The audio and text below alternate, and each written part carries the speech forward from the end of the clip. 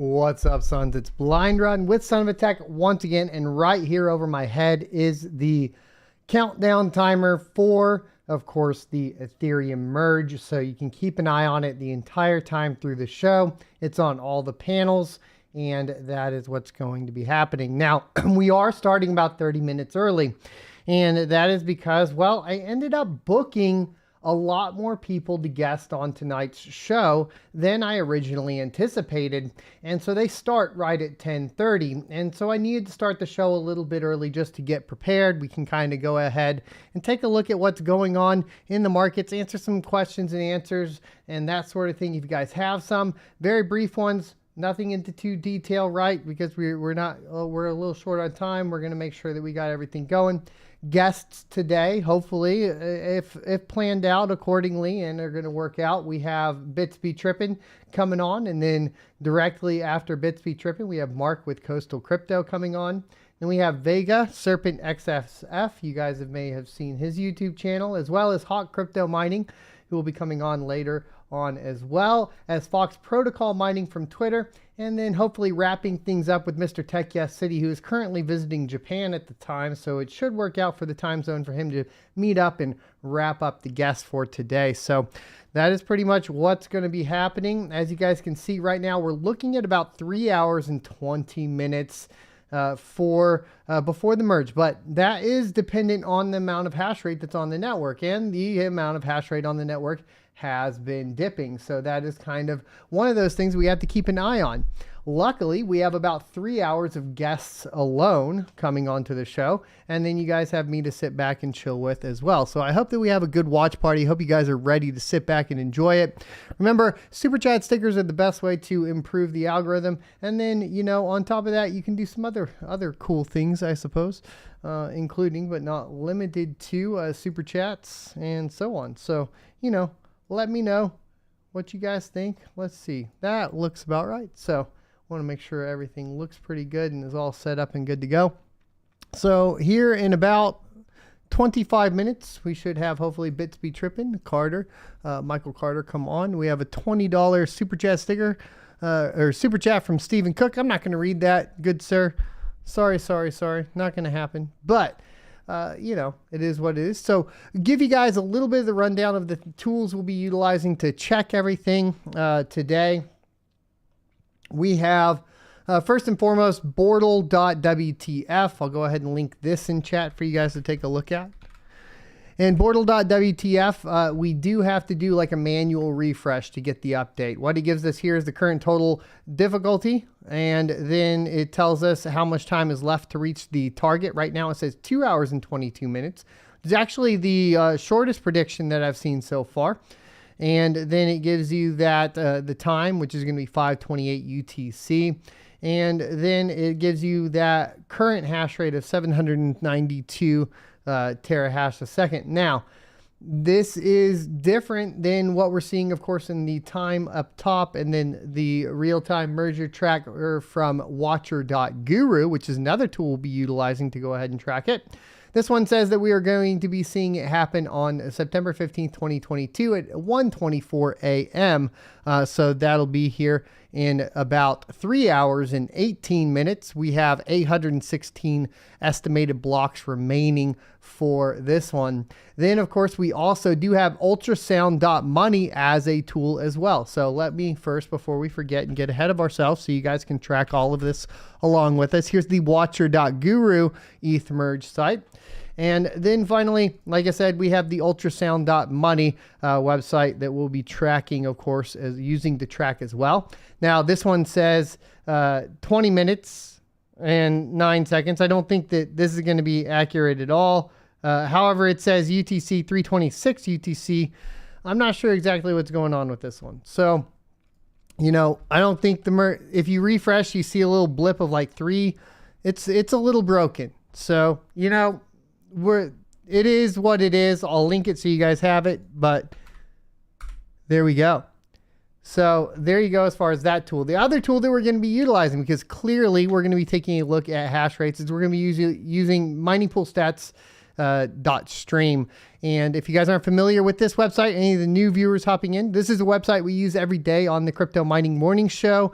And when we talk about crypto mining, this is something that we use to follow all of the different proof of work networks and the amount of hash rate that's on it. It also has difficulty charts over here on the right, as well as the price charts up here on the top right as well. So it has pretty much everything you could want. Here in the hash rate chart here, it will show you all. That means the hash rate that is coming from mining pools specifically. The hash rate on the right is the amount of hash rate that is on the network. Now there's a discrepancy between these, and this discrepancy can be quite confusing because you should always have more hash rate on the network hash rate in theory than you do on the pool hash rate. But this can come down to APIs misreporting and so on from the pools. So this is kind of why you end up with this kind of disparity going on here. The network hash rate is really the one that we want to be taking a look at. It's going to be more accurate because that's going to be coming directly from the network. And as you can see, we've dropped down to 771 terahash a second so far on Ethereum. I will also link this to you guys over here. So there you go, as far as all of that is concerned. Now, we can also utilize, these are just a few other things. Let's get past that. We can also utilize CoinMarketCap for kind of tracking some stuff. Right now, I actually have the ETH proof of work IOU up. It's tracking it via Apollo Nex and a few others, Gate.io and MXC. These are of course, the exchanges that support it so far. If you're curious about this current price, you can definitely check it out on CoinMarketCap. We'll also be checking, of course, the price for Ethereum and other proof of work coins. So Ethereum, for example, we're going to go ahead and pull that up, is currently sitting at $1,600 US. And then if we take a look, we can start looking at the rest of these as we go through the day. But CoinMarketCap will be a tool that we're utilizing today as well. We'll also be taking a look at Etherscan just to double check everything. It's going to give us the block numbers, kind of what's happening as far as the, the amount of ETH that's being mined, etc. So it's kind of what all the tools are going to be that we're going to be utilizing and going through. And I'll kind of get into some questions and answers here before we have Mr. Carter come on. So let's go ahead and get into it. Hopefully he doesn't disappoint and we get Mr. Carter in here, because that'd be great. Let's go ahead and get into it. We had a $10 super chat from Ted Park. Says, where do you exchange Ergo for fiat currency? You don't, is the simple answer to that. There's no direct conversion between Ergo and fiat, meaning that you need to utilize a separate exchange such as KuCoin and then move that to a cryptocurrency that supports a fiat pairing and then go from there. Of course, the most common one here with KuCoin is going to be converting your Ergo into USDT and then taking that USDT and sending it to Coinbase or crypto.com, etc. So kind of pretty much what you're looking at there. Stephen Cook, thanks for the $100 super chat. Holy moly, good sir. Coming in with the big guns today. Thank you. Starting off the stream with a bang. I don't think anybody's going to beat that one today. We got Nano NXPC with the $2 super sticker. Thank you, good sir, for boosting that algorithm. And we have Losing with Larry coming in with the $10 Canadian, that fake Canadian fiat money. Says, play the end of the world as we know it. Of course, I won't do that because there is DMCA and we don't want to play the DMCA game. What are you trying to do? Take my $100 away that Steven just gave me? Is that what you're trying to do over here? And then say, pay it to them. It was their entertainment value. I'll say, dang it. No, sir. Today it stays here. They shall not have the YouTube contract killer. What to Mine listed on Caspa. Yes, they did list Caspa. Luckily, they have most of the hash rates incorrect. They did have the hash rate correct, though, for the 3070. So, that is coming in correct. And we will be, I did forget, we will be utilizing What to Mine as well as a tool today, too. Obviously, What to Mine being a pretty common tool that we utilize every day as well. And what to Mine does is allow you to select some GPUs and then calculate a hash rate based on, your cost or your power cost, which is listed here. And they'll give you the coins that are most profitable. Right now, Ethereum on the 3070 being the most profitable at $1.42 a day in revenue and $1.11 a day after power. Bitcoin Z being $1 a day in revenue and 56 cents a day after power, which is kind of funny. Conflux at 96 cents a day in revenue and 53 cents a day after power. What do you see in here? Of course, obviously, everything is getting absolutely smashed. Everything is below $1 a day in revenue alone. And, you know, as your power rates go up, it's going to get really, really difficult. This is what we are basically in for today, right? So be prepared, my friend. Be prepared. It's going to get really interesting. So John S says Son of a Tech is going to buy another GPU thanks to your generous people. Maybe not a GPU quite yet. We gotta let some more craziness happen here, because we're about to see everything, I think, become unprofitable, and then we strike. Then we strike with the opportunity, and hopefully build yourself up for something in the future, right? And we actually will be talking about that this evening with, of course, Tech Yes City, hopefully, who should be on a little later on. So that'll be good. We got Babelfish says, at Son of a Tech, how will the airdrop work for ETHW? I have some ETH in a wallet. How do I get my ETHW? It's just a 1-to-1 drop. You don't do anything to get your ETHW. It can, if it's in a wallet you control, it drops to that wallet. You recover that wallet and you attach it to the network, and then you're done. Right now we don't have all the full network details. We only have test network details. So once the actual network details are revealed, I will be tweeting and giving that information out to you guys, but we don't have that information right now.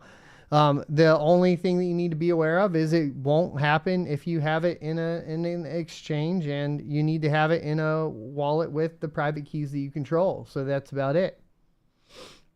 Yeah. So there you go. That is what we're looking at. It is really hard to get chat in a position where I can still monitor everything that we need to do. So I want to thank everybody that's starting to filter in. Hope we have a good evening. You guys can always turn on End of the World, you know, on your end if you so desire, right? So that is an option there. Let's go ahead. I'll give you guys an idea over on twitch.tv/blindrun earlier today. That's kind of where we have more laid back streams. I did move some rigs over. I still started kind of adjusting some stuff. I shut down my RX 5000 series rigs for now. And then I took all of my NVIDIA GPUs, except for and we shut down a 1060 6 gig and 3 gig rig. We shut down some 10 series rigs as well. We took the 3000 series rigs and the 6000 series rigs, so the latest generation from AMD and the latest generation from NVIDIA, and we put them on Caspa. So, you know, Caspa right now, we're cranking away. I only have the Explorer up here because it's like, what are you going to do? As far as how much we've mined, we haven't actually mined anything here since we started. So it is what it is. You know, we are off of ETH. We've moved everything off of ETH at this point. And so our next payout will just be this little bit of 0.026 ETH. And that is pretty much done as far as that goes. And then as far as all of the Caspa stuff goes, like I said, this is kind of the rigs like we got lined out. Like I said, all the NVIDIA's or latest stuff is running on Caspa. I'll go out and start refinishing and refurbishing the 5000 series rigs as soon as I start feeling a little bit better. And then we'll kind of go from there. Now, we did get a new membership, so I wanted to give a shout out to my best friend for that membership. And then double checking our time, we got about another 15 minutes before Bits comes on. Man Cave Crypto says, at Son of a Tech, how much would you pay for an A2000? Probably not much right now, right? I'm expecting us to see a lot better deals on GPUs that probably a lot of us haven't ever had access to. And I think that's because, you know, I think there are companies that are not going to be able to be self-sufficient on, you know, their large, massive scales. So things like Hut 8, yeah, I get it. Like, they've been trying to convert to high-powered computing, which obviously they're going to have to do. But if they actually tried to move over to any other coin right now, they would make themselves unprofitable because of how greedy they were on Ethereum. And that is really an interesting position to be in as a smaller crypto miner, because you have that kind of ability to bob and weave, shut off and not worry about it. A company like Hut 8 can't shut off and not worry about it. They have to be profitable. And that means that they can't be mining at a loss like a lot of home miners could be if they want to. They don't have the ability to do all that, especially if they're public. So there is potential that we do end up with these secret NVIDIA GPUs hitting the market because of the greed of places like Hut 8 that are now, frankly, like if we look at the amount of hash rate that's still not moved off of Ethereum, it's a ton of hash rate. And I just don't think that these large companies are going to be able to stay in the green and keep their shareholders very happy. So I think we do have potential as smaller miners to capitalize on that. I just think that that is a potential. So, you know, an A2000, not buying one. You know, a 170HX, when Hut 8 puts them on pallets and ships them all out, then yeah, maybe that's kind of what I'm looking for, right? And that's really how you're going to put yourself in a good position, I think, or hopefully how I'm going to put myself in a good position for the next bull run, right? And then we'll kind of go from there. That's what I'm looking at. Mining Potato, thanks for becoming a member today as well. Getting that SoTcoin badge. Aussie Tech says, SerpentX, I do like Tech Yes City, but I had a bit of a go at for being an XRP fan. I mean, XRP fans are obviously, you know, they're pro-government. I don't know what to tell you. It is what it is. Stardread says, Ask SerpentX, thanks for streaming tonight. For sure, man. Alltrack says, Ask SerpentX, do you have any info on 2Miners' final ETH? No, I have no information on anybody's final ETH payouts. Here's the deal. If you aren't getting your payout, you aren't getting your payout. It's not on me. I don't know what's going on. Talk to each individual pool. It's really hard to determine. I think everybody's kind of announced their own things, but you know, it doesn't sound very positive. Like even people like Chris from Flexpool said basically like, if it's less than $3 pound sand, what are you complaining about? That's kind of their attitude. I assume a majority of pools' attitudes are going to be as such. 2Miners probably a little bit different because they will have, you know, dust payment availability thanks to their conversion to Bitcoin. But it's not on me. I don't really know what's going to happen. It's going to be hard. We're going to report on it as we get the news, but we just don't have news on all of those, right? We've gone over every single pool. I've looked at like their blog posts. There's no blog posts from 2Miners official announcements on Twitter. There's some here and there, but nothing really that great. Hivon said they're just going to do their final payout. So, okay, Hivon's fine. And Hivon has their built-in kind of conversion too, so I'm sure they could convert to dust theoretically. Will they? Probably, because they want to keep their customers happy. Will someone like Crazy Pool and Flex Pool? No, probably not, because they're just not at that level, right? You know, they're also stuck on, you know, basically a lot of these pools are way behind the curve, I think, too. You know, you got Hivon, which is like surprisingly trying to catch up by releasing a Ravencoin pool and an Ergo pool last minute. You know, it's almost as if everybody just rode up and you know, I think a lot of us are guilty. Like, I'm not saying I'm not guilty of this to a certain extent either, but everybody just rode up to the merge, not giving a flying and going YOLO, and then being like, now, oh, what am I going to do? And that's what it feels like pretty much all these mining pools have done, right? Last minute spin ups of Ergo pools, last minute spin ups of Ravencoin pools.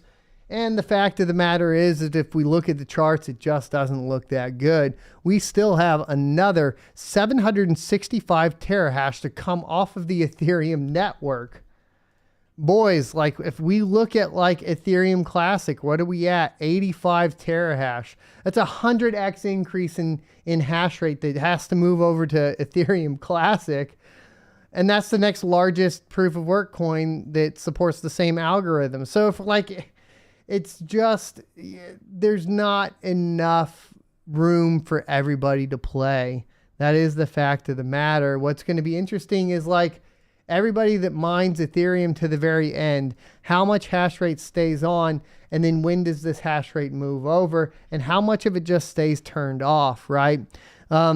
We presume that a majority of ASIC hash rate will move to Ethereum Classic. How much of that is there, right? We presume that all of the A10s already moved over because of their poor firmware construction. So what are you going to look at as far as that? What else do we have? The E9s and stuff like that from Bitmain. Sure. That's got to get moved over. We got some iPolos. Sure. We got some of the Jazz miners. Sure. But those are all relatively kind of new, as far as the only ones that have been around for any length of time would be the Antminer E9s. And presumably a lot of those got shut off. So how much of this is GPU hash rate? It's hard to tell. And then, you know, how much of that 800 terahash or 765 terahash has to all go to Ethereum Classic because they're ASICs, and then how much of it can be dispersed across the rest of the pools. But you look at what to mine already, like I said, like you're already looking at a 3070 being unprofitable at 10 cents a kilowatt hour on a lot of coins that it used to be profitable on. Like everything's dropped below $1 a day at this point. I guess we're kind of technically still profitable, but how much more can it really take? Because we still are talking about 100x of the hash rate still being to be moved over. That's just being realistic right now.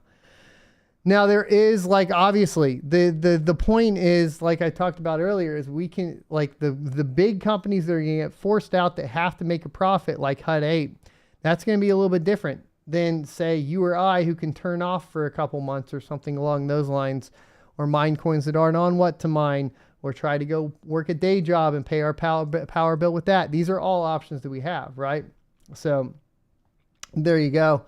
I want to say thanks to Joshua with the $10 super chat sticker and for boosting that algorithm. I want to say thanks to Crypto or Die for the $2 super chat. Says need more curse words. Cracked me up. I'm glad you're getting a kick out of it, good sir.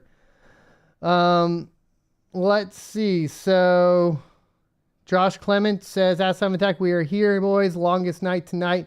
And the days start getting longer. Yeah, this is going to be interesting. Mining Potato says, at Son of a Tech, how are these ETH pools mining if there are no wallets for it?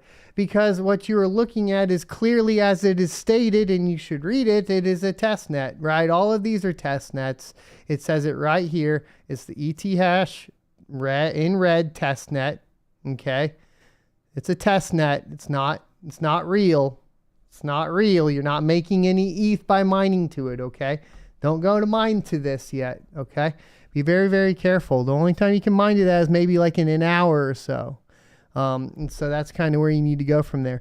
Now I got 5 minutes before Bits Be Trippin comes on, and my wife just said she got some coffee ready for me. So I'm going to go ahead and snag that coffee. Okay. And then we are going to get Mr. Carter online and ready to go. And then we are going to start cranking away because we have a ton of guests coming. I'm super excited for it. I hope you guys enjoy this show. Give me a little bit. I'll be right back.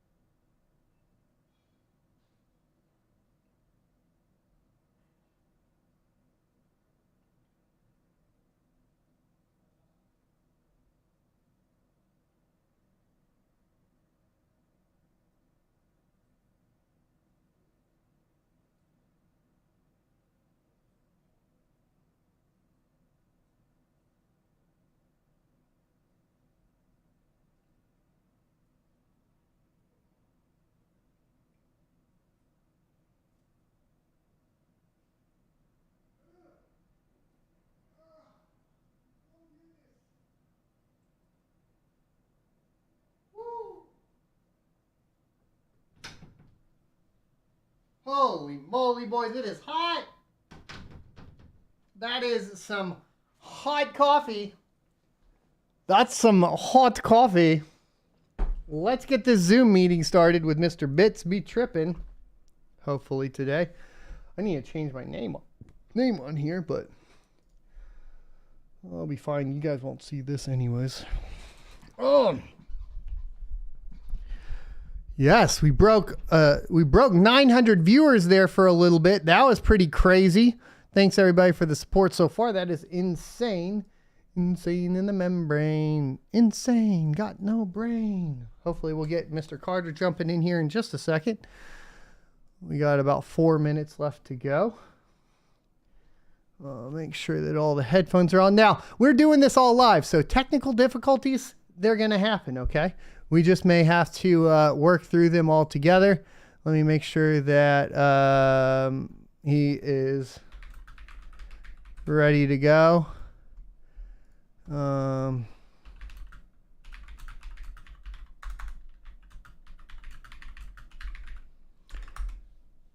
And while he is hopping on, we'll answer some more stuff in chat. We got dude, I think I burnt my tongue. I don't think I did. I definitely burnt my tongue. I went ham on that, and that was not good. It was not good. Black Ops says, at SerpentX, did they remove the DAG file size? Mine with 2 GB GPUs. No, it'll be a direct copy of ETH, even to the point of having EIP 1559. In fact, the first 2,000 blocks will be redirected to the EIP 1559 contract, basically making it a pre-mine. Not looking too good as far as like from the principles of crypto. Not unexpected, of course, with Chandler Go and Justin Sun behind it. Okay, so, you know, it is what it is. It's kind of expected, you know. I don't know what to tell you. Vinicius says, ask SerpentX, Ergo next difficulty adjustment is by Friday. 30% increase estimation so far. And maybe it will be top dog for one day if price keeps pumping due to the hash rate influx. That's going to be really interesting because it's going to give a false impression here tomorrow, right?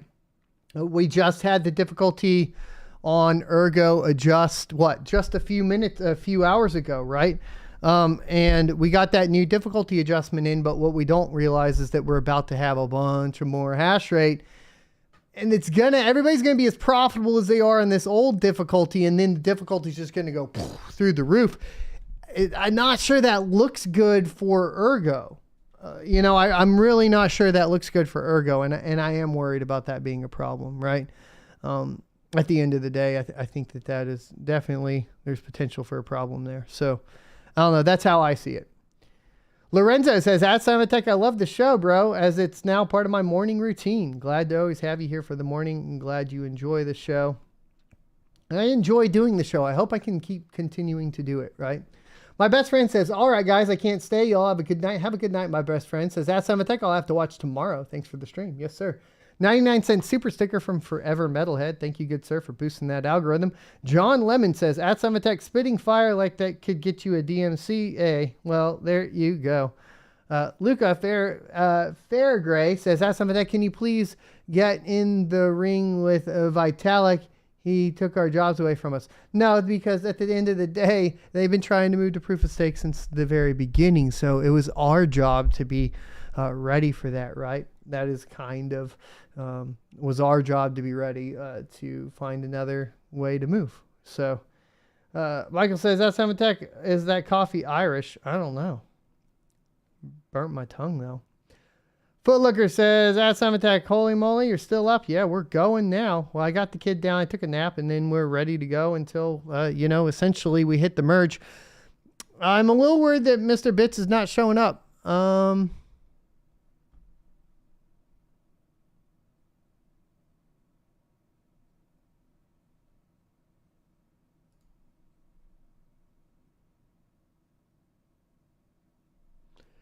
Maybe we pull in, what time is it now? Well, we have a pretty tight schedule. Give them another couple minutes. Hopefully it will be good. If not, unfortunately it starts with a big oomph. Let's see. So we got Lorenzo with a $10 super sticker. Thank you, good sir. Yeah, it's probably past his bedtime. He's asleep. Fish Nexus, thank you for the $2 super chat. Says, this is the history in the making. Solo mining Flex and Ergo. Nice. This is history in the making. This is probably one of the biggest historical moments of, it is the biggest historical moment, I think, so far of cryptocurrency, except for maybe like the inception of Bitcoin, right? It's the way that goes. The Collective says, at SerpentX, thank you for everything you brought into the mining community for sure, my man. John S. says, at SerpentX, you selling me any of your miners? Nope, not selling any of my miners. Not selling a 3080 for sure. Gunmu says, at SerpentX, do you want some extra moderator help tonight? Fudders are enforced. FUD doesn't matter, right? I mean, if we get some spam, though, definitely. So I'll go ahead and take that help. But only if it's really spam. You can leave the fudders. Footlicker says, at SerpentX, we all going to make it? No. 83%, 85% of us are absolutely f***ed. And that's just the reality of it. Luckily, 85% of us is probably going to be things like Hut 8 and that sort of thing that are very large. They have, they can drive those margins pretty low, but not forever, right? That's kind of where we're at. So, I think it'll be okay. I think, I had just talked to Bits at 9:03 p.m. Central Time. Told me he was going to be available, but I'm afraid I have no calls from him anymore, unfortunately. Nemesis says, at SerpentX, let me know if you'd like me to join in on the fun. Yeah, I have almost everybody scheduled. Of course, if people don't show up, it's kind of hard to, I don't know what to do at that point. We just keep going, right? Unfortunately, it is what it is. I do have a slot though at 1:30 a.m. if you want to fill that slot. 1:30 a.m. Central, Nemesis, and you can shoot me a message on like Twitter or something like that. That would work for me. John Lemon says, at SerpentX, do you have staked ETH pool to recommend? Don't stake your Ethereum. Because you can't unstake your Ethereum. So do you just want to take your money and, I mean, just throw it out the window and like hope that the wind blows it back in sometime later down the line?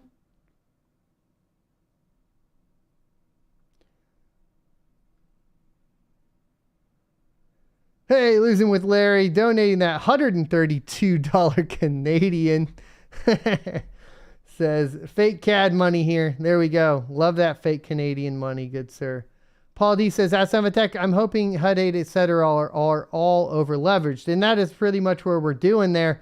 Man Cave Crypto is calling out that we had broke 1,000 viewers. We are at 1,049 concurrent viewers. That is an all-time high across all of my channels ever. So I want to say thanks to everybody there. I was hoping we were going to have Bits on. Unfortunately, I don't know if got 1,000 concurrent viewers. We're expecting you. If not, that's okay. We'll move on to the next guest at 11 o'clock. So thanks everybody for being here. Make sure you hit that subscribe while you're here and hit that like button. And so you notify YouTube that they enjoy the show. Check that out. We have 2 hours and 50 minutes left. Of course, that could adjust depending on how much hash rate starts to drop off. The Bortle WTF portion does make this kind of nice to read. We'll go back to that. And this is kind of hash rate to achieve TTD. And you can see that essentially the hash rate can drop down as we get closer to the time, right? So as it gets to like 1,500 hours UTC, it only needs 200 terahash a second to complete, right? So that's kind of a neat one to take a look at. Of course, this is adjusting out. This one is still saying it's the earliest. It's going to be 2 hours and 27 minutes, which is quite interesting.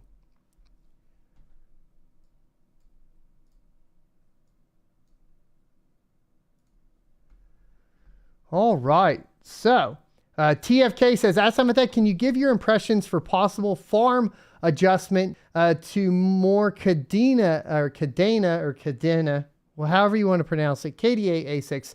Do you think other ASIC specific coins will also have blowback from the merge?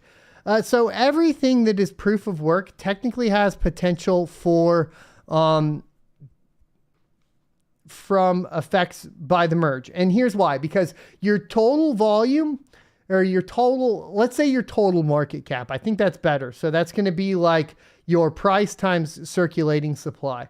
So your basically your total market cap for proof of work gets reduced by 30% with ETH moving out. Now, that means that if you took the two markets and you separated your proof of stake markets from your proof of work markets, which is completely possible, you're adding in essentially, you're increasing the proof of stake market cap by like 100%. And you're reducing the proof of work market cap by 30%. This is where my predictions came from earlier.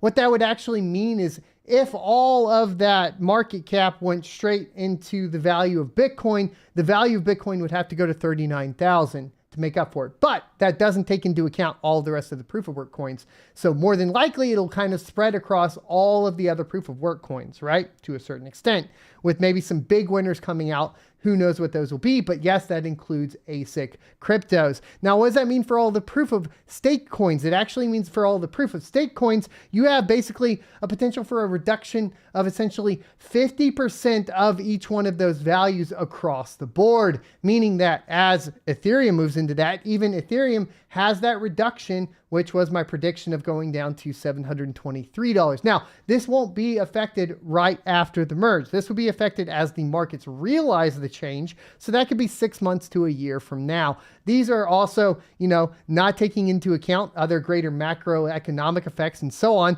And it's purely based off of, like I said, the market cap of proof of work changing by 30% and the market cap of proof of stake changing by 100%. Okay, so that is kind of what we are looking at as far as that goes. Sam, thank you for the $20 super chat. Says, hey, son of a tech, thanks for coming online tonight. Sorry, a long one. What's 1 or 2 suggestions you find out about brand new proof of work projects by the time the content creators post about them? Difficulty shoots up. Yeah, and that is going to be up to you to basically be trying to participate in as many Discords, Telegrams, whatever you can do. Big ones that are really good to pay attention to is like the actual mining software. That's where you can catch some of them. Now, right when a project comes out, if it's grassroots, like Caspa, for example, it's not even going to have, you're not even going to see it in a miner group, right? Because they're going to develop their own miner, which is what they did. So there is a certain potential for that. You're going to just need to be participating within the proof of work community, and hopefully you have some buds that are going to help you out and throw you a bone here and there, right? That's where it's going to happen. Anthony Hawking, thanks for the 6-month membership, says, when does NVIDIA and AMD stock hit bottom post GPU glut? That's an interesting question, right? So obviously, excuse me, obviously the market's bad as it is. So they have potential for obviously going down because they have already been proven to be price manipulating to try to sell the 40 series. But the fact of the matter is, if we got 800 terahash here and any major portion of that is, RTX 3000 series GPUs, gamers aren't going to be buying the 40 series. It won't make sense, right?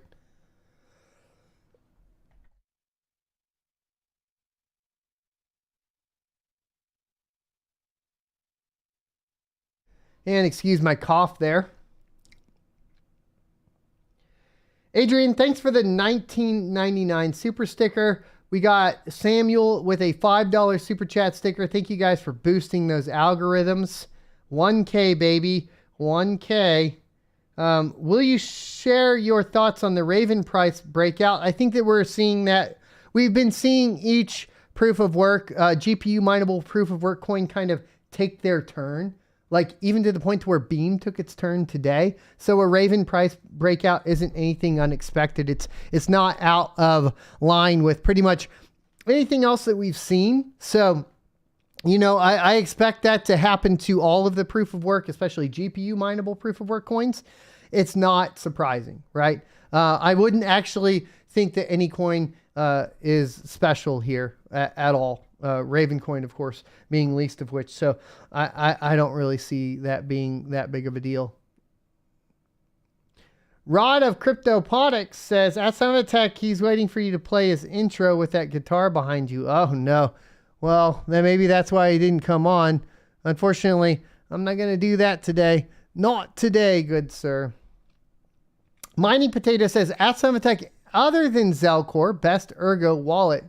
Zelcore wouldn't be the best Ergo wallet because it wouldn't have implementation with, of course, the DeFi and the NFTs available. So I think that as it currently sits, the best wallet is going to be Nautilus for connections to, ErgoPad, the Spectrum.fi, SkyHarbor.io, Ergo Auctions. All of those that you need integration with those to be able to participate within the ecosystem. Nautilus has the best integration with all of those, so I'm going to go with Nautilus. And I've covered how to set up Nautilus all over the place, so I wouldn't worry about it.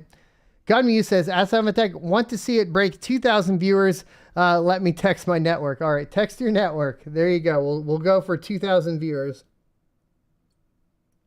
Not bots, real viewers. Has to be real viewers, bro. Come on. Latrell, thanks for the $4.99 super chat. Says, sorry you got stood up. Here's some cash to buy you mozzarella sticks. Thank you. I do have some wings on order. Hopefully they're here. I think they actually are here. So, yeah, pretty much almost here. So I'll go out and get my wings and eat those for like 10 minutes before the next guest. And then we'll go from there. It is what it is. Adrian, thank you for the 1999 super sticker. I think we already said thanks for that. Thanks for that. Nick, let's scroll up kind of hard. Nick says well, here we go. Oh, how are you sitting in my lobby? Oh, here we go. We got Mr. Bits Be Trippin, Carter with Bits Be Trippin here coming in. Let me see if I got you. Hey, Carter, what's going on, dude? What's up, my dude? Let me get your screen up so everybody can see you here. And then we'll get you. I got some questions for you. I got like maybe about 15 minutes with you before I got to pull in somebody else because I kind of scheduled a little too aggressively. I will admit that. I think I may have done that. So I'm going to apologize for that. I'm glad to have you on. No worries. Yeah, we had time zones messed up. You said 11:30 my time, and it's 10:44. So I got you. Okay. I think I'm same time zone as you. My bad. All right. So here we go, everybody. We got Mr. Bits. So tell me, how are you feeling about the merge? We're looking right now. It's looking like we got like 770 terahash or so still sitting on Ethereum. And we are already seeing a majority of these networks become pretty much unprofitable or close to unprofitable. How are you feeling about this? I mean, I wish them luck. We'll see if it gets through first assertion finality. I think that's going to be the big piece right now. We've seen it on the testnet have some interesting effects. And this is the first time that it'll actually merge something that is equivalent to production quality. So, I mean, from the proof of network, our proof of work side, we'll see over the next few days. Obviously, there's been some coins doing pretty decent from a growth standpoint when you look at things in a vacuum, like 100% up on the Ravencoin. A few of the other ones are 30-40%. We both know it has to at least 10x to be equivalent to what Ethereum's current profitability would be even. So, I mean, that's a little interesting to see. I don't see any of those 10xing anytime soon. That would be a lot of capital coming back into the market as a buying the event, because we're now it's past the news point, right? This is the buying of the news. We're at the event now. So Yeah, we'll see. I mean, I hope But for Ethereum to be successful in this, because if it doesn't, it's like a scatter grenade. It's gonna impact a lot of things. So I think for everybody, you know, it's a little bittersweet, obviously, for anybody that's invested in this space for a while and upheld this network. But it's also like I'm ready for the next thing. right. And so like two parts to that. One is like, I think the price discovery like is there for Ethereum, but I'm not sure it's there for the other proof of work networks. And that's because if we look at the way the halving schedule affects Bitcoin, typically we don't see that realized until like 6 months to a year into it. And so if we're going to say that, you know, that cost to mint a new coin on these other proof of networks is realized later on down the line, I don't think we see a fully realized proof of work, like or these proof of work coins fully realize their price potential for another 6 months to a year. What do you think about that? Yeah, I mean, a lot of it's also just discovery of like what's in the realm of possible with some of these. So a lot of the growth from Ethereum standpoint from, you know, March of 2020 was $86 to its explosive growth past its all-time high and then on to $4,000 wasn't just hype. It was because they actually had some delivery on functionality when it came to DeFi initially, you know, with liquidity pools, people locking stuff up. To its, you know, kind of a split in the initial locking up stuff on Beacon did have some effect on that also. And then you had, you know, all the NFT stuff that I don't think anybody would attract. I mean, I was in the early NFTs before they were even calling them NFTs, right? When we were picking up like crypto kitties and all that kind of stuff, and it froze up the network in 2017. Like the utility, essentially what they showed is utility does negate potential price because you have that volume drive, right? So, you know, I'm interested to see some of these other networks that can show that same kind of utility from just their functionality. You know, what Flux is doing with some of the asset stuff that Raven's doing, with the Ergo's having its own thing of approach when it comes to, you know, what they're doing with some of the assets and you know, the growth that they've seen recently and the focus they've seen recently too. Does those use cases prove out to be able to have a parallel economy with Ethereum, be complementary in some cases, and people look at it from, you know, just what's in the realm of possible. So I think them pushing the envelope on that, the proof of use of work, all that kind of stuff, you know, we've seen that attempt with like Golem on Ethereum. I still think that, you know, and RenderCoin, we've seen some functionality on that. But I think that's kind of the focus. It isn't just the you know, pump mentals, token economy kind of thing. It has to have some functionality and some true use case stuff. And then I think it starts to, you know, it grows horizontal. It grows the stack horizontally. It's not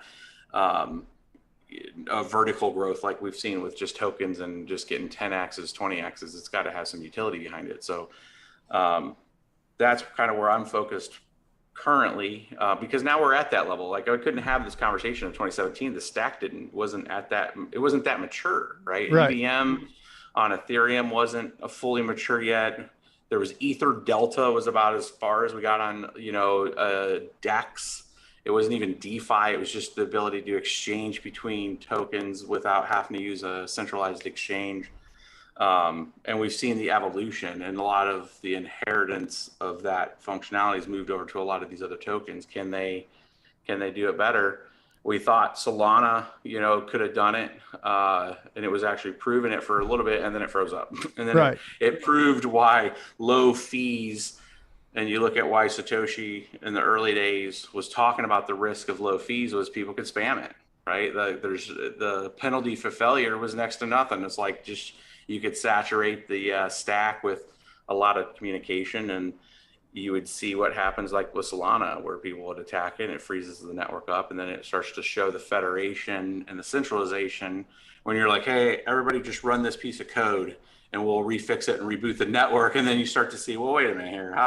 How can you take a decentralized network and then convince everybody in a second to reboot it, right? So You know, I think all those lessons learned are going to beget the next. It's the roadmap for a lot of these tokens, and we'll see. And the discussion is really going to come around. Does proof of stake, you know, is that the owning the piece of exercise equipment and saying that you're doing something, or is it the proof of work where you're actually going and doing work and there's energy involved and there's commitment to it, and it's a participation game, not so much, you know, a money game. Can you stake something and you go to the least line of resistance to a cloud because the economy's set up that way? We're going to find out.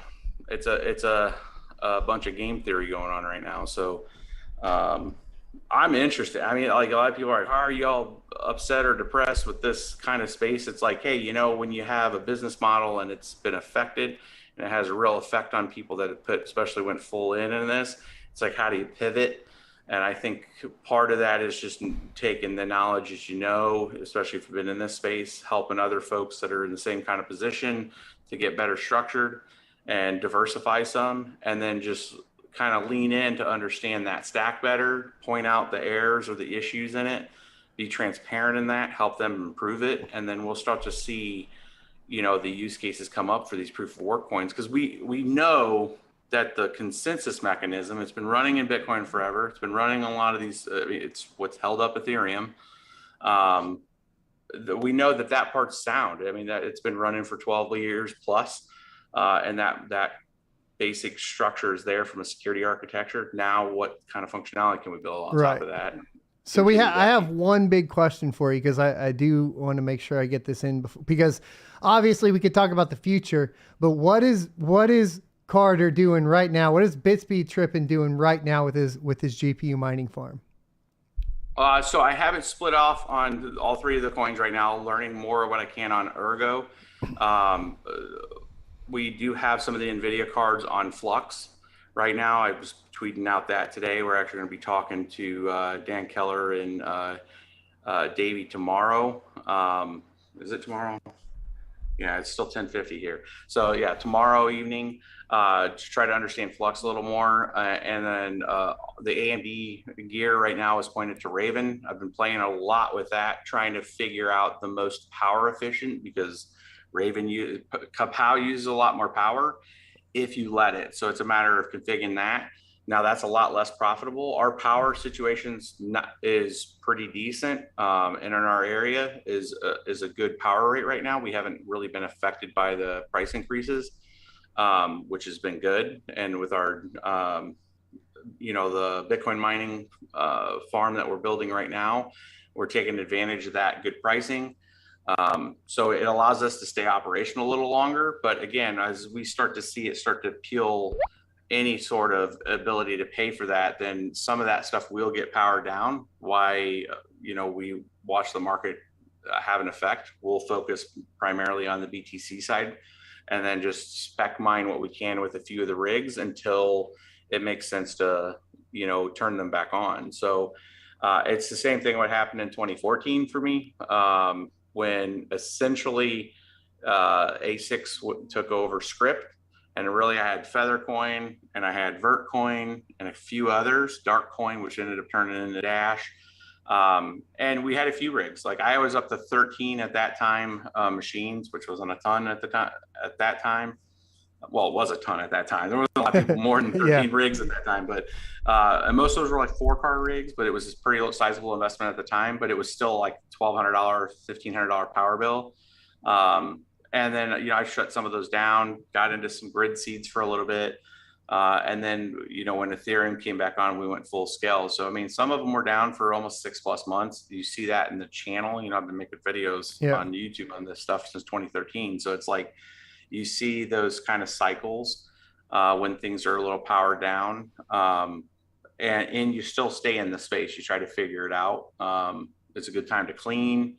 We've done a lot of that. We were doing that ahead of time. I mean, that's what the videos were. We're showing people how to kind of get in there, clean their stuff, and then get ready to modernize. And speaking of that, make sure that everybody knows Mr. Carter from Bits Be Trippin here. He is the OG cryptocurrency miner on YouTube. So make sure you guys go follow him. I've linked his YouTube channel down in the description below. Lots of good information over there. And where else can people find you? I think on Twitter. I may have gotten it wrong, but is it Bits Be Trippin on Twitter? Yeah, it's Bits Be Trippin. Okay, yeah. I got it. I mean, there's a ton of like spam account versions, but I think we have like 26K followers on there, so it's that's the one that you want. There was actually somebody that made a fake account on us, and they had like 130K followers, and I was like, wait a minute here, like, why are you burning a 130K account on us, man? Like, I felt kind of, like that was cool, but like it's the wrong one, and they're trying to scam people. But yeah, there's we've been on there for a bit too.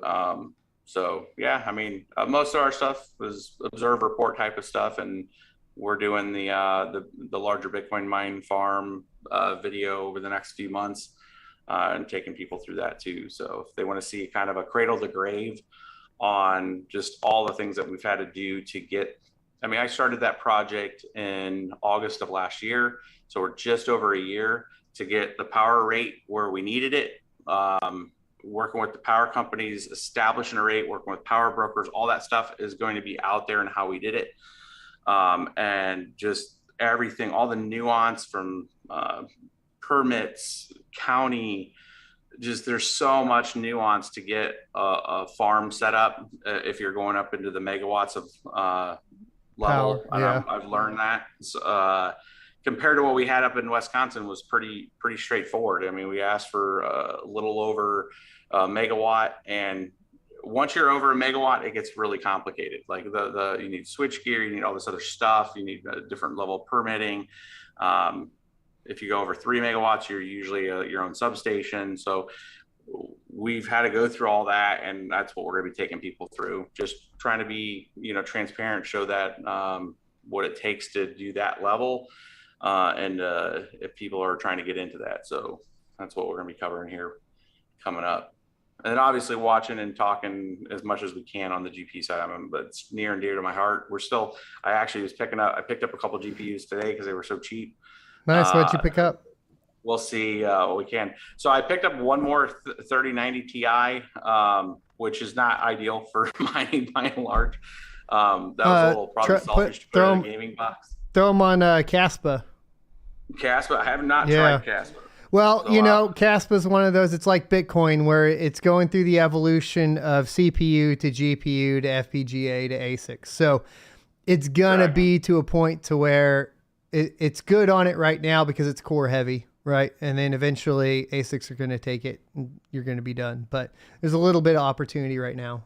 So yeah, I mean, there's evolution. I think actually everything at the end of the day, when people look at the evolution of just mining in general, if there's enough liquidity in something, like if one of these, let's say Flux or any of these tokens get a huge amount of liquidity, let's say they really have a breakthrough on users and the coin goes parabolic, you're going to have the incentive for somebody to try to build something. And we've seen it even with the memory hardness of F hash, and they're saying, you're never going to get the advantage. And even if you look at it, it's not complete orders of magnitude better. It's, 2 times, 2.5 times better if you look at the Jazz Miner and a few of the others. But it's not, like the jump from GPU to like a Bitcoin, even first or second gen ASIC, right? So even Kapow, like you can optimize all of them to where it would be at least 2 times, if not 3 times better. So if the incentive's high enough, you're always going to have that cycle, I think. And we've seen what happens when somebody directly attacks that cycle with like Monero, right? Mm-hmm. And it kind of falls away. Like I think what it does is alienates both sides a little. So it's going to be interesting, coming forward. But I'm a big, long time believer of GPUs just purely from the participation side. Like, what do you think about all that and everything that came out about, HUD 8 basically saying NVIDIA sold to us directly. They gave us, GPUs that nobody else has access to. I mean, they frankly, they came out and said that specifically. They quoted that. I mean, which was kind of a little crazy to come out and be that forward about it. I felt like a little cocky too. but that aside, Yeah. do you feel like that is going to be more common moving forward? Those partnerships between GPU manufacturers and mining companies specifically, and how do you feel like that will inevitably impact the participation? Well, I think it's how they try to sell in what the use case is, right? So if you look at something like Hut 8 and you look at the design of their particular GPU stack, they have a very high core CPU. They have a lot of memory, and they have like a fiber channel backend. So they were looking at the hedge play of go with a high enough CUDA core count to where if they did want to pivot to like cloud services and do some other kind of ML, training type of setup, if it's PyTorch or any of that, they can pivot those machines quickly to a job like that. So then that was kind of the sell hook to NVIDIA to say, build us something that makes sense around this stack. But we're also going to do cryptocurrency mining. So they didn't. Otherwise, NVIDIA would have looked at them and said, "We'll just buy the 100 or like their typical Ampere high end, expensive $10,000 card." And they're like, no. We need the price point at this point. We need it to do these particular functions, but we want to be able to pivot. So I think it all comes down in that messaging. If it was just purely crypto, I would think they would have even if they were going to commit to a large purchase and order, it's a lot of risk for companies. Just seeing what we're seeing, kind of, I want to say even behind the veil, but seeing what we see from like trying to interact with, if it was AMD or NVIDIA before, going to CES, talking to some of the engineers, it all came back down to like what the use case had to exceed more than just crypto for them to want to commit to it because of the risk of what we're seeing with like ETH merge right now. So Hut 8 puts up all that capital and then they go under, NVIDIA's stuck with all those chips. So I think that as long as if we get one of these other tokens that gets a huge amount of growth, yeah, I think you'll probably see more of that kind of thing because they're going to make a particular deal with them that's a large, like any other large buyer.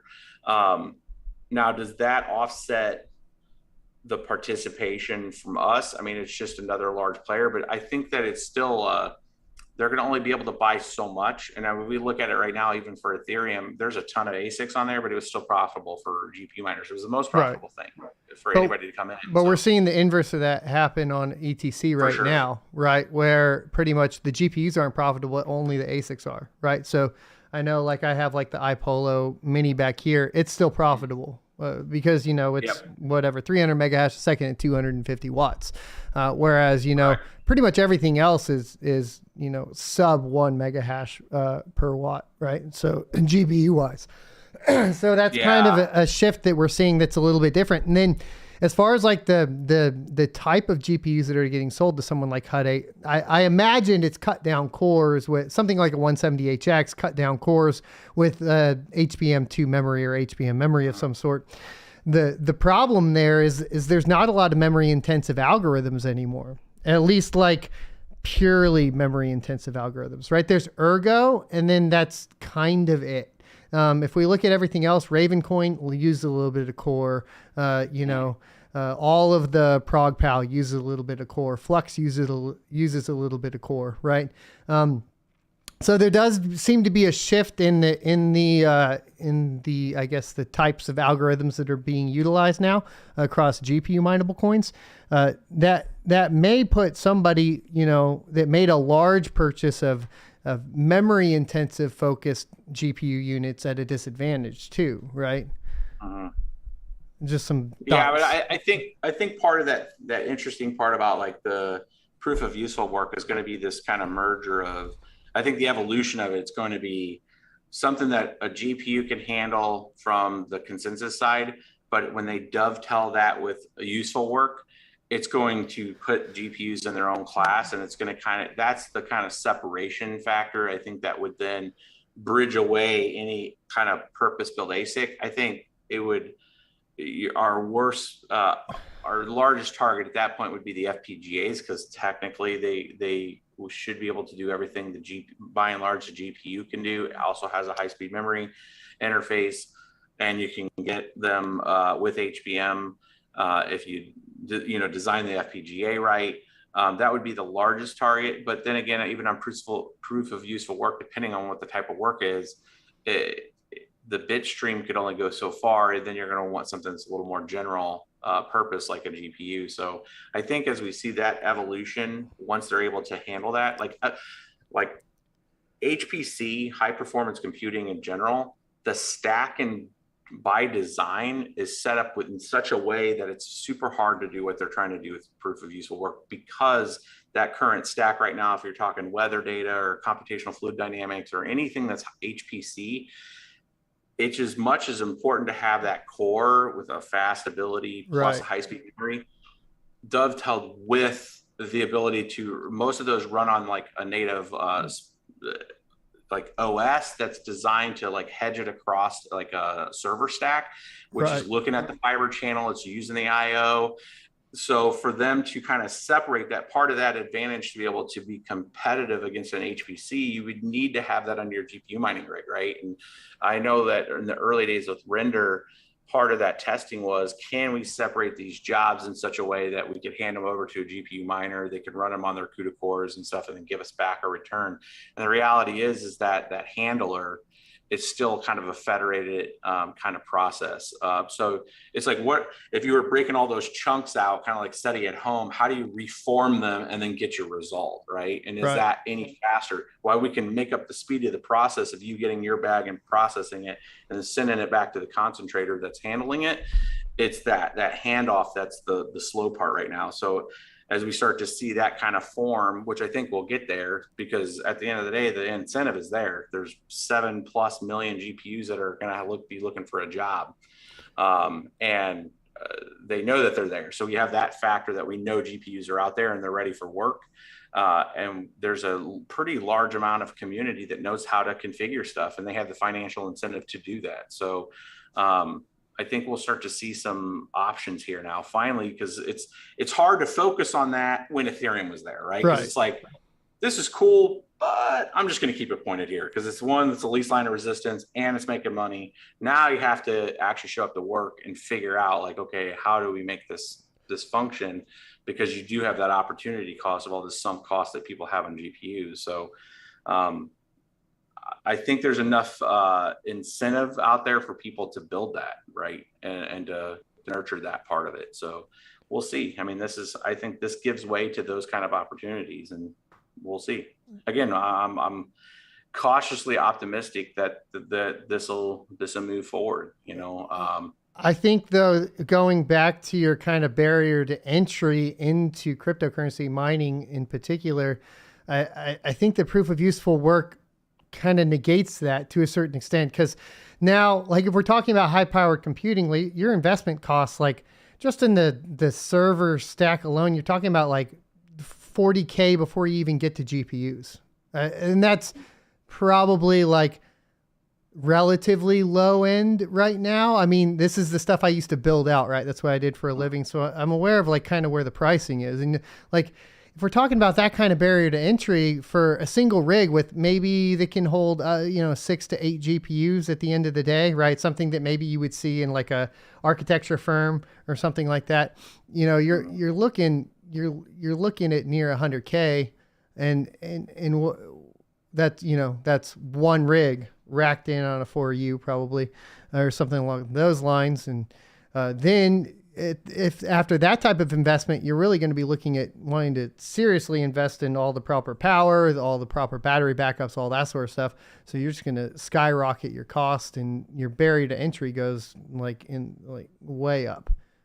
That's if they try to keep the stack the same as it is right now. Right. I think the advantage is where you have that kind of separation. I mean, Flux is doing it right now, or they're trying to do it right now with the tiering of taking the reward and splitting it between the node providers and then the GPU miners. Right. So essentially you're taking that blade that would be in that cloud architecture, and you're taking the compute and storage side of the stack, and even some of the ingress, egress, like networking side of it, and you're separating it to a node provider, which will spend the money on the because it's going to be a staked thing where they're putting in X amount of whatever coin, plus they're going to have this larger clustered server that doesn't have to have the compute side on the GPU side. That's going to be reliant on the GPU miners, right? So now you can have a handful of those clustered servers, and then those are handling that part of it. That's a higher cost. It's kind of like a Filecoin server. If you look at the specs of that, it is essentially a very high-end server to handle storage. You take that from a node structure, and then you're kind of bifurcating that the compute side of the GPUs across that entire stack of all the GPU miners. So Right. it's kind of separating the HPC into two different environments.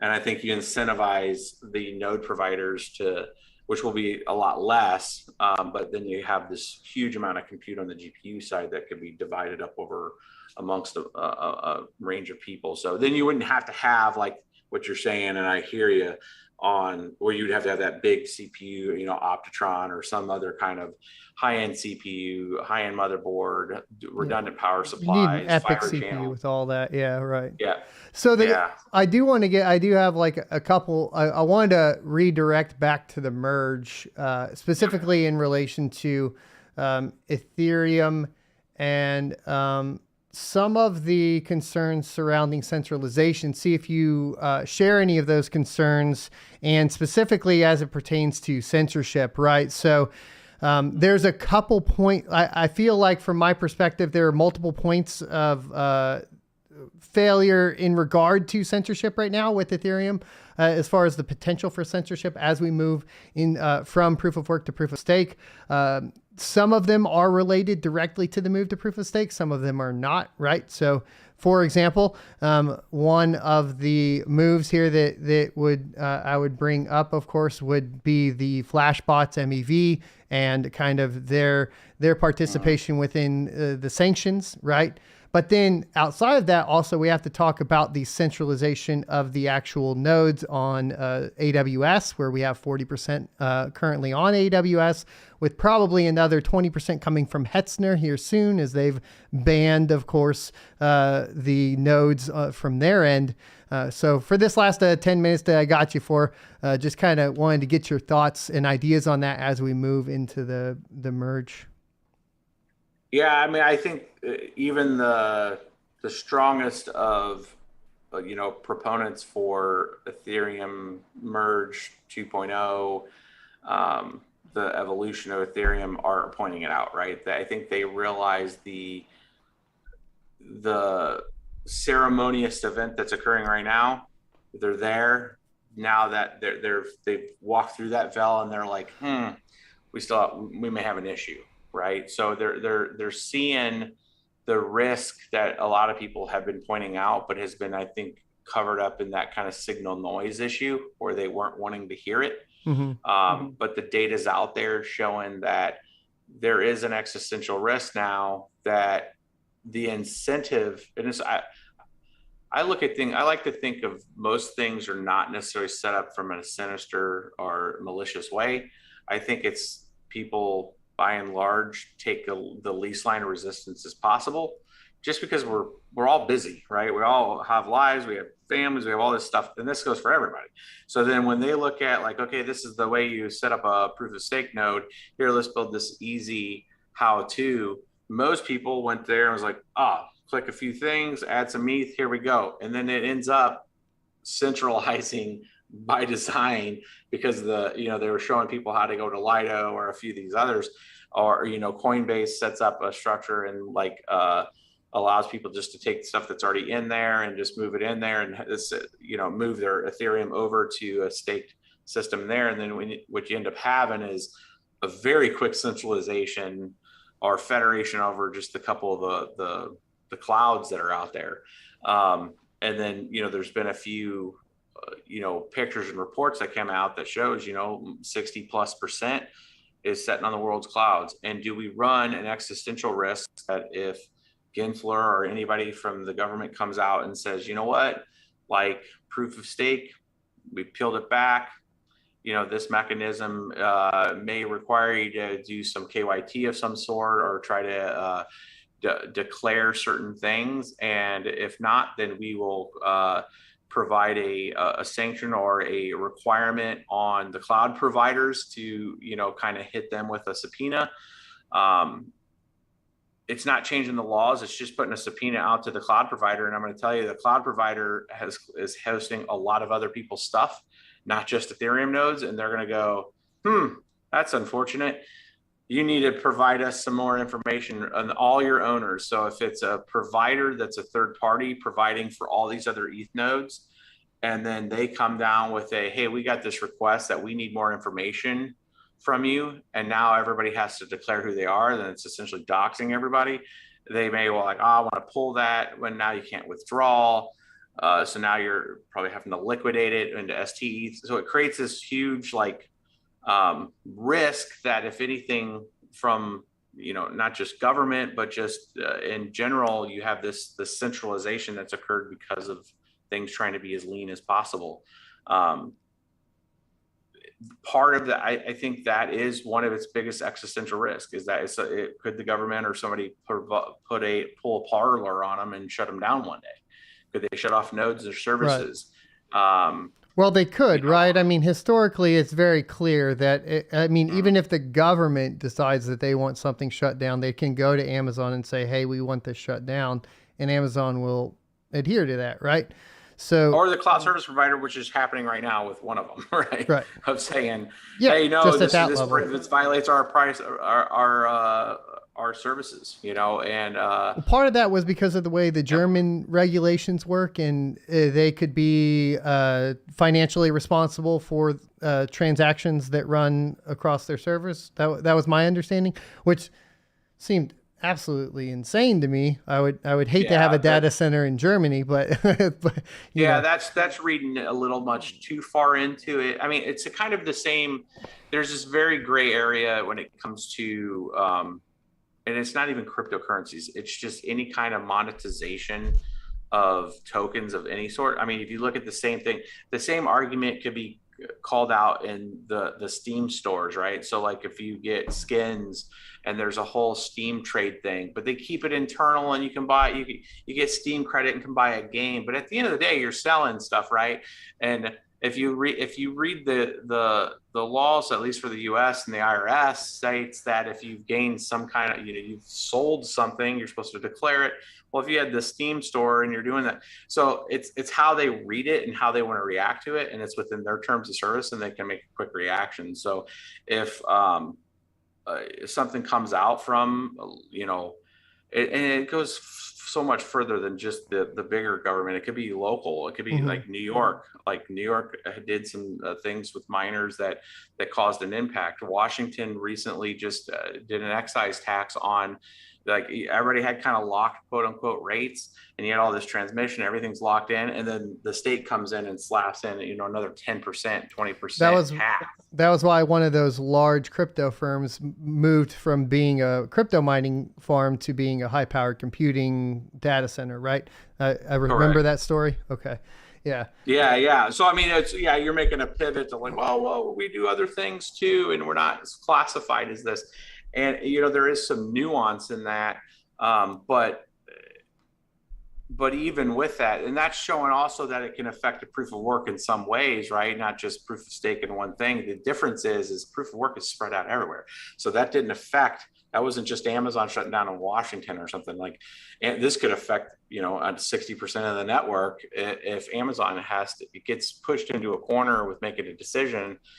And I mean, I know I've said this on Twitter a few times to them. I'm like, if you think Amazon, I mean, it's not always great that Google put, the merge calculator out there for them all and all that, but if they get a subpoena and they get pushed, like, their care factor is going to be fair weather very quickly. Like, they're just going to be like, we got a lot of other stuff to do, and we're not going to fight this battle for you. It's on the cryptos to fight that battle. And they're just going to stop services for a little bit. I mean, Google's turned off ads before for all crypto. They're just like, you know what?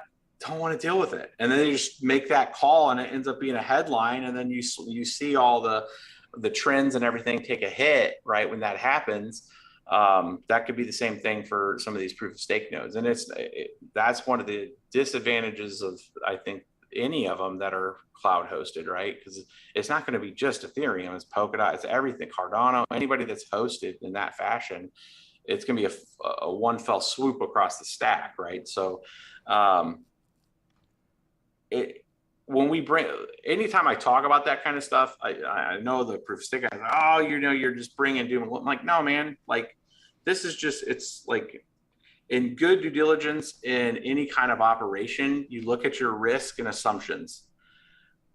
And then you operate at something called, if you're in a gray space, you always operate at risk. We operate as risk as GPU miners, knowing that at any point, the highest, most profitable thing, the developers can influence the space to say, hey, we're going to go do this. And then if the node providers agree with that, we are adversely affected, right? So we operate at risk.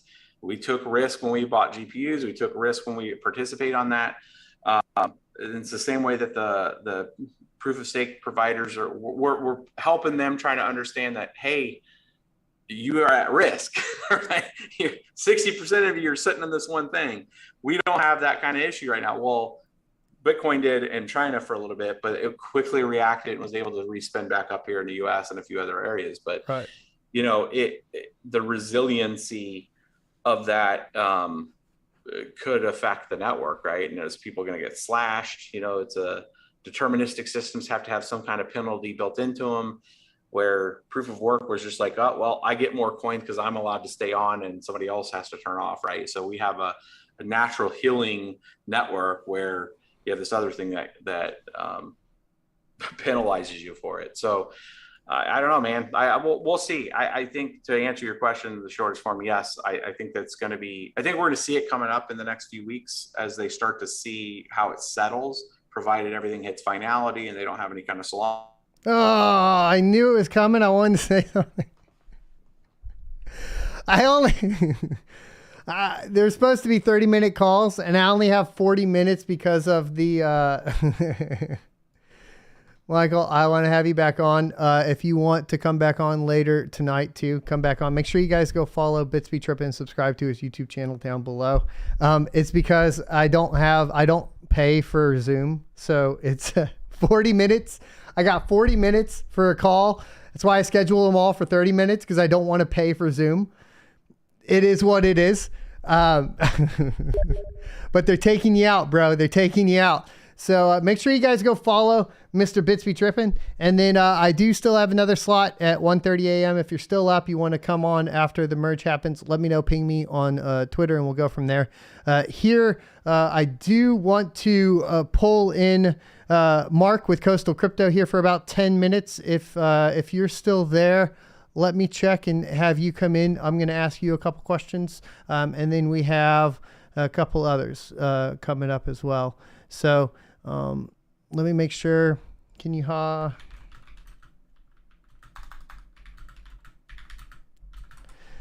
get that going? If not, then in 10 minutes, we also have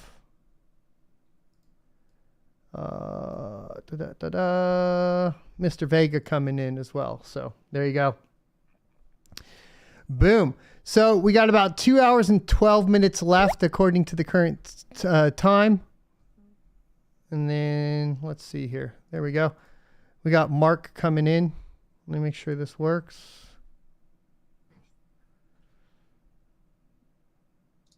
Hey, Mark, you there? Yeah, I'm here. All right, cool, perfect. All right, we got Mark here from Coastal Crypto, and I got about 5 minutes with you.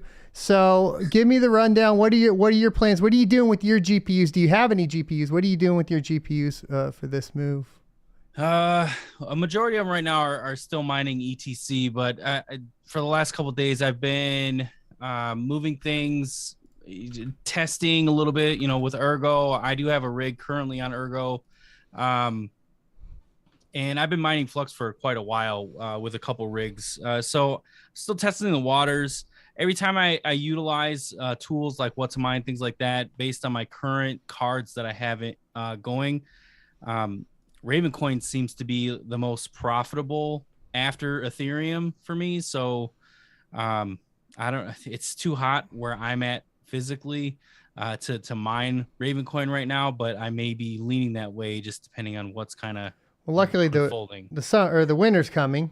The winter's coming, like Game of Thrones. So, and boy, is that becoming more and more ever true right now, right? With this merge happening. So are you going to shut down if you have to shut down your GPUs, and then will you keep them or will you sell them off? Now, of course, Coastal Crypto Mining, you guys do sell GPUs as well as ASIC miners, so you actually have an outlet to sell some of your stuff as well. So that would be a more interesting question for, I think, someone like you as well. If I have to shut down, it would be very temporary. My goal is to not shut down whatsoever. So if I need to mine at a loss for a little while, I'm willing to do that. My partner and myself have had that discussion already. Luckily, our mine for like our company is heavily script, and we have like some BTC sprinkled out throughout the mine. So it's still fairly profitable when it comes to where our power rate is versus, what we're actually mining. And we can technically mine a little bit with our GPUs for free, technically. Yeah. Okay. So you could just basically make it all up with the other ones and just mine with the GPUs and hold whatever that is, right? Is that kind of the idea or the thought? Gotcha. Yeah, exactly. Okay. And so right now, as far as all the ASICs go, are your favorite script? Yeah, so when starting the mine, we went like all in on scripts. I seriously got like a whole ton of L3++s and went to town. Quickly realized as the bull market started to really end that we needed to liquidate those and start to thin down a little bit. So we got more efficient with bigger, better machines. And kind of just moved away from all L3s in general. You have one of our X5s. One of my favorite machines out of all. Gold Shell just knocked it out of the park with that one, being efficient. But we have other machines in there that the LT5, LT6, a few L7s, things like that, within the mix. And again, they're keeping us profitable. We also host too, so other people are at our mine. And they're also helping us obviously pay the power bill. Yeah. I do like the X5. Also, it has like straight up, it's one of the most fun to overclock and play with the overclock settings on too. So it has that potential for you to really play with the efficiency numbers and kind of get yourself into a position where you're at least maybe not eating so much of your power cost too. So, it kind of does offer that, which I think is really cool. And then, basically, I do want to ask, we got like 1 minute here left. So your top 3 cryptos and then where people can find you. So top 3, I would say BTC, obviously, Doge, and I'm kind of torn. Ergo and Raven right now. I've always been a fan of Raven. I'm not much of a fan of the algorithm, similar to yourself, but yeah, those are my top 3-ish 4. And you can always find us at coastalcryptomining.com. You can always hit us up on Twitter also at coastalcrypto11. 10 other people got our name for some reason. But yeah, just hit us up. So link down in the description to the website. If you guys use promo code SOT, I believe we still got 5% off over there as well. So you can go browse the website, find any of those script ASICs, which seem to kind of be the way to go right now, at least until we see what happens with these GPU prices. If I could just take one quick more minute for somebody that is coming to the website and they're checking out, things. I will be, upfront. We're not the cheapest when it comes to the miners that we have. But if you are looking for a deal, please reach out to the text box on the website itself. And if there's something specific you're looking for, I've gotten very well at finding rare machines. There's only been one machine that I haven't been able to find. It's an Omni, was it OW1, old ASIC that I haven't been able to find yet. But I'm very good at finding machines that are very rare. And we do have partnerships with like iPolo, Gold Shell, still working on Bitmain, but others like that, manufacturers, to where we can, if you're looking for a deal or anything like that, just hit us up directly. You can still use SOT's discount code and we'll find you the best price possible. Cool. Thanks, Mark. Have a good one. We'll You catch too. you later. All righty, boys. Now we got Mr. Vega XSF Serpent coming on in today as well. So we're going to hop right into this. I might have to ask him to let me do a bio break and keep you guys entertained. But let's go ahead and get this going. I believe I clicked the right one. I'll make sure he's coming in. And then make sure you check out the affiliate link down below for Coastal Crypto. They're a sponsor of the channel. They've helped keeping us alive in the bear market. So I appreciate them a lot. So if you don't mind at least checking them out, because they help me out a lot. So there you go. I want to help the people out that help us out.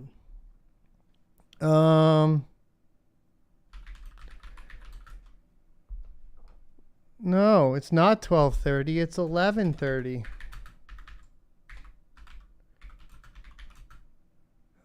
Okay. Sweet.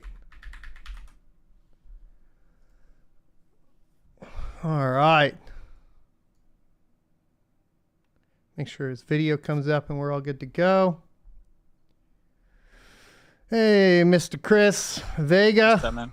I'm going to go ahead and get your Twitter handle fixed. You want me to use the other Twitter handle, right?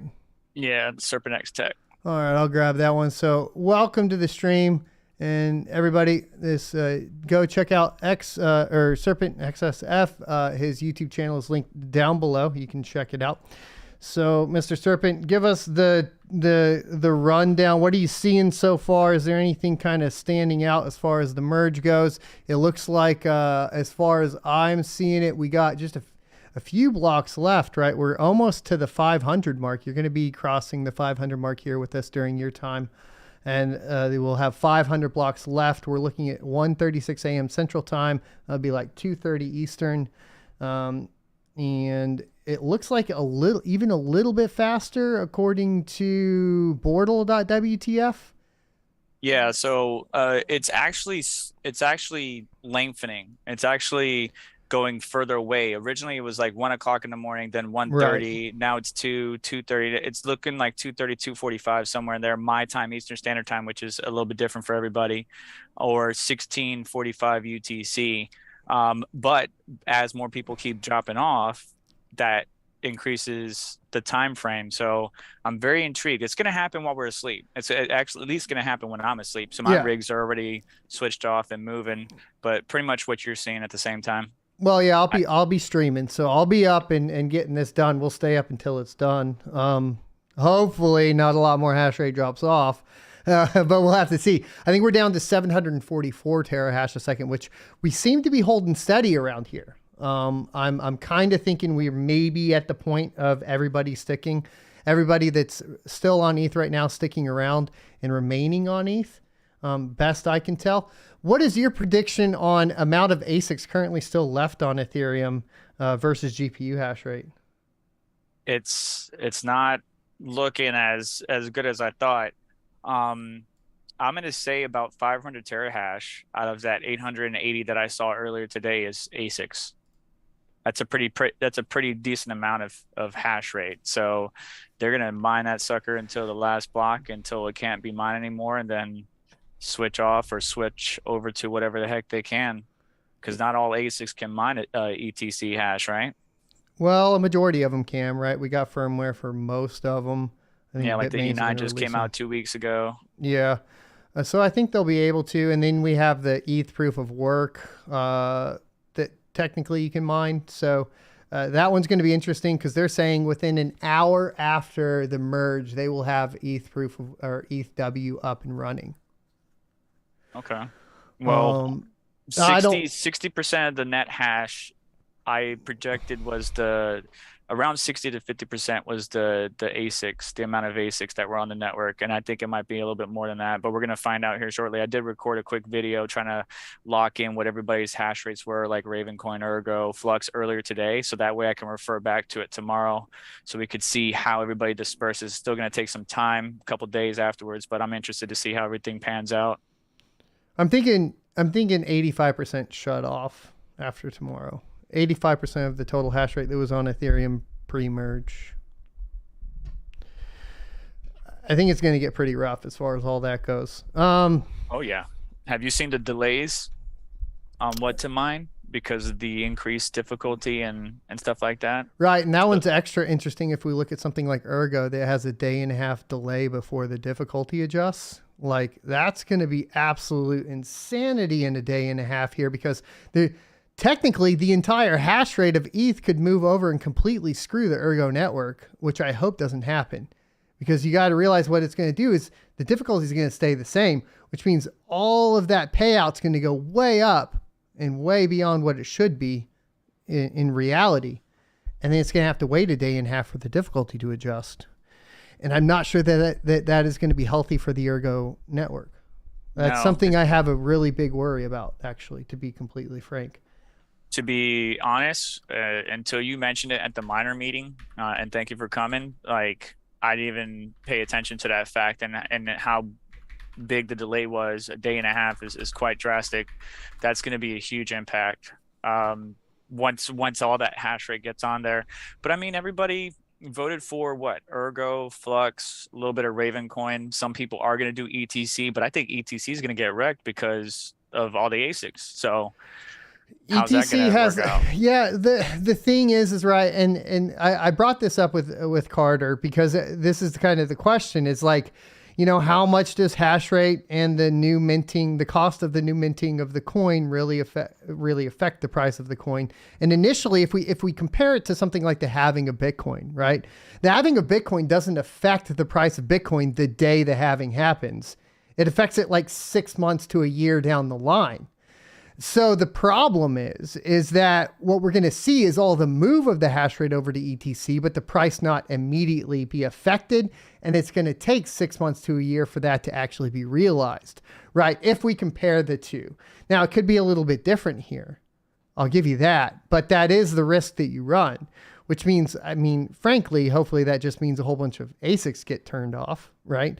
And the GPU miners can dodge and weave and bob and weave and all that. You do technically have, like I said, I guess ETHW, you got maybe Ubique, and a couple others, but really not anything that's, I mean, a majority of the ASICs are going to go to Ethereum Classic. Now, the positive thing about that for Ethereum Classic, of course, is that they get the security they've always needed finally, right? Right. Which, you know, there is an argument for that, because for the longest time, Ethereum Classic's just always been under attack by Ethereum hash rate, essentially at the end of the day, right?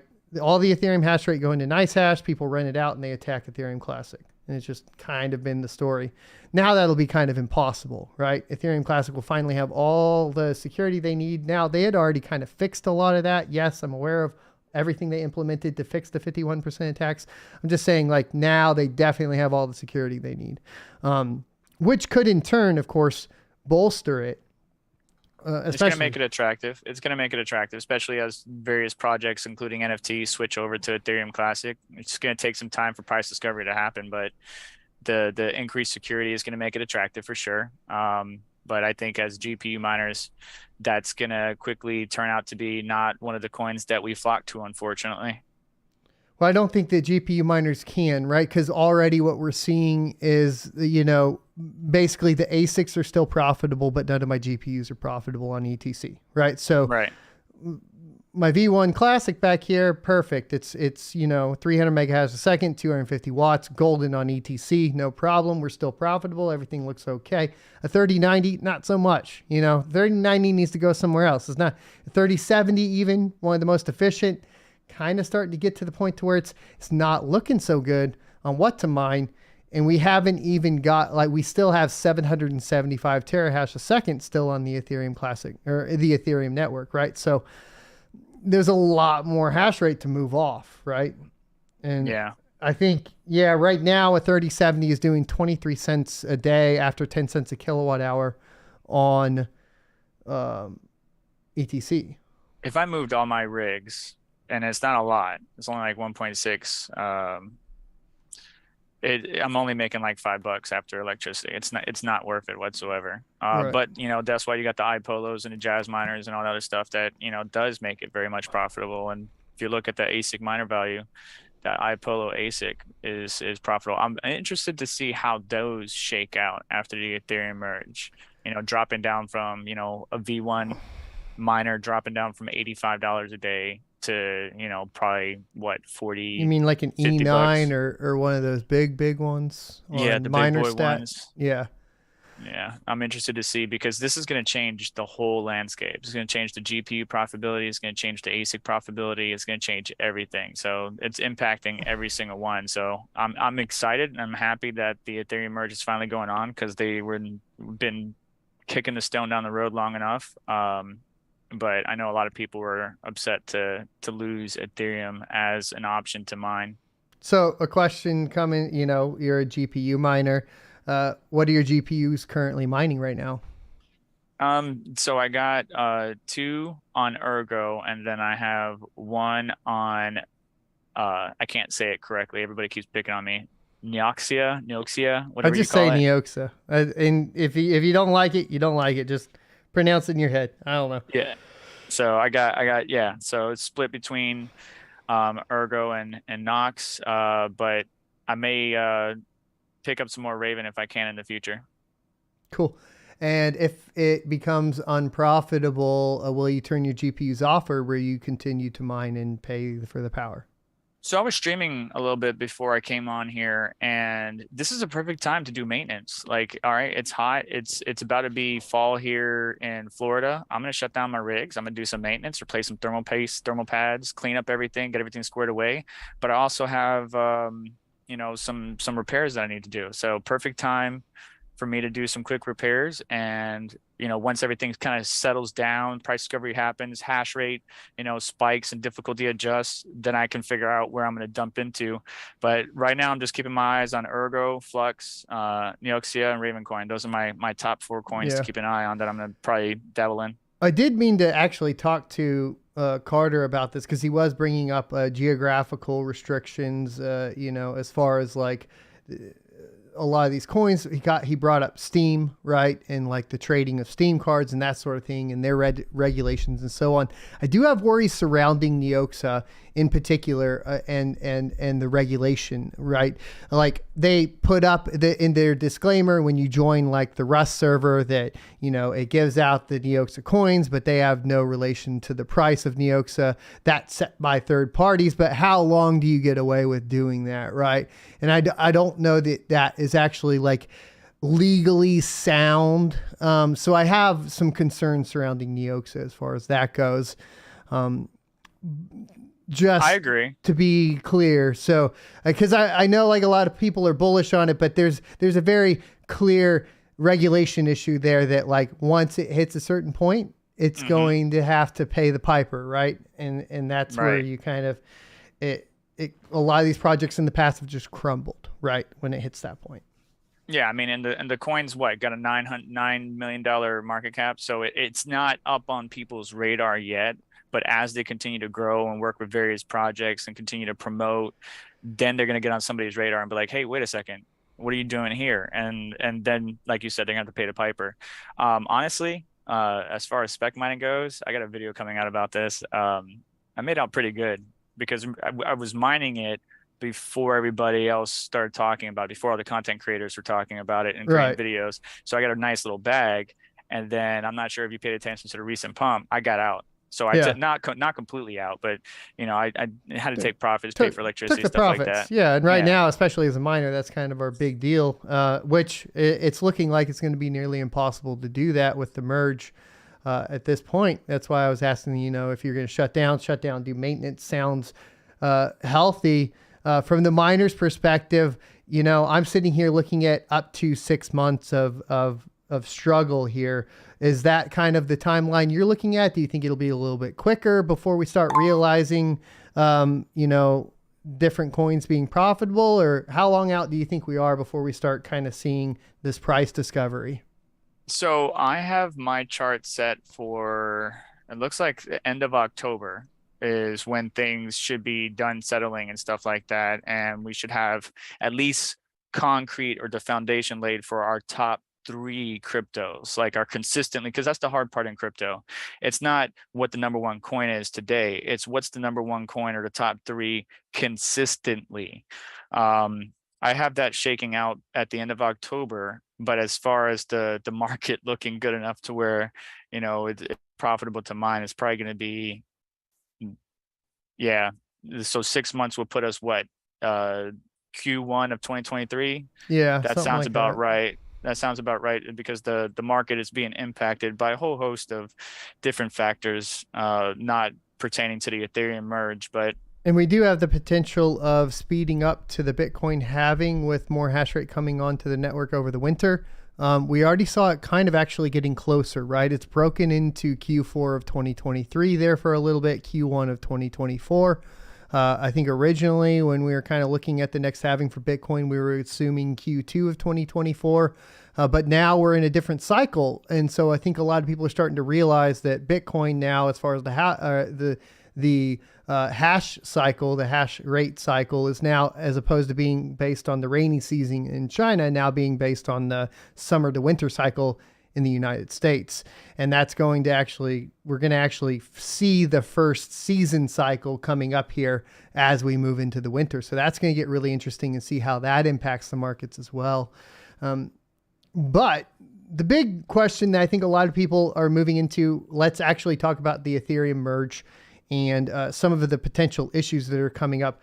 Obviously, we have our bias. We're a proof of work channel. Most of the guests I have on are proof of work. It's going to be like kind of the nature of the beast.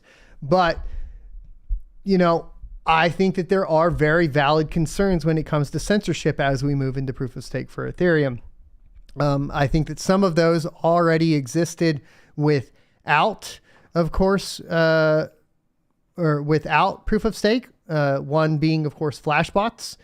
But I think that there are specific ones that pose a threat directly related to proof of stake. One being, of course, the centralization on cloud services like AWS. And then, of course, the centralization under single entities that control staked Ethereum like Lido and Coinbase. Give me your thoughts on that. And I am going to take a bio break while you do that. So the floor is yours. I will hold it down while you take care of business. So the centralization of Ethereum is a bad thing, period.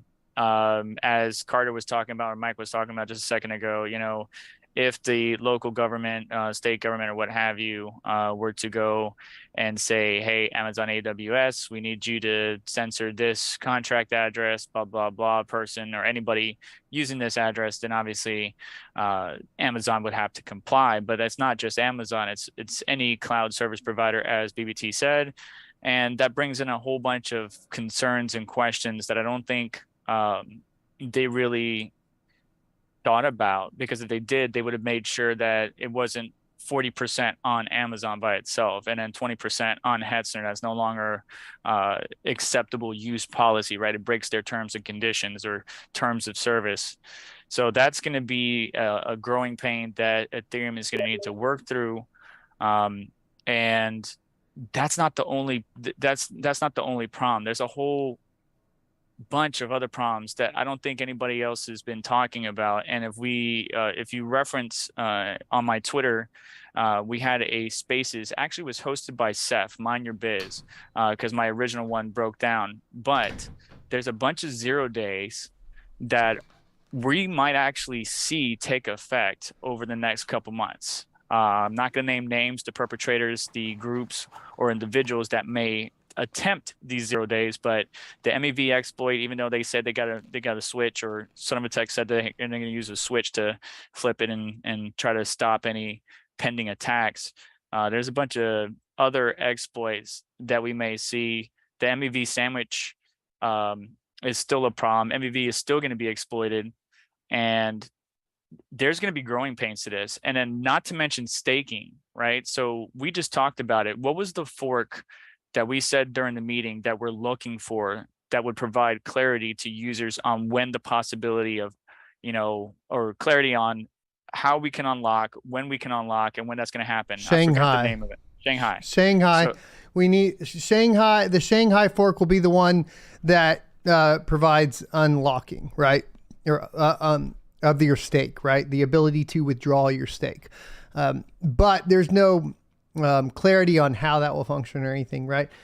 In addition to that, there's really no clarity on how much you'll be able to unstake, the time limits between that, because I don't know if you saw the video I did with the one of the devs for ErgoPad, Marty, but we talked about this problem, right? Staking, where the fact of the matter is staking requires you to have some sort of holdout period, lockup period, because if you don't, basically you end up in a position. This is done in traditional financial markets as well for a very specific reason, because if you don't, you just end up in a position where everybody sells, dumps, and then you crash the market. So you have to have some period of lockup.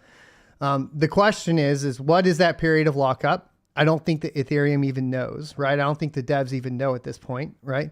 When will that be able to start happening? How many people are going to be allowed to do it? And then how is that at the end of the day going to affect all of the DeFi that's surrounding it, right? The loans that are going out, the STETH, all of that. What happens, right?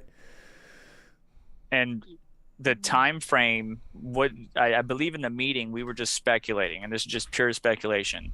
So we're hoping by Shanghai we would hear additional information and clarity as to when the time frame might come that we might be able to unlock, how much we can unlock or how much we can actually pull out of our staked ETH. Because somebody actually asked me this in a live chat earlier. We don't have a determination or a time on that yet at all. Right.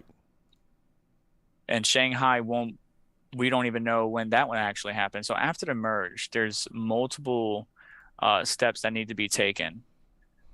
And we're waiting on the ETH devs to provide us that clarity and additional information on the matter. But then what was the switch that you were talking about regarding MEV exploits? So it's a switch that has to be set off by the actual nodes themselves, right? So when an MEV exploit, so the worry was that essentially MEV would basically allow people to censorship transactions. So then to stop that, the nodes to a certain extent, and this is very rough and it's getting very late, but basically the nodes would have an option to come together and say, no, don't allow that, and turn off MEV so that it would block them from censoring transactions or something along those lines. The problem was that you could have a false switch flipped and then one node take all of the MEV earnings, right? So that was kind of like the attack vector. Now, are they going to go along with the switch? I don't know. This was talked about maybe like 3 weeks ago in one of the Core Foundation, Ethereum Foundation live streams, which I think they're live right now too. They are. I actually saw that. They got like 4,000 views and they're having a merge party themselves. Nice. There you go. Our merge party's better. Ain't no party like a Son of a Tech merge party. But I think as the merge unfolds, Ethereum devs are going to continue to grow the project, but there's going to be some exploits that are going to be found. There's probably going to be some reorgs. There's probably going to be some discussion regarding security about the decentralization of 40% on AWS, and then if we bring another 20 over, that's 60%. What other options are available for validators out there, and more importantly, make sure the end user, the people that are watching now, understand that you don't need 32 ETH to be a node. You want to be a validator and earn, you need 32 ETH. But to participate in a network, you can run a node and help participate in the network without any crazy hardware. I forgot the information on it, but I was going to look into that and make my own node with the same NAS that I use for Chia and just run a different system. Yeah, there's a node that we can run with no ETH just to help validate transactions and stuff. There's an execution layer and the consensus layer. So there's two separate nodes, which if you're actually a validator and you're validating blocks and you do have stake ETH, you have to run both. So, but the beacon chain side or whatever, Consensus layer, you can't run. The execution layer, you can run. If I'm not mistaken, I think that's how that works, right? So that's pretty much it as far as that goes. So tell me, what are your top 3 cryptos post-merge? Without looking at any of them, Ergo, Flux, Raven. In that order? Yeah, because Ergo is, especially for me, because I'm in a hot environment, Ergo is kind to my hardware, keeping things cool, keeping my house cool. Flux, I love the, wow, I can't even think today. It is getting late. It's like 1 o'clock in the morning. What is it? The parallel assets. And then Ravencoin, I've always been a supporter of Ravencoin, but I really need them to step up their marketing campaign because they've been slacking on me a little bit. Do you think it's market? Like, I have a little frustration with just the way it's implemented. Like, the layer 1 assets are implemented in a way that doxes me and has KYC attached to it.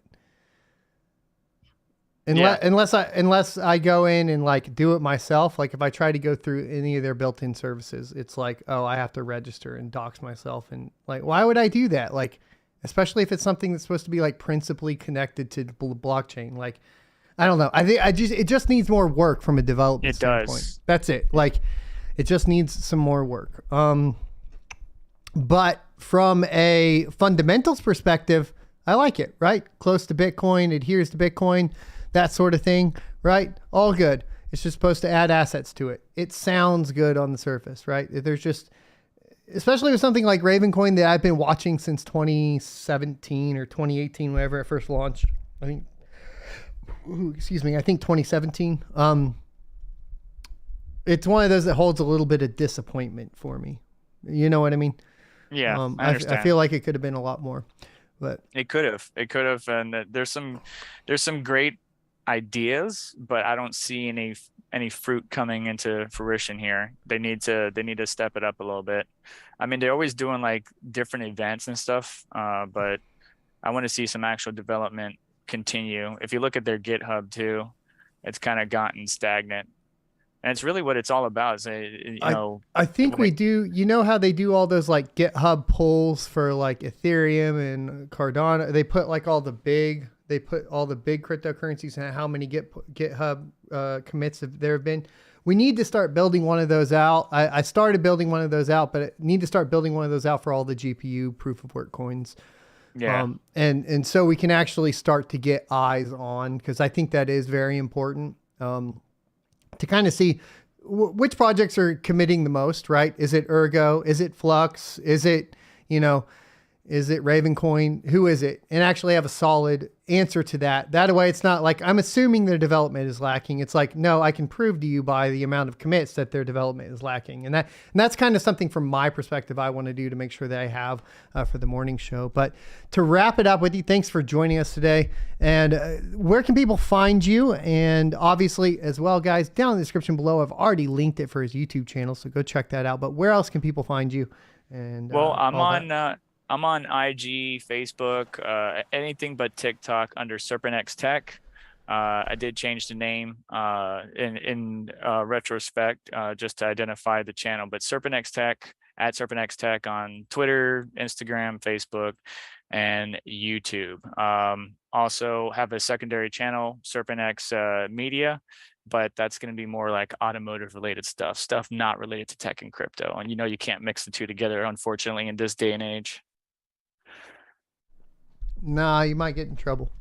Yep. But I appreciate you having me. I look forward to seeing how things shake up over the next 24 to 48 hours, and good luck with the rest of your merge party. I'm going to get some rest, so I will see you guys after the merge. See you tomorrow morning. We'll let you know if anything blows up. All right. Hold it down for us. Take care. All right, guys, if you didn't notice, I did get some chicken. It's been a long day. I think we're going on, between the Twitch live stream earlier today, the morning stream, and then this stream as well. I think we're going on 8 hours of stream time already. But Hawk Crypto Mining is going to join us, and I'm getting that pulled up now. I think I'm getting it pulled up now. Let me see if we can do it. while I eat my chicken as well. I hope everybody's doing good today.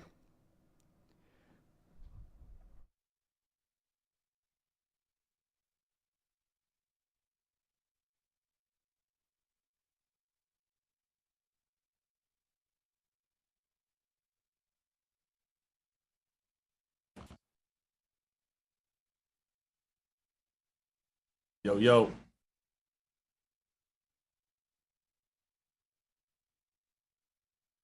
Looks like we got it working. All right. So let me get your Twitter name correct. I got to update it every time. I didn't have these preset in here, but we had it preset everywhere else.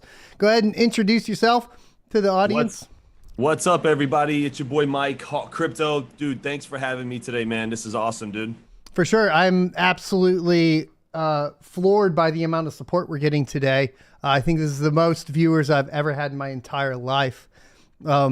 So pretty awesome. I hope that everybody that's viewing here goes and checks out all the guests and their links down in the description below and support the cryptocurrency mining community.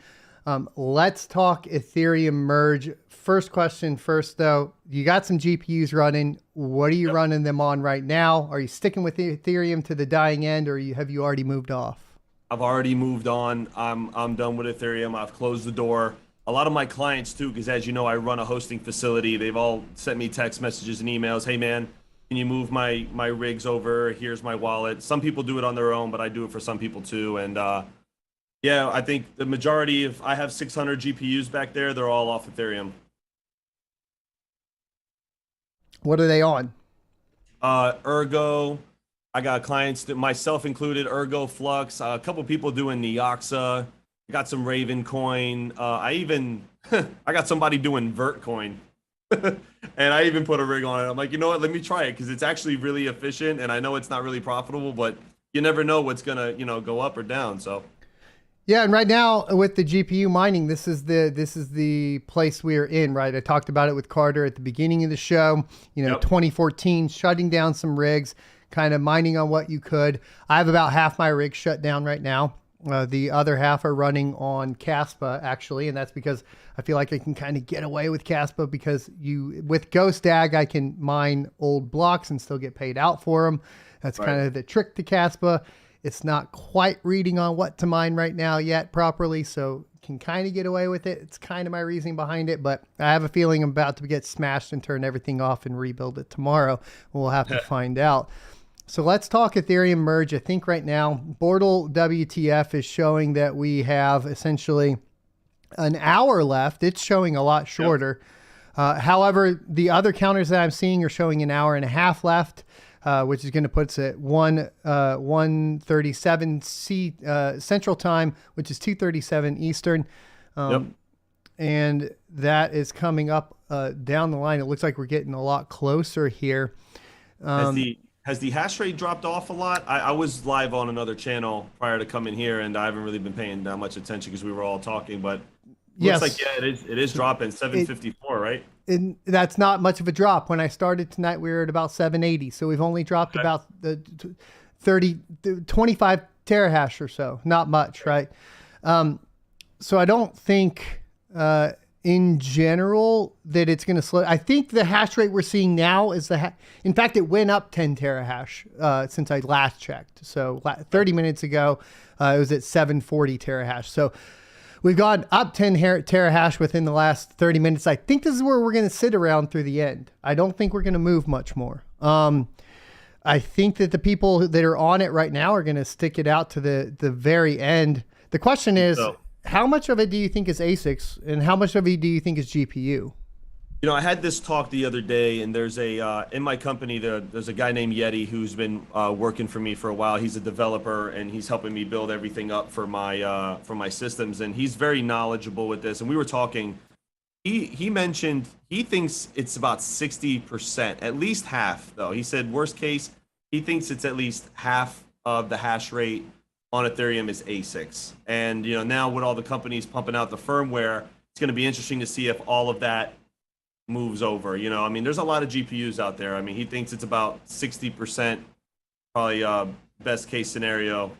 The rest, but so I hear people call out crazy numbers. I've heard a few people say 90%.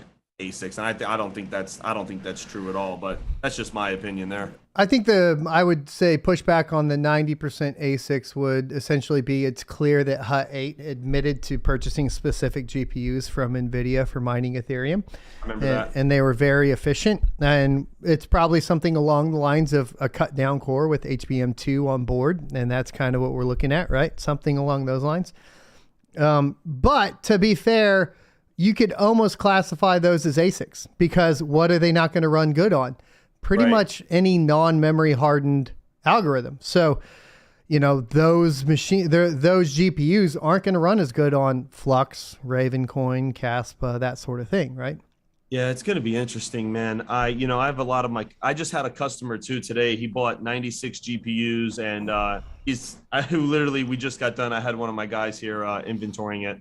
And he bought 11 GPU Ryzen R8 server cases, and he's looking at me going, so what do you think is going to happen? And I'm like, I don't know, man. I said, these are what everybody's jumping on right now. But it was interesting when I found out that story about Hut 8. I think I found out on your channel. I watch your morning channel, like the morning, the show every morning. I'm sorry, dude, it's late. No worries. And I've been watching you ever since I actually started, man. And it's awesome to be on your channel. But yeah, people are just, curious. I'm getting texts and emails and it's interesting. But, NVIDIA selling those GPUs to Hut 8, man. I mean, from the perspective of just being when I started as an at-home miner, you kind of look at it like, dang, like, do you need a lot of money to be treated fairly? Like, that's just kind of the attitude it gave me. I don't know, man. I see that with ASICs too, I think though the funny part about that is they put themselves in interestingly poor positions, and you have a position as a smaller GPU miner to put yourself in a better position. Meaning, like, when I built my farm, I wasn't building it at the top when all of these farms were overpaying NVIDIA to order directly from them. I was buying literally MSI RX 5700s that had bad thermal pads that nobody wanted for $200 lower than retail from Pro Direct because basically, a tech tuber made a bad video about it and MSI couldn't sell the GPUs anymore, right? So I was buying those, which are doing, 56 mega hash a second a pop after I replace the thermal pads and take care of them. Right. And those lasted me through the entire bull run, and I'm not buying GPUs at the top, right? So this is kind of where this is the time that we get to capitalize on all the overpaying of the large firms. And I think that we're seeing these large firms start to collapse from it too, right? Even on the Bitcoin side. Yeah, you're right. And I've heard, stories. I've heard a few things about Wadham. I've heard a few things about other companies. And it's like, where do they go? And I owned two S19s, 110 terahash, and I'm sure Bitmain's a good company, but when I went to go, okay. Well, I'm being nice. I got to be nice. I was told to be nice over here. You know what I mean? Yeah. Okay. So yeah, I'm sure they're great people. Anyway, but when I bought two S19s, and when I went to RMA, one of the hash boards just went out. Right? It didn't work out of the box. Didn't work. So I call them.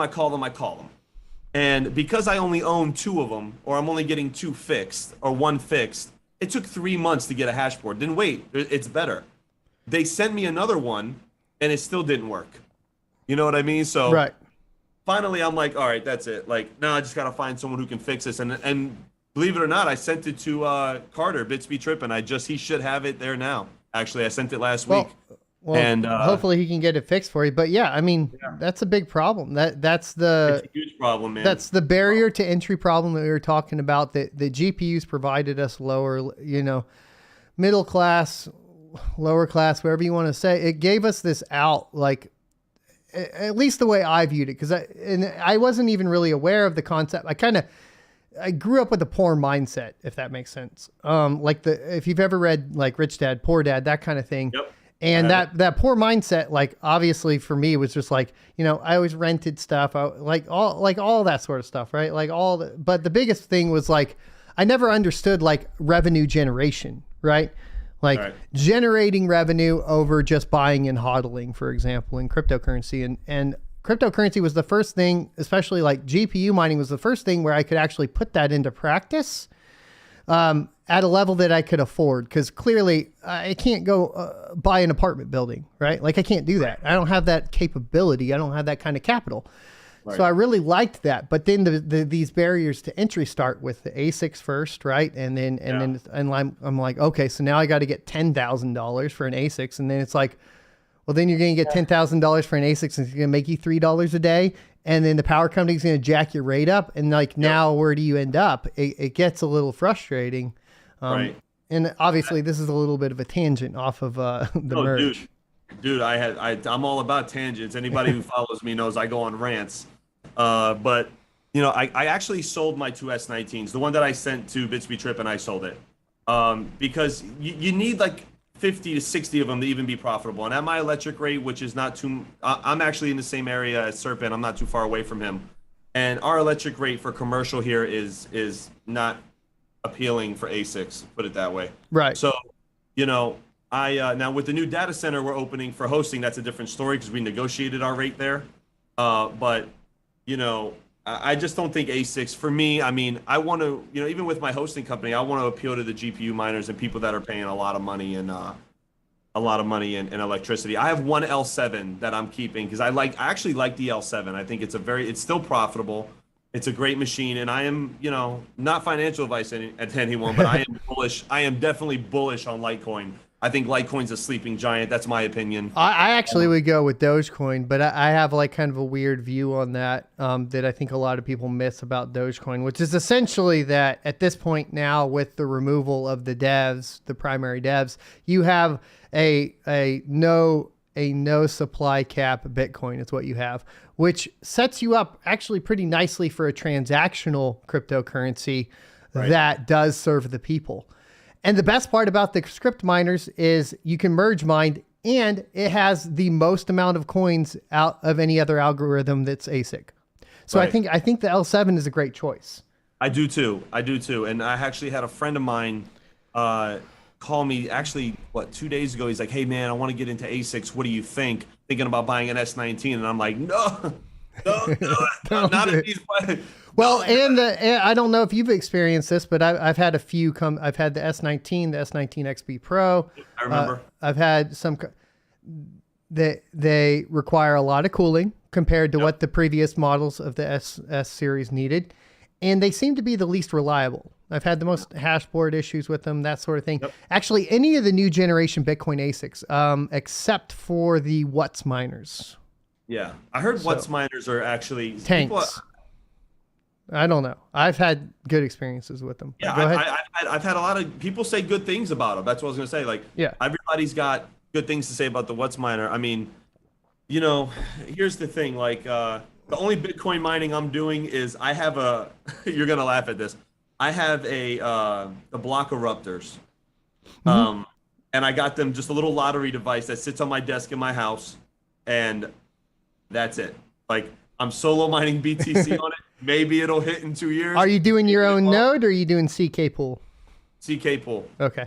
Yep, CK pool. Definitely you can build your own node, and if you want the information, I can send it to you. In fact, there's a really cool guide where you can do it over satellite through basically a VPN that's completely untraceable over Tor, and it's awesome. Yeah, you can set up your own satellite to run the node and actually like solo mine Bitcoin. It's really neat.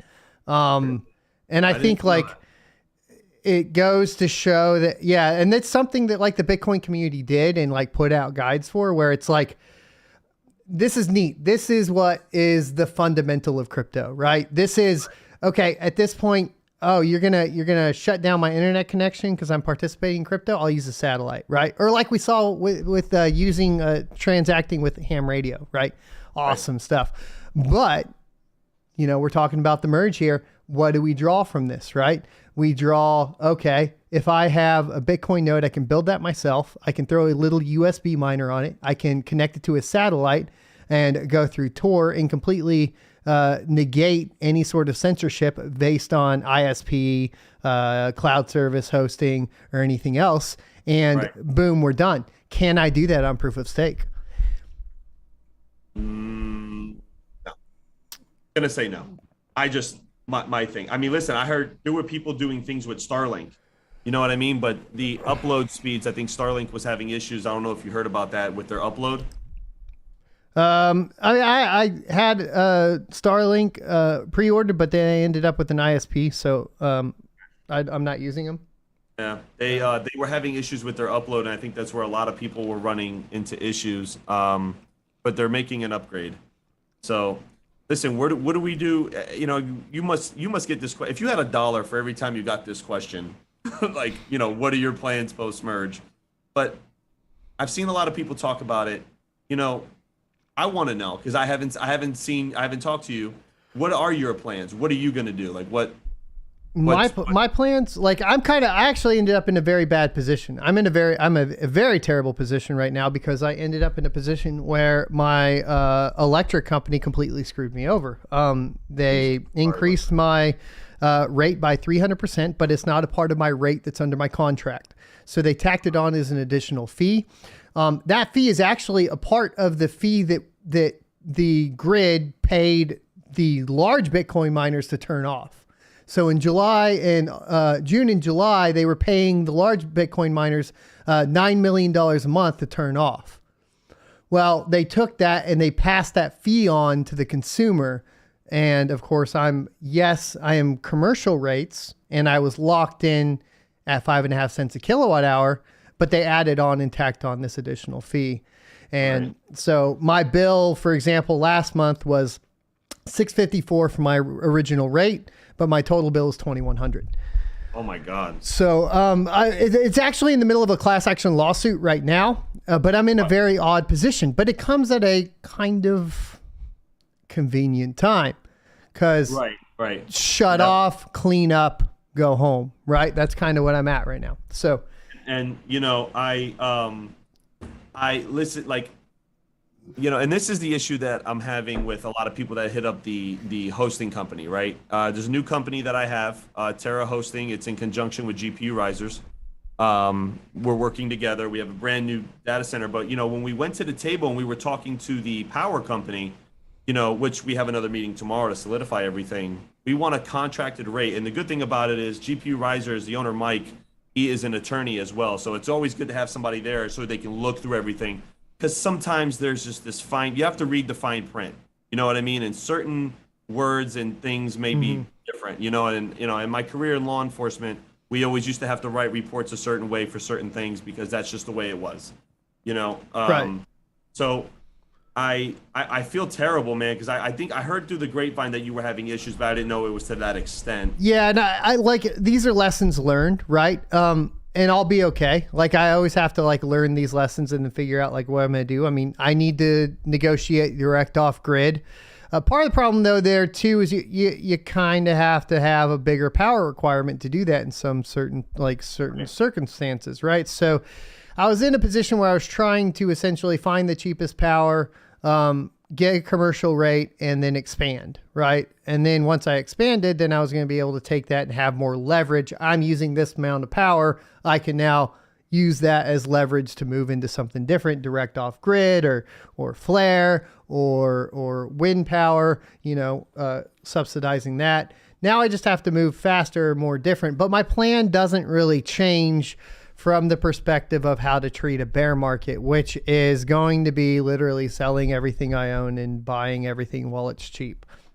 All right. It's the way it goes. Because, I mean, at the end of the day, accumulation when nobody wants to accumulate is what I want to do, and seems to have worked out last time. So hopefully that works out again.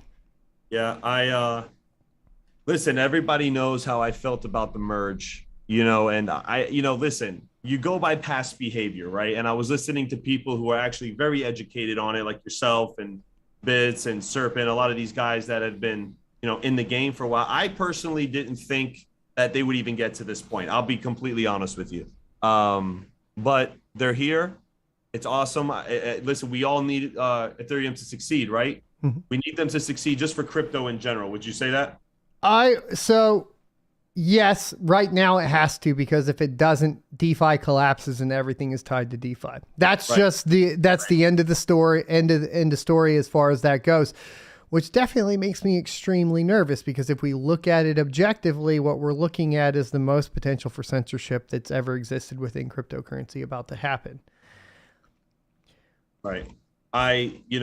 So the likelihood of success from a fundamentals perspective, is low. What would you give it if you were to give it an odds? The actual success of it functioning and working to that's pretty high, right? I think like 90th percentile. Well, maybe not. Here's my only argument against that is technically we only had 64% participation in the last upgrade, the last merge testnet, which bodes pretty low confidence for the amount of people that are going to upgrade. Like, how much of the network is successful tonight? 64%. That's what I'll say, right? I think given enough time, everything's going to fall in place and be functioning properly. Right. It's just like this love-hate relationship that I think we've all come to have with Ethereum now. And, listening to their devs, they just think, like, one guy was like, oh, it'll probably work. And then there was another guy that was just smiling too much and was making me nervous. I couldn't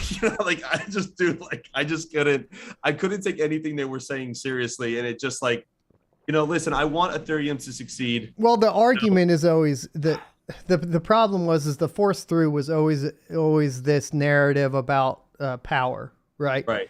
It was never a narrative about making the network better. Right. It used to be, like, early on, it was like, okay, well, we're going to do this because of scalability, fees, and so on. And then it was like, oh, we're just trying to reduce our carbon footprint at this point. Right.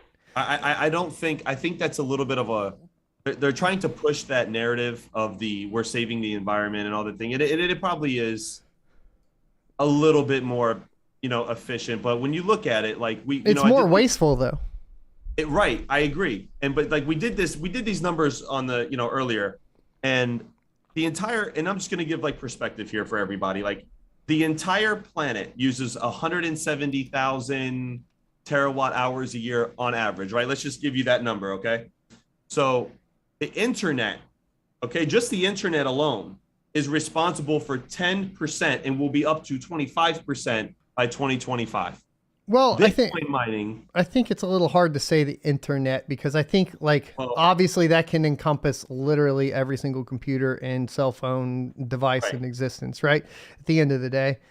Right. It can. So I think you'd want to tie it down to data center, right? That's usually what I go down to, especially because what we're moving into with proof of stake is data center. So I think the best comparable. But I hear you on the internet. I'll let you continue. Well, no, I'm just saying. I just wanted to put it in perspective for because a lot of people ask, what's the big difference? We're building a data center right now. Our new company, we're building. It's 12,000 square feet. It's got 4.8 megawatts availability coming in. We're doing it now, and I see what we're gonna have. The hosting on one side for GPUs only, and we're gonna run the validators on the other side, and Cloudflare and all that stuff. Cloudflare type, in that area there. And I'm looking at the power infrastructure and what this is going to use. And I'm thinking to myself, they're going to need more to run the consensus, right? You're going to kick all these miners off the network, going to lose a lot of this power, a lot of this hash rate, and you're going to need to still have more of that. So is it cleaner? I can't fall for it. Even with the internet thing, 10% of the energy consumed in the world goes to the internet at this moment, when only 170 terawatts, as opposed to, is just for Bitcoin mining. So it's just, in my opinion, it's a complete false narrative to say, oh, this is greener, because it's not. It's like the argument with electric vehicles, right? And I own an electric vehicle, but the argument is, oh, hey, it's more wasteful for it to produce, but it's cleaner over its lifespan. That's the argument right now. And can proof of stake can it be done right? Yeah, but listen, they could have cut their block reward down, right? If they really wanted to be environmentally friendly, they could have just cut their block reward down. Would you say that would even do the same thing as proof of stake as far as efficiency goes? I don't think so. But I think no matter what, you still always have the problem of economies of scale, right? So Right. Even if we get into proof of stake, more people are going to build more nodes, which means using more power. Right. The only difference that you add in at the end of the day, right, is that you up the barrier to entry to keep that number low. So you have the 32 ETH, which inevitably increases that barrier to entry, but we already see workarounds for that. So that ends up being a moot point. So we have this barrier to entry that's supposed to stop people from building more nodes to keep the power requirements low. But now we got big companies like Coinbase and Lido enabling people to do a fraction of an ETH, which means that they just keep building up and up and up and up and up and up and up. Economies of scale. If the money is there to be made, the money will be there to be made, and they will increase the amount of power they use. So it doesn't really matter what consensus mechanism you use, more power will be utilized. That will always happen. The difference when you get into data center and nodes is that you end up always having a backup to the node. So what does that mean? You always have a piece of PC hardware, computer hardware running, doing nothing, sitting there running, waiting for a failover. Now you can't feasibly do that with cryptocurrency mining. All with your mining with an ASIC or a GPU or a CPU to get paid, that machine has to be doing work, right? However, to get paid in a data center, your failover server does not have to be doing work to get paid. It's just there. So it's wasteful, right? So now not only do you still have the economies of scale problem where eventually if the power is there to be utilized, it will be utilized to make money, but now you're wasting half of your power in high availability and failover. Right. There was an argument made about like, how many systems at AWS are just sitting idle, not doing anything? You know what I mean? A shit ton. Yeah. Right. And they're running. Like, what's nobody says anything about the waste there. You know what I mean? Like, the argument can be made either way. I just think that, you know, a lot of people got their hands in Ethereum right now, and that's just what it is. So what are you going to do? Let's just hope it succeeds, because like you said, if it doesn't succeed, it's going to be bad for crypto in general. It's going to give politicians new things to talk about. It could even, I've said this on my channel tons of times, it's going to propel us towards regulation. It's what we don't want. You know what I mean? And I just DeFi crashing means that a lot of the market crashes. Right. I mean, and that's the fact of the matter at this point. So much has been put into DeFi. We have a ton of Bitcoin wrapped into DeFi. We have a lot of things that are dependent on DeFi that's running off of Ethereum. Right. And how much wrapped Bitcoin gets pretty much yanked out of the system immediately, right? Oh, how much fear does that cause when that happens, right? And you can name it, right? The interoperability of Ethereum is the highest of any other crypto in existence, right? It's connected. It has bridges to Cardano. It has bridges. Bridges to Flux. It has bridges to everything, right? So yes, when I talk to miners, I say, you do not want this to fail. Let's be very clear, because if this fails, you can say goodbye to everything else for a little while. Right. I agree with that. And I know a lot of people, like, they're going to disagree with us, and that's okay. I mean, everybody's entitled to their opinion. I just, we're looking at it from a business standpoint. Some people just want to watch the world burn. Yes, and there will always be that person. There's always going to be those people, right? And that's what goes back to the old saying, right? The only thing necessary for the triumph of evil is for good men to do nothing, and that's just what it is. So a lot of people have to spread. There's a lot of FUD. There's a lot of BS all over YouTube and the internet, and just for clickbaity titles and stuff. And it just, as a community, we got to stop that. We got to give facts. We have to educate. I think we have an education problem. We have to educate people on what it really is. Too many people, oh this, oh that, and I don't know. Just my opinion on that, man. So trying to get some chicken in. It's been a long day. Eat. I'm with you. I'm actually starving. I haven't ate. I've been here all day, dude. We just inventoried 96 GPUs. Like, I'm just, oh man, it's been a day. But so give us the wrap up. I got Fox protocol mining waiting. Sure. So where can people find you? Before you talk though, down in the description below there is a link to his YouTube channel. So go check that out. And then where else can people find you? Give us your name, all the deets. Yep. Hawk Mining Co. I'm on Twitter, and just YouTube and Twitter for the most part. and I'm a part of the great Misfit mining community. It's where all my stuff is. So if you guys want to, talk to me, the Misfit mining community is great. Over 7,000 miners. You get all kinds of questions and stuff like that in, and people always down to help. So definitely check it out. If you guys are also interested in hosting, check it out. We're going to have a website up soon. We're down here in Florida, so we're not too far away, and we're glad to help anybody we can, especially the at-home GPU miners. Thanks, man, for coming on. It was great having you. We'll see you next time. I appreciate it. Peace. Talk to you later. All right, ladies and gentlemen, boys and girls, next on the list today is Fox Protocol Mining. We'll get him joined in and get going.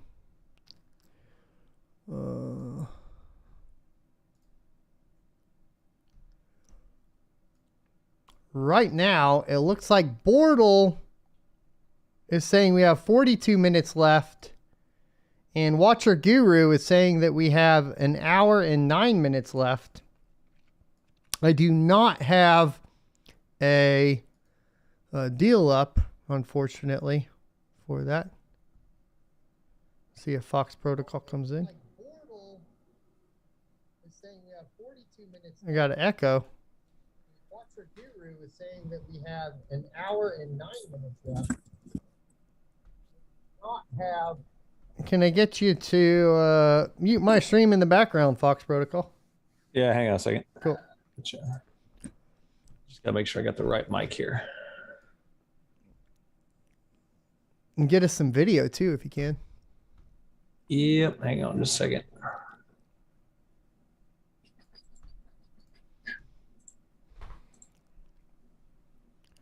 All right. Oh.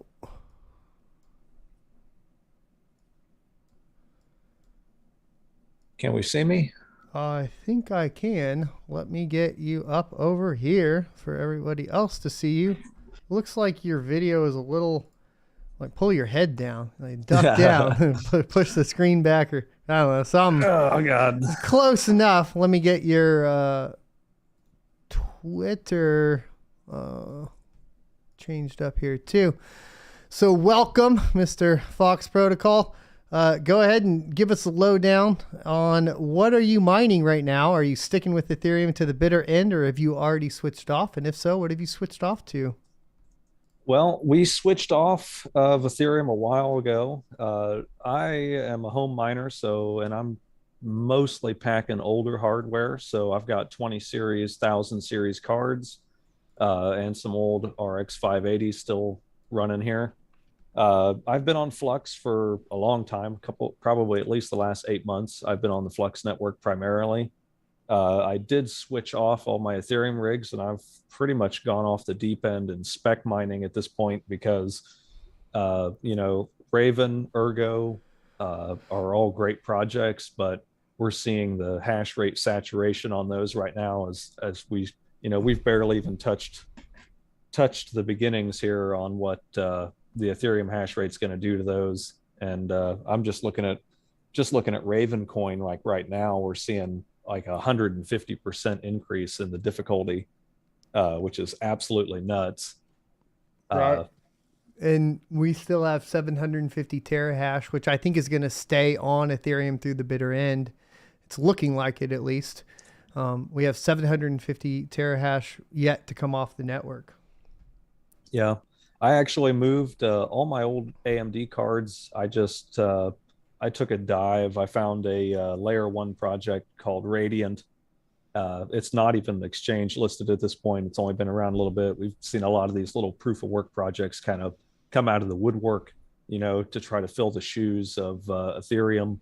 So, I've been kind of spec mining in that regard in this last week or two, hoping that maybe we can find a golden egg hidden in the because we've seen even Neox has a fork now, a gaming fork called Kaka. Yeah. So yeah, we're so it's like and Kapow's notorious for having a lot of forks, just like Bitcoin, just because it's so easy to deploy. Well, but, and it was kind of it's a fork of Bitcoin too at the end of the day in reality, right? So I mean, obviously, Ravencoin, fork of Bitcoin, changed the algorithm. and then kind of like fork of Ravencoin, which is a fork of Bitcoin, just taking the algorithm and then kind of continuing on and on and on. I'm surprised that like the Komodo platform doesn't get utilized more for forking and smart chains, etc.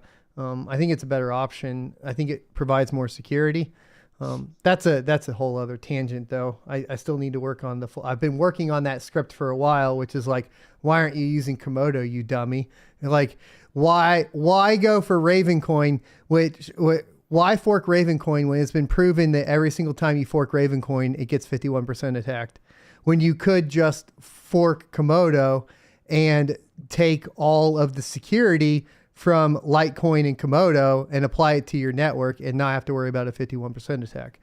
It's absolute insanity. I don't know what some of these devs are thinking sometimes. Well, it's laziness is what it is in a lot of regards, because, you know, it's deployability. Kapow is literally a button click and boom, you're deployed, you're active, you're ready to go. Yeah. You know, it's all, you know, I'm not saying that, you know, the Komodo network's not necessarily open source in that regard, but, you know, it's just at the end of the day, I mean, that's why we're seeing, and I still think we're going to see a lot of hash rate migrate to Ethereum Classic, both with GPUs and the ASIC crowd, because it's a simple button push. You know, why risk the stability on your rig when you can just click over to Ethereum Classic? It's the same thing. It's the same deal. It's what you've been doing. But already, if we're looking at it, it's looking like GPUs are not profitable anymore. Right, No, the ASICs on Ethereum Classic are remaining profitable. Like my iPolo back here is still like a few bucks a day, right? I think it's like $350 a day, because it's such low power, right? 250 watts at 300 megahash a second. But if I look at a 3090 or 3070 or anything like that, it's getting pretty close to, I think at this point, negative, and it's starting to show on what to mine. 3090 showing negative. 3070 I think is still showing positive. I'll do a refresh on here. On Ethereum Classic, it's showing 23 cents a day. Oof, that margin's rough, bro. Yeah, and it's only going to get worse. But I mean, this is, you know, obviously we've never in the history of crypto had a moment like this. You know, we've never had, you know, the number 2 project, proof of work project, move off like this. So, but I still think that, you know, with the hash rate migration, I still think there's a lot of capital that still hasn't moved into these projects. So I don't want to discourage a bunch of people by saying, you know, hey, you know, right now it's not profitable. Will it be profitable again? I think is what a lot of people are wanting to know and are asking. And, I mean, nobody has the answer to that. well, I think the answer to that is yes. Because, you know, just talking to Bits earlier, he saw this same problem. He had to turn off for a while in 2014, and then Ethereum came along. Something will come along. Enough shakes out, right, of the market that eventually you're at least somewhat profitable. The question becomes, who sits around with their rigs turned off and keeps them and holds them as capital until that day comes? And who accumulates instead of sells, right? And then who's going to go against the grain and do those things? Obviously, not financial advice, guys, but the people that win are the ones that typically do that, right? Like Bits Be Trippin won because that's what he did, right? That's why he's now able to afford building a Bitcoin mine, because I don't have the capital for a Bitcoin mine, right? But the reason he has the capital for that is because he did take those risks when it wasn't profitable in 2014 and that sort of thing, right? I think he was telling me he had 13 rigs that he had to turn off, and then ETH popped, and he was like, "Oh, turn those 13 rigs on." And at the time, that was a ton of hash power, you know, 13 by 4 RX 580 rigs, I think is what it was. So. I find myself in a unique position because, you know, like you're talking about your electric rate going up. I had the exact same thing happen to me. No notice whatsoever. Just 1 month to the next, my electric bill literally doubled. And but I also kind of had a saving egg because I've been a part of the Flux network for so long. The PAs that I've accumulated, you know, that Ergo payout is coming now, you know.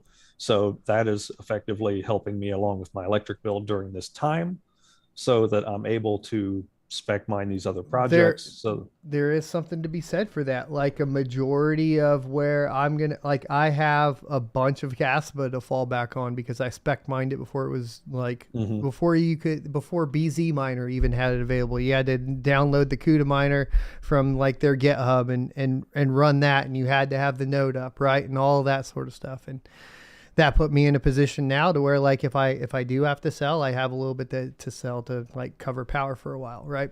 Spec mining during a time when it doesn't appear, where it's not the most logical move. Once again, going against the grain. Like, I wish I would have put my entire farm on Caspa back then. Just that, I would be perfectly fine now, right? So I think it goes back to that idea of kind of going against the grain, or what people, the crowd is doing, seems to be the way to actually capitalize on anything. Now, obviously not financial advice. It's just kind of things that go through my head when I'm looking at like how this plays out in the long run, right? Yeah, and I mean, you know, I think people. I actually just had a discussion with somebody earlier about, you know, what is spec mining these days, you know, yeah, because everybody was like, for the longest time, you know, if you wanted into a project, why not just mine Ethereum, sell it, liquidate it, and then go buy the project that you were trying to, you know, accumulate, you know, instead of mining at a loss, or, you know, not as profitable as what Ethereum would be. And to me, you know, spec mining is finding those projects that don't have the exchange listings, that exactly are really new to the scene, and you're trading your electrical cost for those tokens, or, you know, whatever project you happen to find.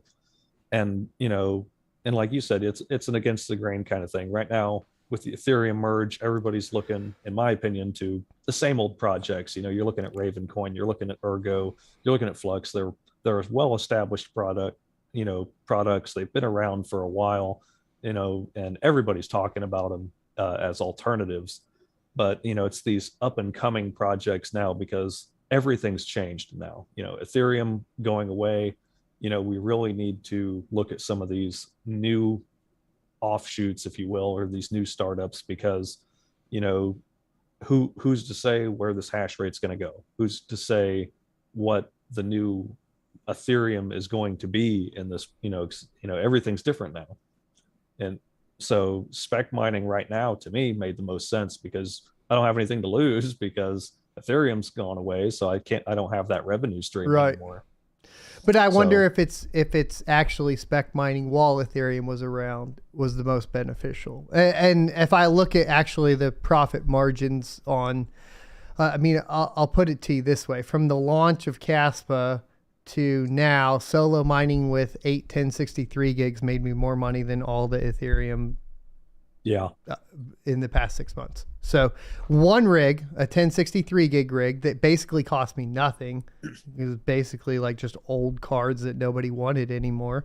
Back when I got them, they were maybe like $25 a pop, right?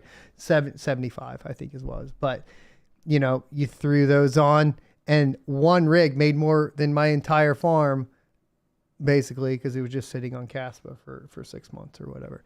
So I get where your perspective, like, start spec mining now, but I wonder if like spec mining when you feel like not spec mining was actually the answer, right? Because that's the whole, like, and that's kind of where I'm sitting at now too, because people are asking, well, what's your plan afterwards? And I'm like, I think it's accumulate hardware. I think that's the play for me. And it's going to be interesting to see how this plays out, though. Well, yeah, but I mean, like, you know, the point you're making, I think, is that it's easy to mine when it's super profitable. You know, when Ethereum, you know, 2021, that bull run was insane, and you know, we saw record profits, and, you know, but it was hard to take a step back from that and look at other projects, because it was so easy to be blinded by that, you know, like, oh, well, times are good, why bother, you know, why bother looking anywhere else when times are good? But now here we find ourselves, times not so good, and it's turning out that a lot of these projects other than Ethereum were the ones that you wanted to be accumulating. And, even though we're in a bear, we're starting to see, alts popping off left and right here recently. Yeah, and we're seeing proof of work, GPU mineable proof of work alts are the ones that are taking off. That is pretty interesting because I was in a live another Ethereum merge party live stream earlier that was more from the perspective of, this merge is great and awesome, everything's good, and we're so excited for it, which is great. I love that there's people that are excited for Ethereum and the merge, and I hope that all works out like we were talking about with Hawk before you came on. It is important to realize that we need Ethereum to succeed here, right? We can't be completely blind to the fact that it needs to succeed. So I'm glad that there's that excitement there. But, they were saying things that were just verifiably false, like lower fees, right? Yeah. Like scalability, false. All of the narratives that are getting pushed that are somehow still getting pushed surrounding Ethereum merge that are completely false. And it's very weird to sit there and listen to that to a certain extent, and then have to be like, okay, well, I trust these guys with making the decisions. It's just odd, right? It's like the changing of definitions, I guess, which is what they did because it was originally ETH 2.0, which included all this stuff. And then they're like, oh, just get rid of that. And we're just doing the merge, right? Very odd. Not a fan. Well, and it puts you in a weird position because, you want it to succeed because it, for the benefit of the crypto community, it needs to succeed because the alternative, puts us in an even darker place than we are now.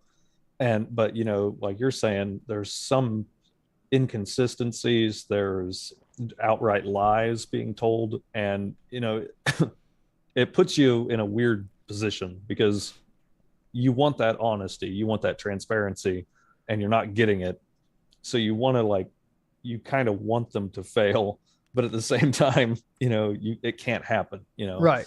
So well, and we see with Ethereum in particular, that is an interesting portion because there is like the people that are just like, and I get it, I get the F ETH and stuff like that. Also, by the way, as far as I do have to address chat real quick. As far as addressing super chats and stuff like that, we usually save that towards the end of the show. I had planned out a full 3 hours of guests to come onto the show and have conversations. So that's what we're focused on because we got to hit them back to back, right? So I want to give everybody their time, but I just wanted to address that real quick. Super chats will be addressed at the end of the show. So Fox, tell me, are you worried, speaking of ETH and the merge and all that, are you worried about the possibility for censorship and moving further away from the fundamentals of crypto as ETH moves to proof of stake? Ooh, I mean, you'd be a fool not to be afraid of that because a proof of stake platform really opens that up. Excuse me. It's just, you have to hope that there's some integrity there, that won't occur. But it's it goes back to like you're talking about barrier of entry. You're transitioning your platform into something that is pay to play, pay to participate. So the people who pay the most are going to be the ones who are having the most say in what's going on. And you're also now completely at the mercy of the data centers that control the foundation of your network. Yeah. So it's, well, not only the data centers too, right? You have this weird problem where now Coinbase and Lido control a majority of the staked Ethereum, even though it's other individuals that are putting into it, right? So you have a weird centralization problem there. You have multiple centralization problems.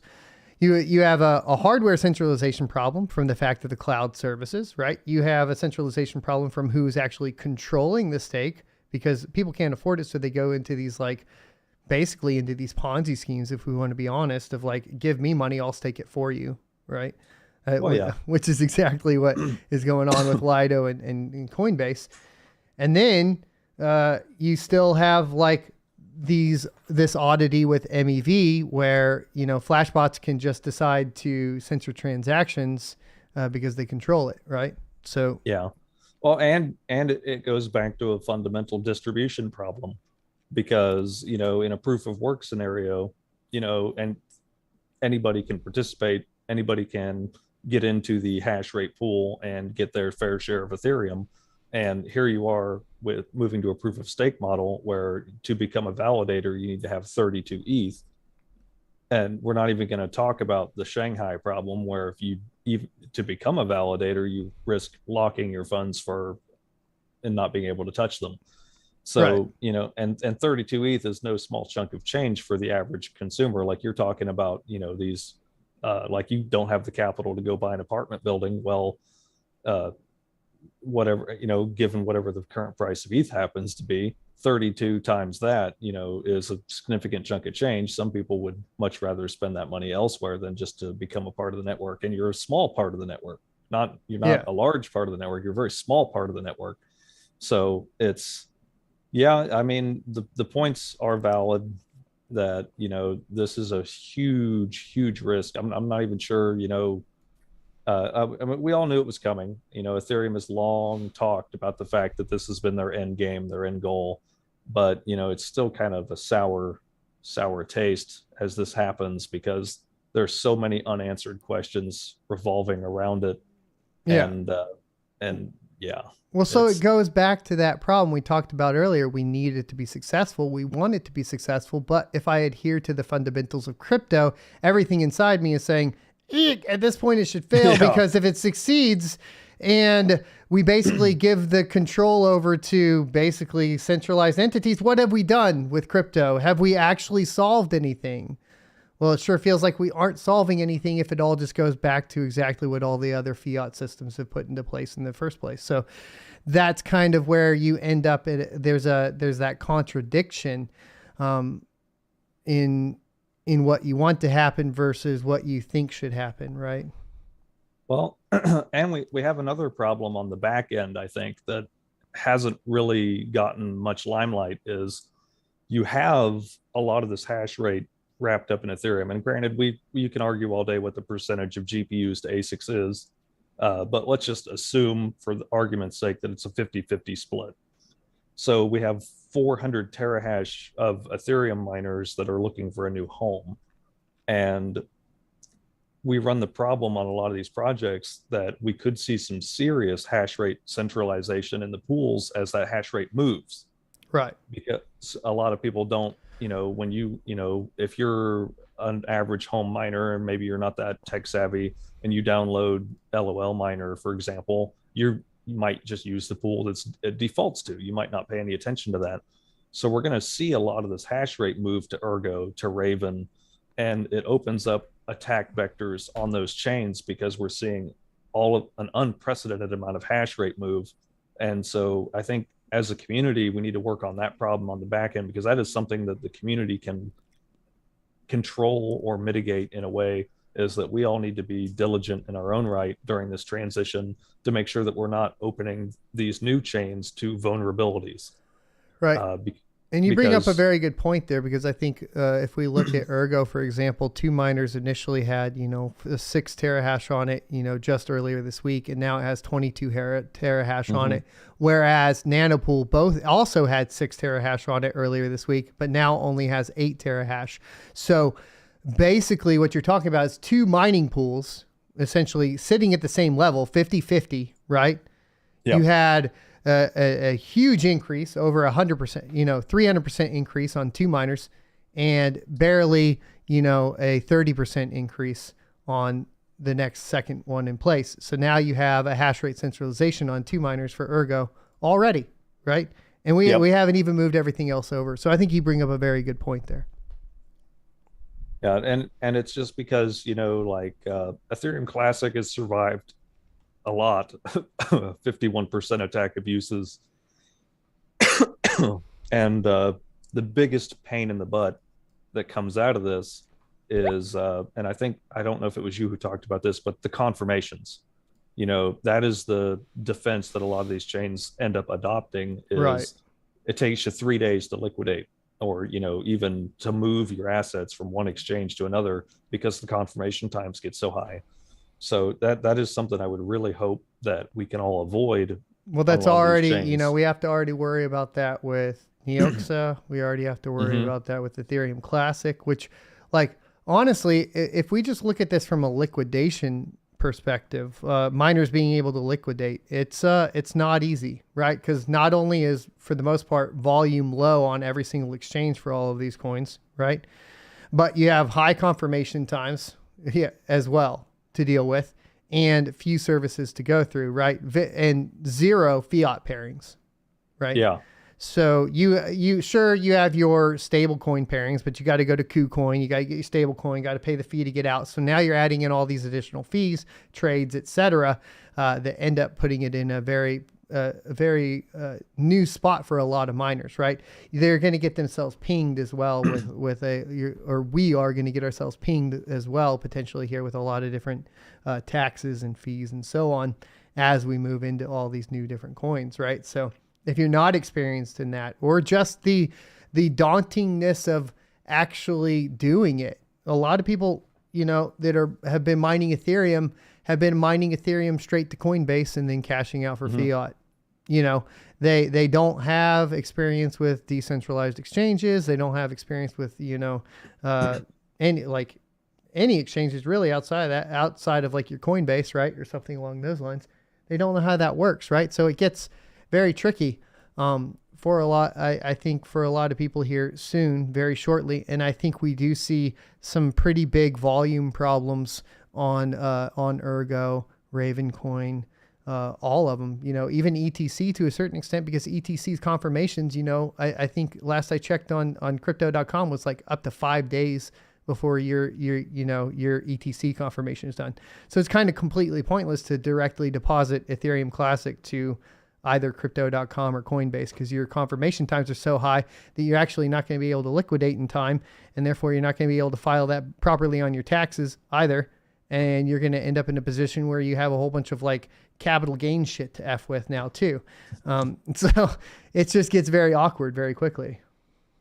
Yeah, and talking about things that people aren't experienced with, I've also been noticing, like with a lot of the hash rate migration that we've seen so far, is that Raven has been an obvious choice for a lot of miners, but it's got a lot to do with the fact that when a miner who's new to the scene, or isn't, again, as tech savvy, not a larger miner, more like a residential miner, when they're changing in Hive or Windows their flight sheet over Ravencoin has been around a lot longer. The overclock settings are very well known for Raven for pretty much most cards in existence, and it's very easy to switch over, whereas you have coins like Flux and Ergo that are still kind of newer to people. Yeah. And it's a lot harder to find reliable overclock settings for those coins.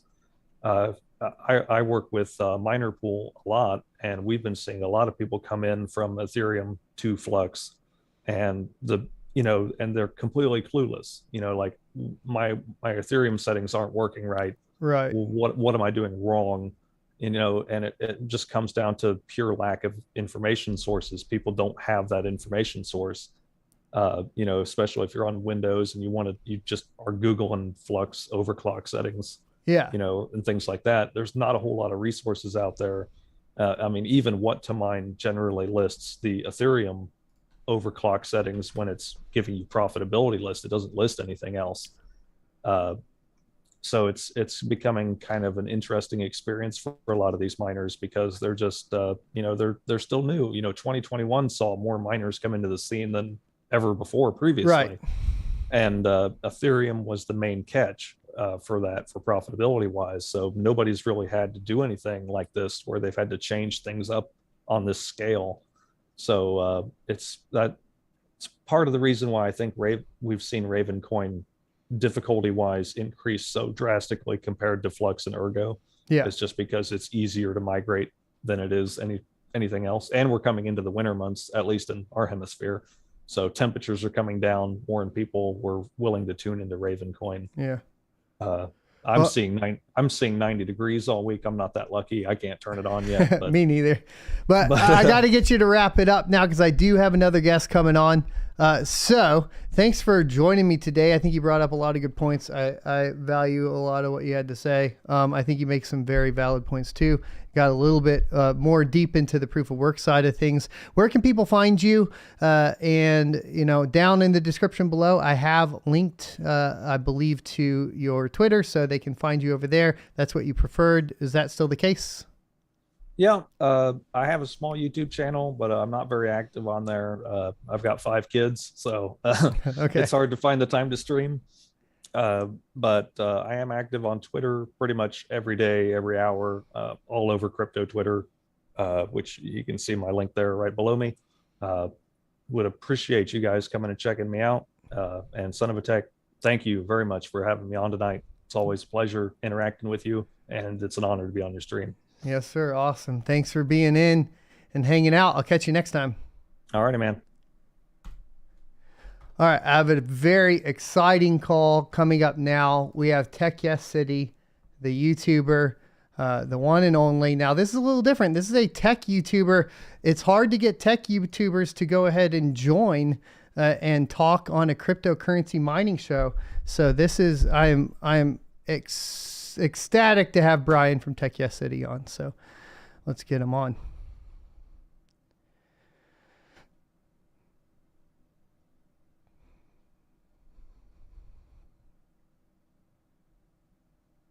It's hard to get tech YouTubers to go ahead and join. So this is, I'm ecstatic to have Brian from Tech Yes City on. So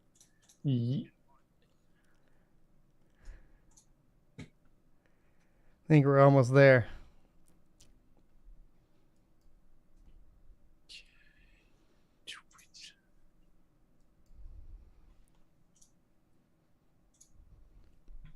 Okay, can you hear me? I can hear Hello? you. I don't got video, but I can hear you. Okay, video should be on. I do start video. Okay, let's There we go. get that cracking. Heck yeah. How are you, man? I'm good. Thanks for coming on. I was just saying, I was like, it's pretty crazy to have a tech YouTuber come on to a cryptocurrency show. But this is a big one too, though, I think, because it does impact your industry quite a lot. And I really want your perspective here. So Huge impact, man. I mean, you're talking GPU prices that were, let's be honest, like this is the thing, right? A lot of GPUs were bought up for crypto mining in 2021, 2020, the tail end of 2020. It was to the likes that has never been seen in this industry before, right? So I was sort of tracking that on the gamer side. Being a PC gamer, I kind of track that for my viewers and look at the price, right? Price performance. At the end of the day, you want to put together a gaming PC. The GPU is the most important component. So you always want to get that at the cheapest price. And so I told my audience just wait until either 2 things happen. Crypto collapses or Ethereum moves over to proof of stake. And it looks like the latter is what's coming to fruition now. well, right? both are happening at the same time. Yeah.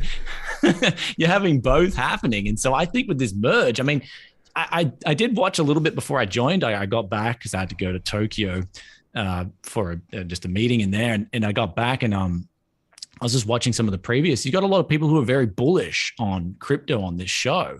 Mm-hmm. They seem to be very bullish. I'm taking the opposite stance, being I'd be one of the bears that would be coming on this show. And there's this sort of like, there's no real big affiliation for me with crypto. I still think it's got a long way to go before. I mean, just look at Ethereum, for example. Do you use Ethereum in your everyday life? Is it something that you use in your everyday life besides mining and selling it? Someone like me does, right? I participate on the Ethereum blockchain a lot, including adding liquidity and programming on the blockchain and everything. I mean, this is what I do for a living. So it's a little bit different. I think the question, though, directly to a miner is a valid point. Like I was having the talk with Fox here just a second ago, who, we said like the problem is that we're getting into a position for GPU miners where they're going to have to actually participate within these blockchains to even liquidate. Whereas previously with Ethereum, a majority of them are just mining directly to Coinbase or crypto.com and cashing out. And now you're in a position where you actually have to participate within the ecosystem.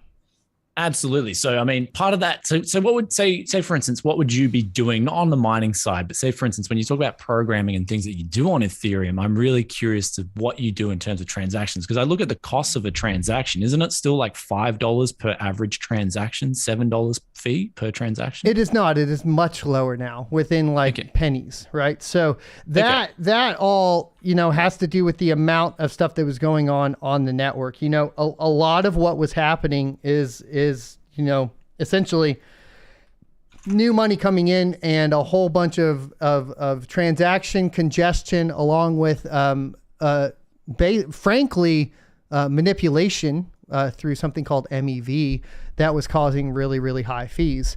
And then there are other networks that have resolved this already too, right? So it depends on like where you're doing, you know, participating. For example, there's a blockchain that now allows you to essentially be able to write dApps without having to, as a developer, invest in the smart contracts and waste a whole bunch of money, which is a problem that a lot of developers had on Ethereum, right? So, well, my biggest problem now is with Ethereum. It looks like it's becoming more and more centralized by the day. Well, it definitely is. We've had this talk. I don't know how much you've watched me talk about it, right? But we are having Ethereum move to proof of stake. And with that comes essentially the threat of censorship across the board, right?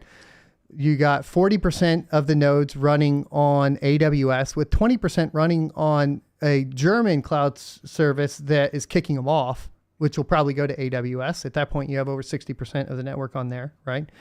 And we know historically that the US government has been able to go to Amazon and ask them to stop services. And what does Amazon do? They stop services. So, you know, basically Ethereum is putting themselves under the control of the US government at this point. The exact same organization that controls the fiat dollar. So right. I guess in some of this translation, the real meaning of crypto is getting lost. The exact thing it stood for. It's kind of like the Anakin Skywalker. You know what I mean? Like that's what I feel with crypto. The more I watch it, the more I look into it. You know, you got Obi-Wan standing there. You know, you became the exact thing you swore to defeat.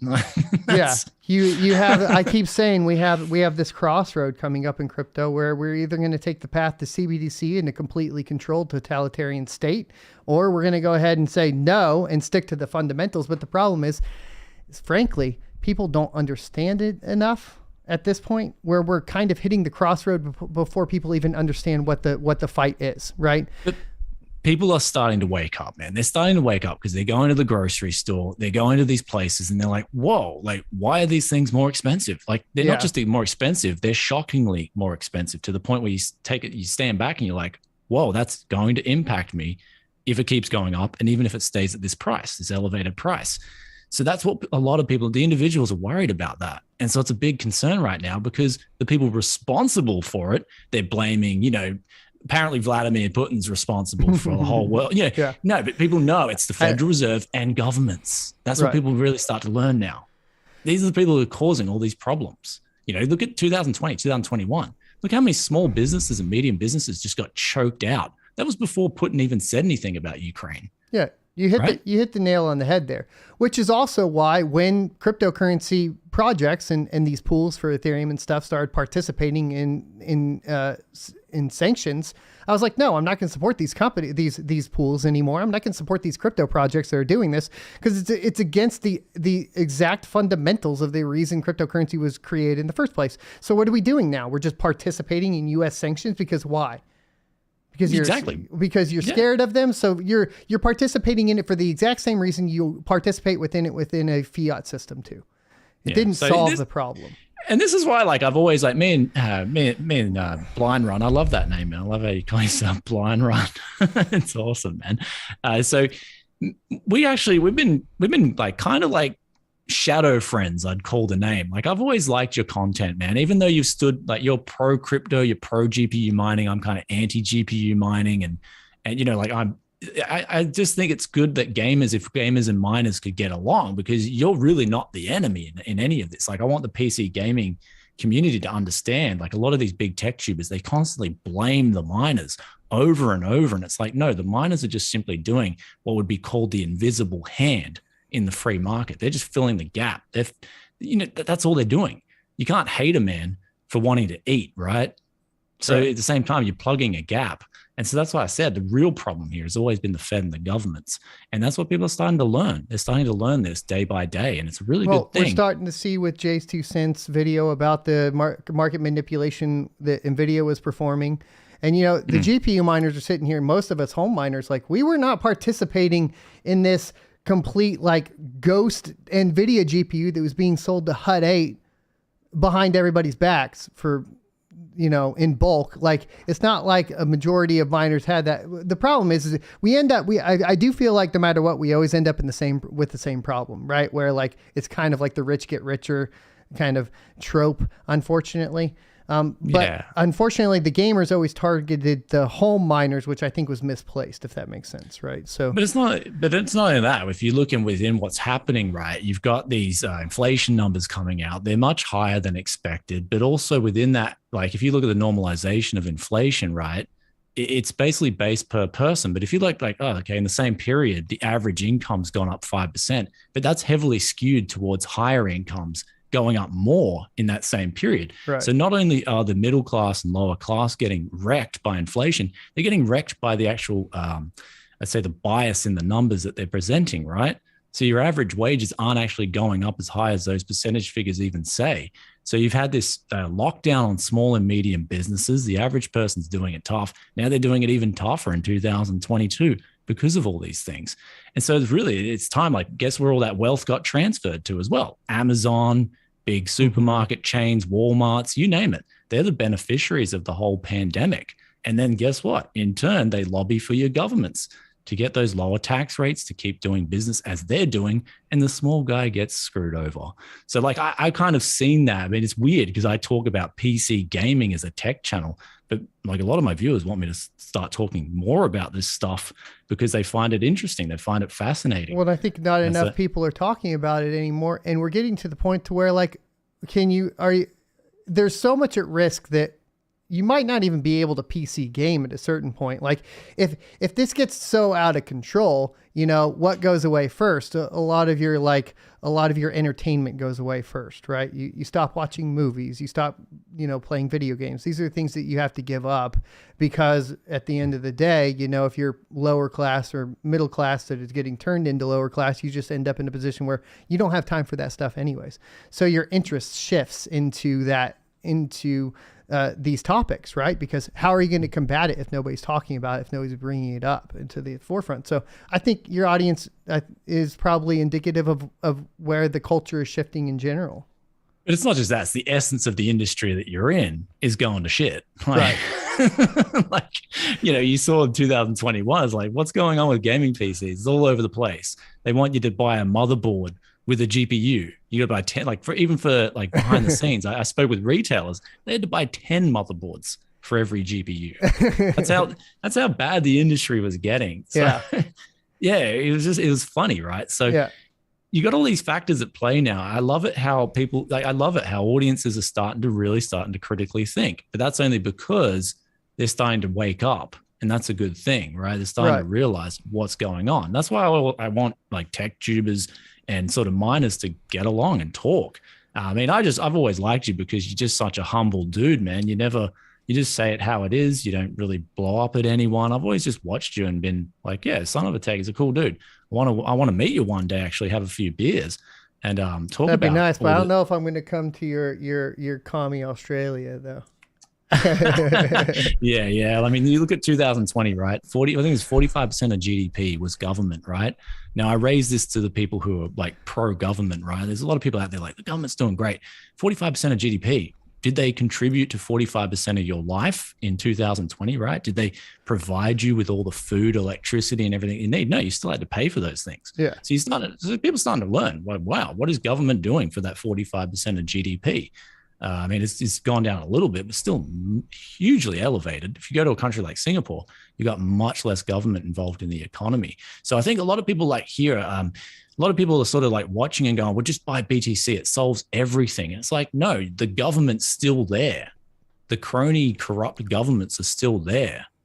and if it gets too much of a problem, right, governments will just shut down crypto. That's where I stand. Well, that's I'll give you the positive side to it, right? I've been super negative this whole week, I think, on all my shows. Kind of like it's pointless, like there's nothing we can do, we're effed, like how are we going to solve all this, right?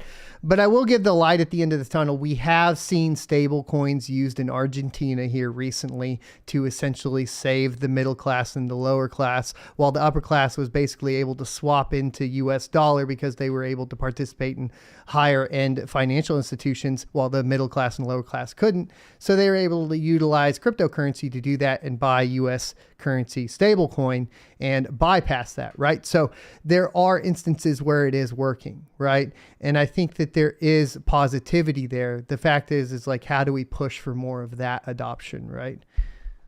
Yeah, well, that's exactly right. I mean, you're coming from, you actually understand the whole crypto space extremely well, man. I'm actually really impressed with your knowledge on it. You've really been getting deep into it. I just think like once people realize what the real problem is, they're going to have to realize that, okay, sooner or later, like people are like, things will get better. Yeah, things will get better because they have to get better, right? If the rich want to keep living rich lifestyles, they need the lower and middle class to do that. It's just that simple. So they've basically at the moment, I kind of consider it one big experiment to see how much the lower and middle class can get pushed. But yeah, we're going into economics when we should get back to crypto. Yeah. It's like, well, right now we're about 26 minutes away from the merge by the closest estimate. We got the counter up here on the live stream, of course. I do have 30 minutes showing on the portal.wtf. So we're getting pretty close to this actually going down. But if we look at the hash rate, it stayed pretty steady at 750 terahash a second on Ethereum. So, from the beginning of my stream until now, we have not seen a huge impact on the hash rate. Now we're talking about in comparison to Ethereum Classic, which is the next largest ET hash coin, frankly, the next largest proof of work coin that utilizes, GPUs, it's only 80 terahash. So we're essentially talking about 100x times the amount of hash power that's going to come off of Ethereum here in 30 minutes. And I'm sorry, excuse my French, but what the is going to happen, right? Like it's going to obliterate all the insane. other coins. Yeah, I was saying that for a while. I mean, also expecting a flash crash, man, to the likes that you've never seen. I mean, people here who are like, you got a massive crypto audience and they're probably pro crypto, but I'm the guy who's got the other opinion, and then all the insults will start rolling in. But I'm just telling you how it is. The Fed have shut off the money printers. They're actually destroying money right now. So you've got the reverse effect going on as you had in 2021, 2020. And that's why I've been telling people, like, you might want to sell your cryptos sooner than later, because you may end up going bust dollar, and you don't want to go bust dollar, because it's like, sometimes it can be a slow train wreck in the making. You know what I mean? Like, I'm just telling this how it is. Like, but what do you sell for? So you say you sell for fiat currency. Well, basically in the meantime, or you can transfer into silver. But then what about inflation, right? Like we saw the highest inflation numbers ever this month, and they're not even fully realized. And next week, we're probably going to see in the U.S. the worst an unexpected BPS hike of 100, and that's going to throw the markets into more turmoil. So you're definitely not taking out a crypto and putting into traditional markets. Well, you don't put it in. You're holding cash, even though your cash is losing value. Your investments then, which are worth a dollar amount, are losing even more value. So again, it's not the greatest market to be in. Again, people have only been used to growing markets. But if you go back to points throughout history, especially during the 20th century, you've had like periods, like 20-year periods, where people haven't made any money, and inflation's happened as well. But if you were in stocks, you would have lost money as well. If you were in other assets, you would have lost more money. Right. So I guess a lot of people are just used to winning. The real question comes in here, because like, if we talk about the fundamentals of Bitcoin, the real question comes in here is, does it end up working or does it not end up working for its original purpose, which was a hedge against inflation? And the fact is like, I get what you're saying. You're saying, no, it's not going to, right? And then on the flip side of that, there are the people that say, yes, it will. Now, if we look at the crypto crash, we could try to tie that to one of two things, right? Because the fact is we've seen this before, Bitcoin cyclical, right? Because we have basically the halving of Bitcoin, which means the mining reward gets cut in half every 4 years approximately. And if we look at the cyclical nature of Bitcoin, we would say that currently I would expect the price to be exactly at what it's at right now, right? So I would expect it to be around 21,000. However, it did coincide with this recession and crash. So it looks to appear to be following traditional markets. So those are one of the two options. So that's kind of where I sit as far as like I could see it going either way. Yeah, I mean, I see it going down. I just think crypto has realized its maximum level of saturation. Back in 2018, right? I used to be into crypto. A lot of these guys are hating on me in your comments. I love it, man. But I was in crypto heavily 2017, right? I got a new car out of it. It was awesome, man. I was a crypto bro back then. But then I got out of it, man. Like as soon as one of my dad's friends is a tiler, right? Just, 60-year-old dude still tiling, putting tiles on the floor. And he told me back then, he was like, I'm buying some Bitcoin. And that's when I knew, like, back in, you look at that shoe shine, the boy shining the shoes, he's giving the guy stock tips. As soon as that happened, I was like, yeah, it's time to sell it all and get out of it. I mean, little did anyone know that there was going to be 2 years later, right? The biggest money printing event in history. So that happened and a lot of people got back into crypto. That was the second wave. People can call it a cycle. But again, I'm going to say, well, what's the next cycle going on? The next cycle is you're getting that inflation, right? Not just from the money printing that happened in the 2 years before, but you're getting that inflation now from governments and regulations and restrictions. Well, partly you're also getting it because there's not as many people working, right? And there's a supply versus demand issue as well, right? Which is like there's not as much supply for all the things people want to buy as there is money in circulation, right? Yeah. Yeah. So your comments are going pretty crazy, but I mean, I'm just telling how it is. You got a different kind of guest on giving a different kind of opinion. Well, and that's why I said, guys, everybody in chat, this is what I respect Tech Yes City a lot for coming on here. Cause I kind of had, it wouldn't be different from me going on his channel and talking about crypto, right? That's the thing. And if you ever want me to, I'm down. I'll come over there and take the burn over on your side too. But we need these perspectives because if we don't get outside perspective, we're not going to know how to function. Right. So I think that this is extremely important. So thank you for coming on and don't pay too much attention to it. No. Let's absolutely, man. Absolutely. But I'm going to talk about going forward, right? Okay. One last thing I'll say is that going forward, the monetary policy, right? The monetary policy from the Fed going forward is restrictionary, right? It's actually contractionary too. So you've got those coming into play. The prices of things that are considered non-essential are going to go down. It's just a natural thing.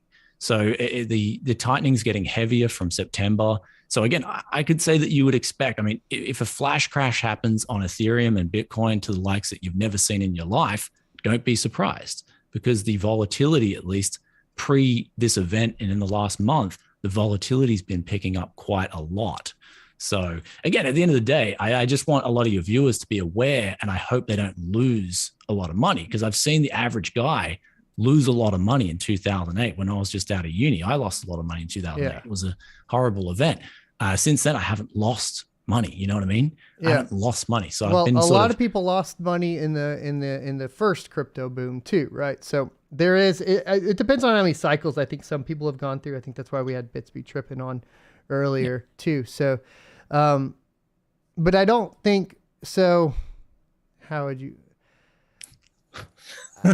I guess I disagree on the fact that like Bitcoin's reached its max potential, right? So I don't think that is true, right? And I think that there is potential for cryptocurrency to potentially solve a lot of issues that we have in the economy as a whole. But I do fear that at the end of the day, probably there's too much government control for that to actually happen. I mean, sometimes if I read, go back and read like The Sovereign Individual, I get some hope from some stuff like that, right? A collapsing of the nation state because the nation state is incapable of ruling the amount of people that are participating within a free and open society and economy, right? So the fact is like if everybody did use Bitcoin and refuse to use the traditional fiat systems, then at that point you have a fighting chance, right? The question is, would that ever happen? and that I could probably say no to that because that does feel like a pipe dream, right? So Yeah. I mean, that's kind of where I sit as far as all that goes. I still think there's potential though at the end of the day. What I wanted to get into though a little bit more, because obviously what you do on your channel is you build used PCs, you refurbish PCs, you sell them, that sort of stuff, right? A lot of times you do tech reviews as well, obviously Tech Yes City, all that sort of shit. Yeah, man. Yeah, we're branching into a bit of finance lately too. The viewers absolutely love it. You know, they're loving it because I guess you're going to need some guidance going forward, right? Yeah. There's a lot of things going on that make people sit back and go, whoa, this doesn't make any logical sense, right? For instance, energy shortages. In 2022, there should be no energy shortages whatsoever. You look at how technology's progressed. You look at the efficiency gains that have been made for energy production. There's no reason you should have energy blowouts in the world, especially in the first world countries, right? Where all the wealth is. So it doesn't make any sense. So what's going on behind the scenes, right? Mm-hmm. So you start to scratch your head. And so then, they're going to blame the miners for it. Oh, the crypto miners are using too much power and they're causing all this. It's like, yeah, whatever. So that's what I mean. There's some things that I'm like, I agree with you guys, the miners. I agree with a lot of topics. But then there's the things where I'm against it because, you know, are you getting around the real problem in the end? And that is the government. Are you circumventing the government properly? I think that we agree on that, right? The real problem is the government, which is kind of, I think we do agree on that position. Or is the government corrupting crypto? And I think the latter. I think that's what's actually happening. I mean, the government. I mean, the White House wants to ban proof of work mining. Why ban proof of work mining? Why focus on that, right? But you know, Ethereum proof of stake will be fine. Why is that? Is that because there's more control over proof of stake? Probably. Absolutely. Yeah. Probably. So, actually, have you sold any of your GPUs yet? See, this is what I want to get into. I want to ask you some questions. Have you sold any of those 3090s? No, I have not sold. I have sold some to friends, yes, but that was during actually the bull run because I want my friends to have GPUs to play video games with me. So, you know, that was a little bit of a different position. But other than that, no, I sold one 3090 to another friend here recently, but that was about it. So I'm holding on to them. I've been spec mining a lot of different coins and kind of going about it that way. I am in a position though where I probably will shut off and hold hold a majority of the GPUs, at least like the 3000 series, the 6000 series, that sort of thing, here probably for a certain amount of time, 6 months, probably to a year, something along those lines. Okay, so how much did you sell the 3090s to the friend for? What GPUs were you selling? I gave one 3080 Ti to a friend. I sold another 3080 Ti for like $799, and I sold the 3090 for $1,000. Okay, and so also a question for you: what's the new proof of work coin going to be? What's the one that everyone's going to flock to? Right? What's the second best option? That's what Ethereum? We're waiting to find out tonight, right? And we're in 15 minutes now. There's this, right? We have ASICs on Ethereum that run ETH hash. Okay, so they can only move to another ETH hash coin. There's an ETC hash, which is Ethereum Classic, which can have firmware for these to mine it. So that's pretty much the only one that they're going to. So our big question is how much of the hash rate is ASIC? Because they're forced to go to one coin. Okay. Exactly. Yeah, I know that. Yeah. So I used to ASIC mine Zen Cash, which changed over to Horizon. Okay. If you remember that one. Since then, that's gotten, I'd say it got the same sort of corruption sort of leaching into it from big banks and whatnot. So, I mean, I made that, like I said, man, I made all my money in crypto off Zen Cash. So, yeah, that was a big one for me, man. I just got into it when it was like, oh man, it's like $3 a coin or something. Yeah. So on average, I cashed out at about $35 a coin or something like that. So, yeah, man, I got a lot. Like I said, I got a lot to thank for crypto back then. Yeah, I was very profitable. So, and that's what I mean. At the end of the day, is a lot of viewers in it for the profit, or a lot of the viewers in it for the technology. And that's what I realized at the end of the day. I was in it for the profit. Yeah, I wasn't in it. I didn't believe in it. I was like, man, I can't do something I can't believe in, right? Yeah. So, no, I hear you. So I want a new crypto. Is there a new crypto that the people are going to believe in? And so I mean, like you guys are speculating all the time. Like you got Ergo, you got Raven coin, you got X coin, you got this coin, you got that. So why don't people get behind one coin that's going to be the true leader of decentralization, and I want to know what that is. I think the problem is that we know what that is. That's Bitcoin, and you can't really be anything else because Bitcoin is unique in the fact that it doesn't have the people problem. But it doesn't have the complete private transactions like Zencash has. But you don't need privacy necessarily. So you don't need privacy to be the main backing of the thing that changes everything. Because I would want complete privacy, man. Again, I understand that, like, that perspective, but also from like the perspective of like fully like transparent transactions on the blockchain that can be audited. I also see value in that. Yeah. But there are tools that you can build on top of that obfuscate transactions on Bitcoin, right? I mean, the same thing that's going on with like Tornado Cash and Ethereum right now, right? That's possible to do. The governments are going to sanction it, right? That's going to happen. But I think that the majority of cryptos have the people problem, which means that you have, you have people in charge of them controlling them, and you have people that are developing on them. You have people that are directly tied to them being successful, and you can't have some altruistic shift in like an economic like currency if you have people involved in them in that manner, right? So that ends up kind of, in my humble opinion, kind of actually hurting almost any argument for any cryptocurrency that I see. And that's something I deal with. One of those contradictions I deal with when I look at the market, right? Because I know most of these devs, right? I've interviewed them. I've had them on my channel. And most of them are great guys, but at the end of the day, there's still a problem because there are people in control of something. Exactly, man. Yeah, because you bring in the human problem into crypto, where the same things that corrupted governments over the years is it corrupting crypto, and it looks to me that trend sort of starts to get more apparent as time goes on, and so.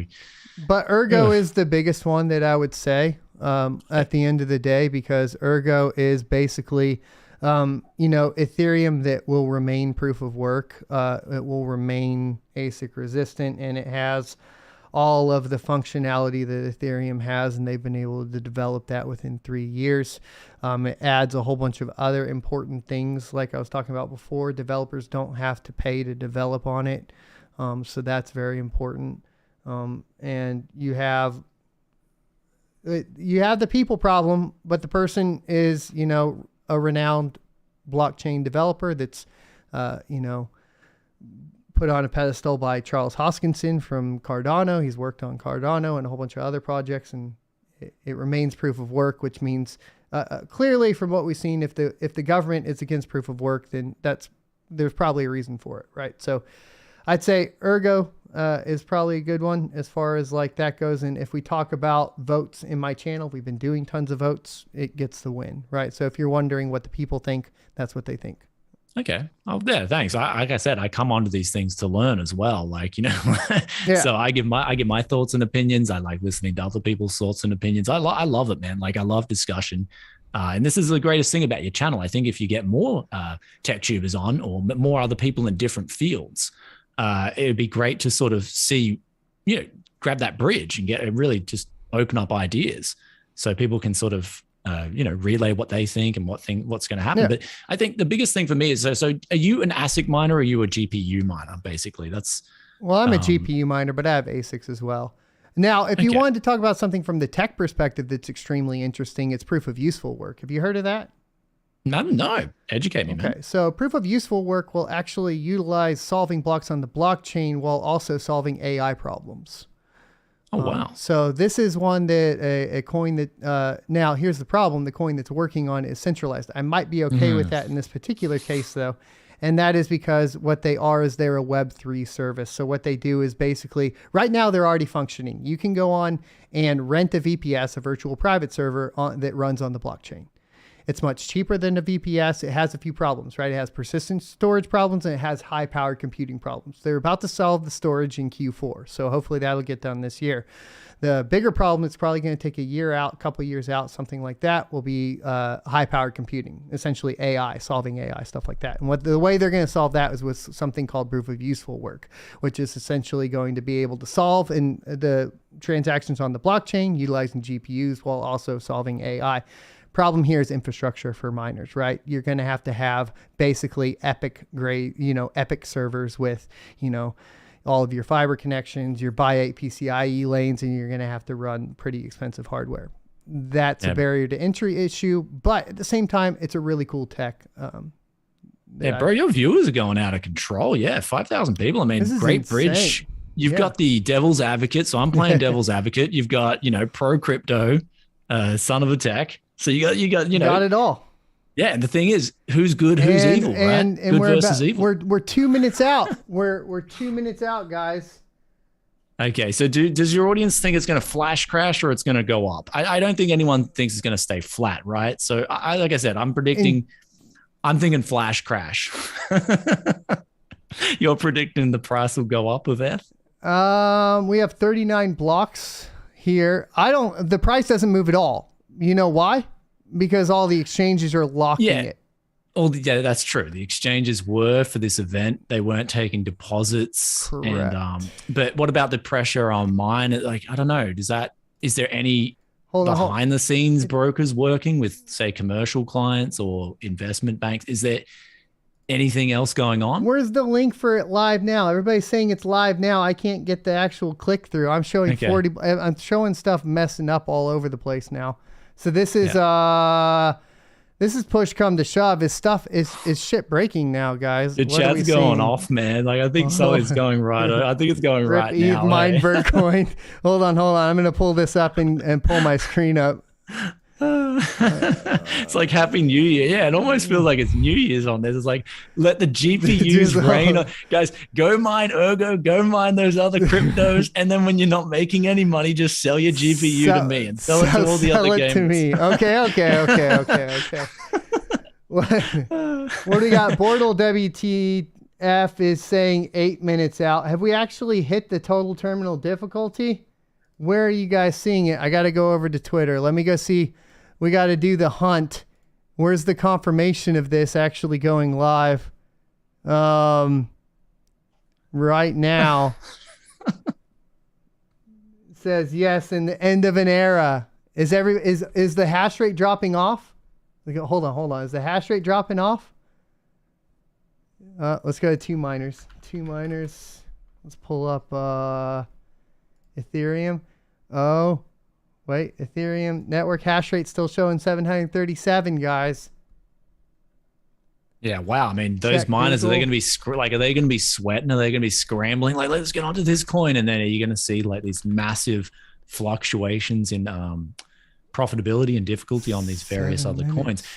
Because I, from what I see, there's about 4 other coins that can that have a bit of volume going on every day in terms of like, I mean, there's some coins out there that are like, oh, you can make $1 a day with a 3080, for example. That's what I check on what to mine. I mean, for instance, how accurate is what to mine though? Not accurate right now at all, because all the difficulty is adjusting. It's pretty much you can look at it and it literally means nothing. Like, the only one that actually is accurate is Ergo, but that's because the difficulty adjustment on Ergo is a day and a half behind. So technically, Ergo won't feel the effects till Friday. Okay. That's why I thank you for having me on as a special guest when the whole thing goes down. Like, I do feel really special, man. I'm telling your audience. I'm glad you're in the time zone. I don't think crypto's going to crash. I think that everything's going to get locked down and everybody's going to say you can't sell it. That's what's going to happen here in the short term. So I think the wheels are going to fall off the bus, dude. And then not only that, there's going to be a cliff at the end of that road. And it's like, we can't stop. We can't pull it up. We can't pull it up in time. And then the bus goes completely off the cliff. Bortle went. Yeah. Hold on. Let me go look at wonder if there's a better way to look at this. But have you noticed, like, in the last couple of months, though, have you kind of noticed a bit of free speech coming back, like, at least to YouTube? I've noticed that there's been proper, like, I'm getting recommended content from just different YouTubers, and they're not having this mainstream, everyone agrees with I think so. Yeah, I think so. I think, like, this is absolutely insane. I've never had We're at 6K viewers right now, guys. Holy Insane. shit. Yeah. Wow, dude. Thank you You're guys. punching. Dude, you're punching with like 2 million That's sub channels with the live nothing I've viewers. ever seen in my life. I mean, we're not at 30K viewers of the official Ethereum mainnet view party, but I do have that pulled up here now too, because I was gonna see if they're ahead of the game. It looks like they're getting ready. They're getting pretty excited here, as well. Yeah. And then So someone in your comments called me a shill. It's like, yeah, I'm a shill for me. You know what I mean? Like, what are you shilling, bro? Like, well, I'm shilling people to sell their used GPUs for me to cheat for cheap. So Do it. that's it, guys. Like 3090, I'm kind of buying prices around $500. 3080, 350. This is what I'm hoping for. So This is what you're hoping just- for prices? just 3080, hit me up, 350. Yeah. That's what you're Just thinking? just hit me up. Like, that's How what I want to screwed buy. do you think Ada Lovelace and the RTX 7000 series are at this point? Like, they're forced to go with high prices, right? Look at that. That's 2000 USD. Like, if you go back in my channel, I did a live stream predicting the cost of that GPU, the 4090 is going to be 2K. People are like, no, it's way out of field. It's looking like it's exactly going to be 2K because they've got so many 30 series cards that they got to get rid of. Yeah. How else do you get rid of them? And if people want the latest and greatest, well, they can go pay for it. The biggest problem NVIDIA is going to have is that they're going to be faced with this time around at $2,000. You're not going to be attracting the impulse buyers. There's no way someone who's impulsive and just goes out and buys that stuff day one is going to go out and buy it day one, right? Sure, they'll sell off the first run, but people are going to sit back and go, whoa, 2,000 for a GPU. And it's going to be, since the DXY is so strong, it's going to be like, you're looking at Aussie pricing. Apparently there's leaks of 4,000 Aussie dollars for a 4090. No way. People are going to say, yeah, so people are going to say, whoa, dude, that's insane. And miners are going to say no. You know that, right? Yeah. They reduce the memory bandwidth and the bus width. Well, that's it. Miners are already sort of choking a little bit on profitability, right? Miners are sort of taking. But a 3090 Ti gets to say, oh man, I lost tech. Yes. No, we were having such a good conversation. I forgot that we have the 40-minute time limit on Zoom. I'm sorry, dude. Oh man, 40-minute. Hold on. It's okay because we're near the end of the merge here. We have 9 blocks left, so let's get this pulled up for you guys here. We have the Ethereum merge countdown happening right now. I think we got 8 blocks left now. 8 blocks left. Zoom time limit. Okay. So 1 minute, 15 seconds. We got 6 minutes left. What do we got over here? What are they showing? They're showing the node, right? Total terminal difficulty. What do they say? Come on now. Let's go. Let's This go. was the, Let's this go. was the- hey, when we're planning the merge call, make sure we Is have this something to happening? say when we're waiting in these times. Is it happening? I What do Let we me give got? a shout out to ETH Finance. I love y'all. Big hugs from Kansas City. Let's go ahead. That I don't know what's going on with that Ethereum mainnet merge party. 35 seconds. It's happening. Portal WTF is down. It's up. It's down. It's up. It's down. It's up. 25 seconds, 24, 23, 22. Come on. Is this for real? Are these guys for real? They're showing it on here. Is this live? Now. The new question is going to be, did it ever happen? Hey, I got pandas. POS activated. Pandas. Come on. Where's the pandas? Show Come on me. now. Let's go. Thank you, Pandas. Paul Honor. Let's go. Panda. It reset. Panda. Difficulty hit. Hey! Difficulty hit. There you go. And built Proof on of a- stake activated. Yay, one chain. So, All right, everyone, boys. We knew this would happen. We knew that we would get this far. There's nothing contentious yet. The next 13 minutes are the nail-biting times. So Okay. now it gets fun. Now it on gets now. fun. All right. The next 13 minutes for us as proof of work. What are we looking for? What are we looking for, guys? Let's go over to Ethereum. Let's take a look. What are we seeing? Is it happening yet? Is hash rate falling off? What's happening here? Hash rate's starting to fall off. Down to 737.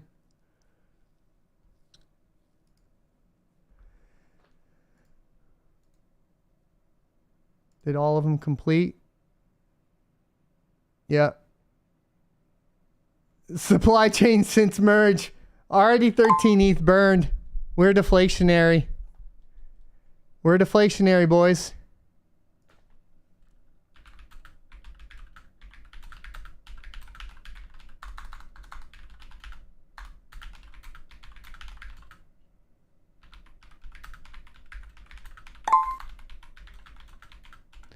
I'm getting a request for BBT.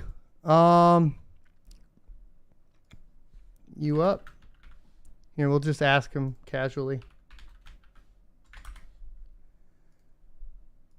Holy moly.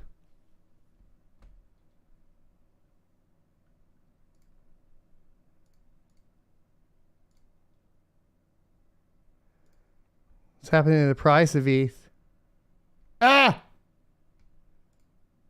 Price of ETH is gone, boys. There it is. It's over down here.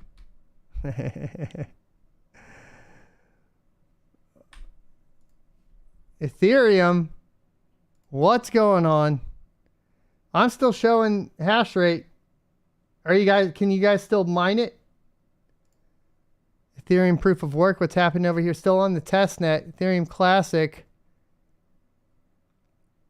is up another 20 terahash. It was auto set to go over, it looks like, guys. People put the failover to Ethereum Classic. Ethereum Classic just went up another 20 terahash.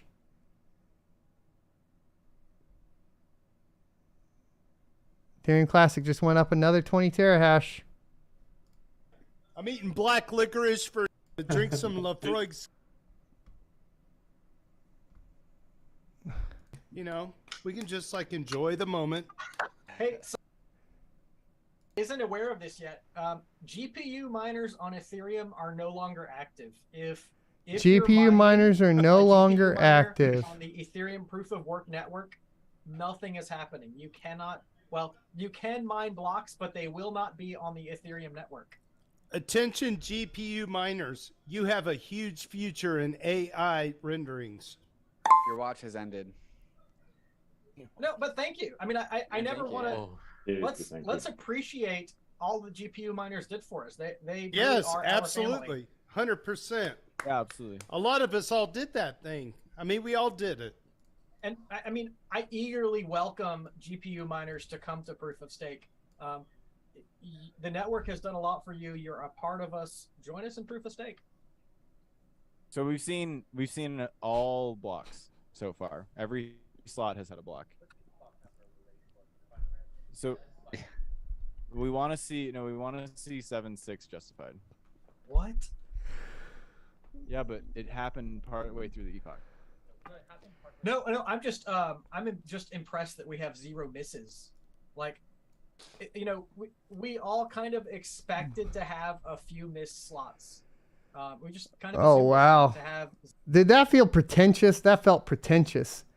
All right, let's take a look and see what's going on here. Do we have more hash rate moving to Ethereum Classic? No. Do we have more hash rate falling off of Ethereum? No. It looks like people are just continuing to mine Ethereum and make no money. What do the blocks look like now on Etherscan?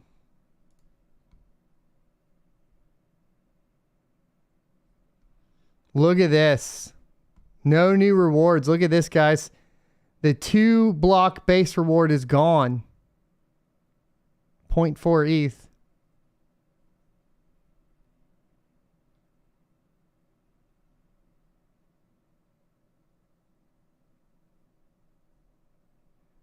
Look at that.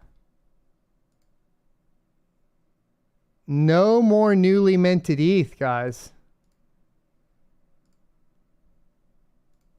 How much ETH are we burning now? So remember, EIP 1559 is still in play here.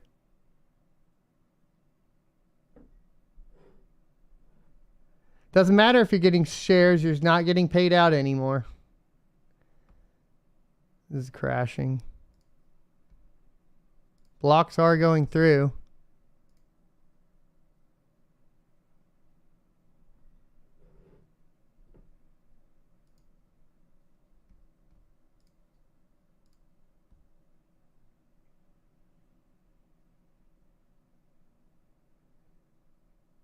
This is weird because we're not seeing anybody move off of Ethereum yet. That's pretty funny. Which is like, how late do we stay up to see what happens? Hive is broken.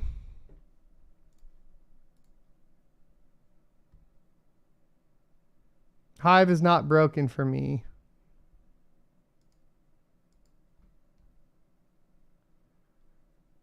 Is everybody trying to switch over right now? Winter is coming. Winter is here. Winter is here, mother. Winter is here. Winter done came, boys. Winter done came. It's here.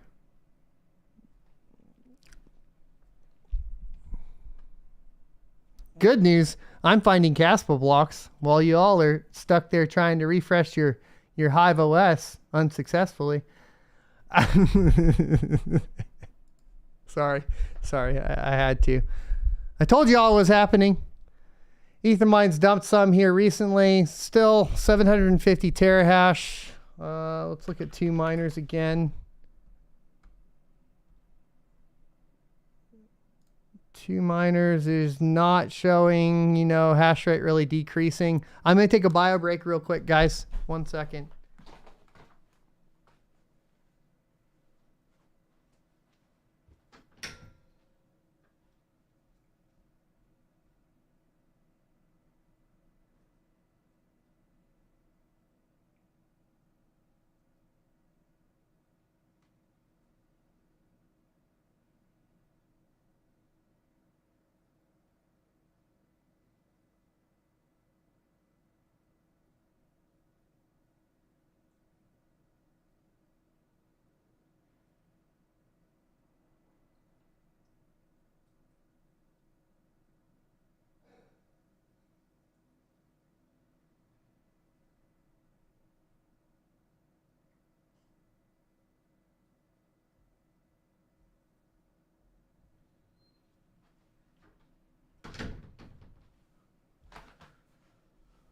Holy moly, it's done, did. Look at this. Target difficulty hit.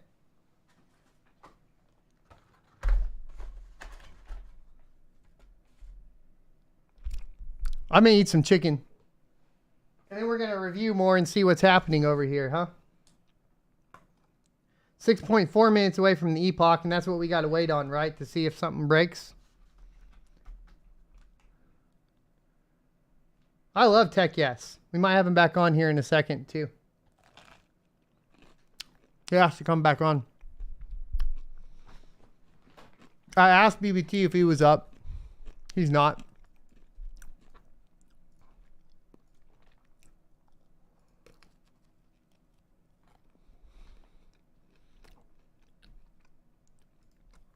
I'm getting reports that 2 miners is cut off now.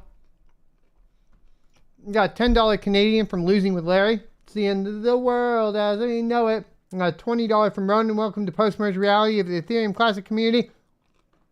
Yeah, I already got an ASIC on ETC, man. Right here. Look. Look. Look at that. Look at that sweet, sweet ASIC. I got your back, boy. Don't worry about it. I need water. Hold on. Water. I'll be right back. Holy moly.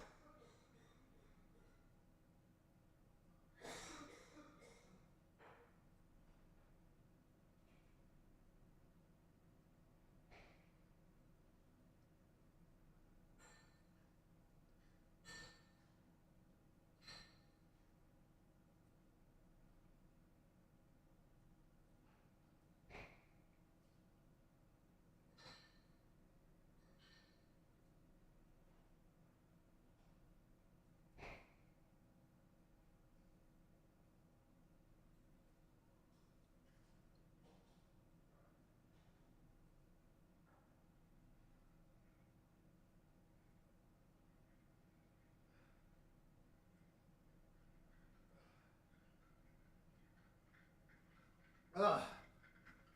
Sorry about that. I've been streaming for a long time.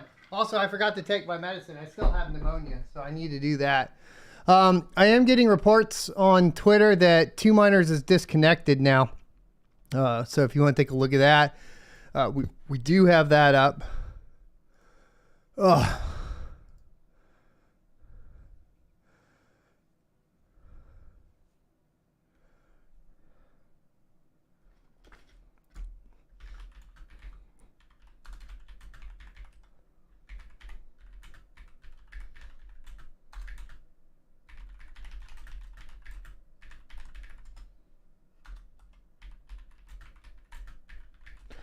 Messaging Tech, yes, and catching up with him. Let me get going into chat as well. Whoa, chat. Slow down. Conflicted, thanks for the $5. Says, at SerpentX, who got the last proof of work block and was it worth it? No, let's go see what the last proof of work block was.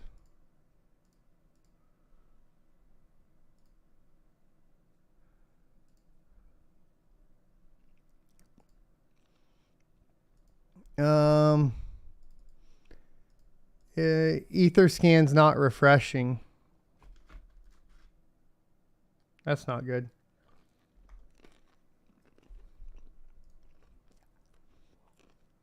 Indication that there's a little bit What are of they saying over the next couple of days, but with client diversity, especially with like kind of the node pairings across consensus layer and execution layer, you can have intermittent failures here and there and still have a resilient network.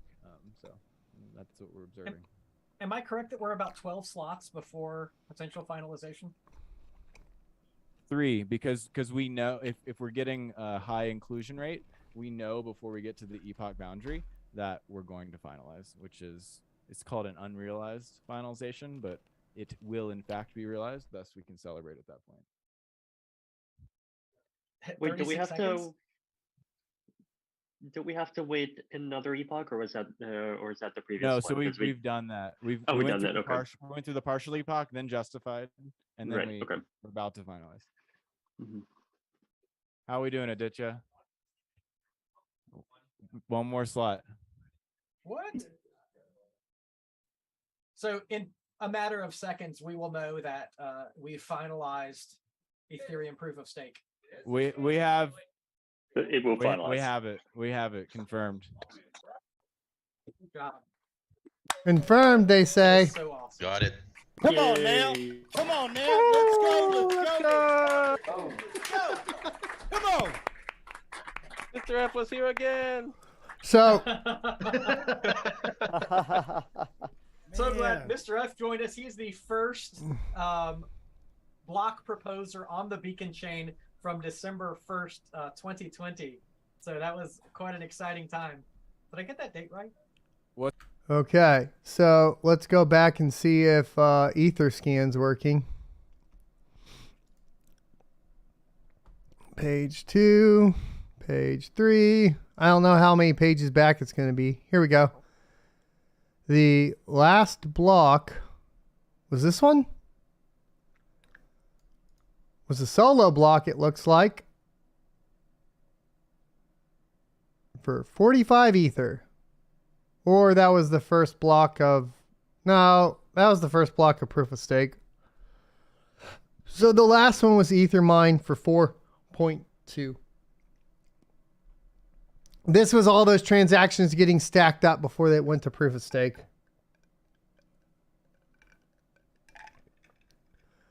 So it's Ether mine. Got the last one. Wow. ETH proof of work is pumping hard, I'm hearing. Let's go ahead and take a look at that. No, it's not. Why do people always say it when it's not? It's at $39. It was at $50 earlier today. It's not pumping. What are you talking about? Pranav says, SerpentX, that's the proof of stake block. Yeah, the 45 ETH. The 4 ETH was the Ethermine was the last block on the blockchain. Was the last block on the Ethereum blockchain. Holy moly.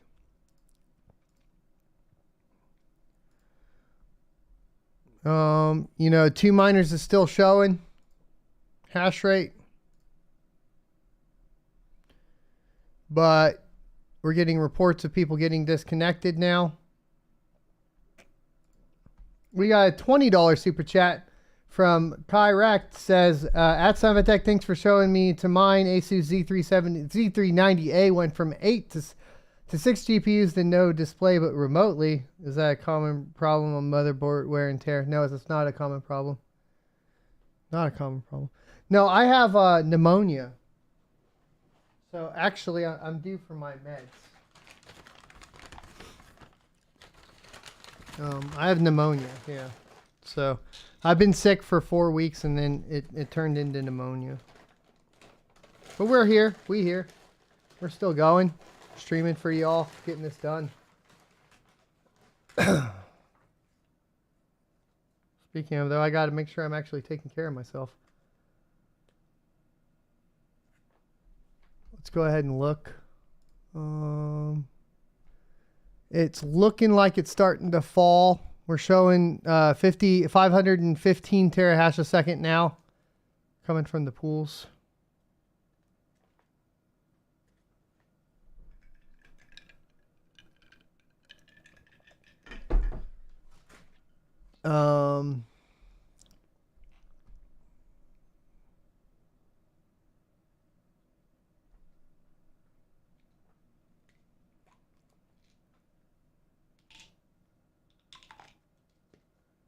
Let's see.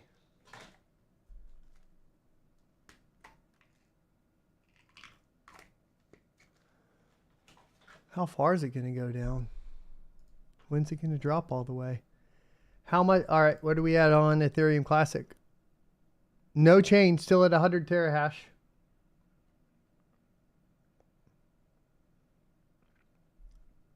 The validator that won the 45 ETH block is an address that had 440 plus ETH in it. Hey, Bits, do you want to hop back on? You were requesting you. I DM'd you.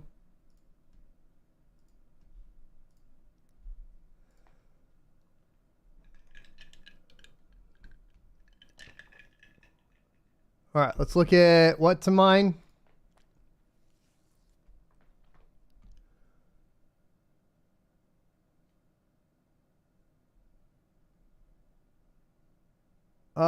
It's not refreshing.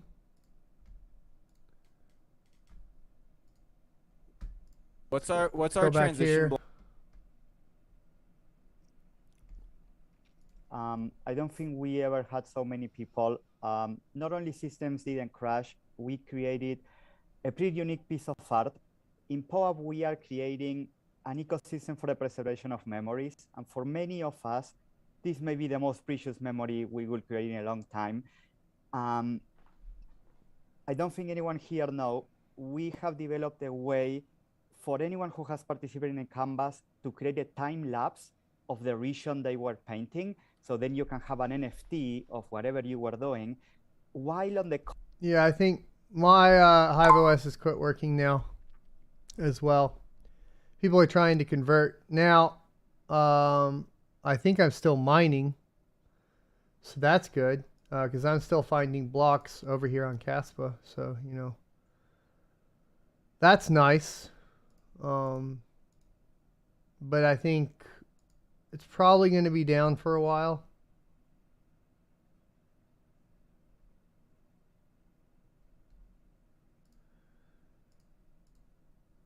And then we're just kind of waiting to see, you know, see if this hash rate starts moving tonight. It doesn't look like it. It looks like everybody set their miners to Ethereum and went to sleep. Isn't that interesting? Isn't that interesting? Everybody just kind of set it and forget it, dude. HiveOS rug pull.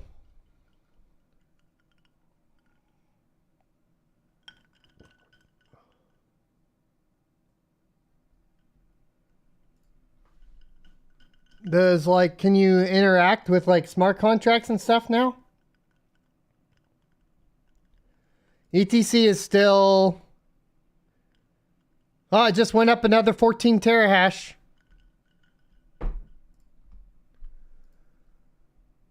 Ethereum hash rate on 2 miners not really reporting correctly.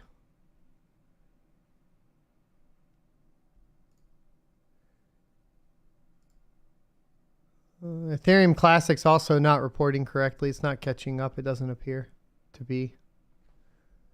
So you see here, 2 miners still reporting that. But we did just see right here, 114 terahash. We're up another 14 terahash on Ethereum Classic. Ethereum proof of work doesn't look to be live yet.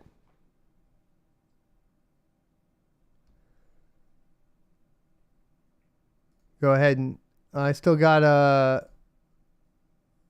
Wow. What to mine? Gateway timeout. What to mine is down, boys. What to mine is down. Holy moly. There it goes. Now, website of whattomine.com is currently offline. Cloudflare always online is just showing a snapshot of the page from the Wayback Machine. The Wayback Machine, when you could mine Ethereum.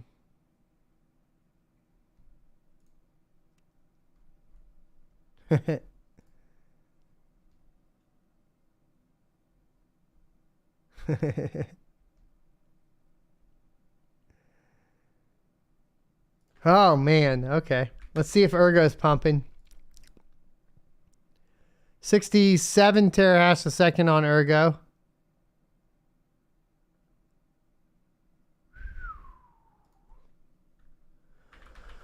Flux.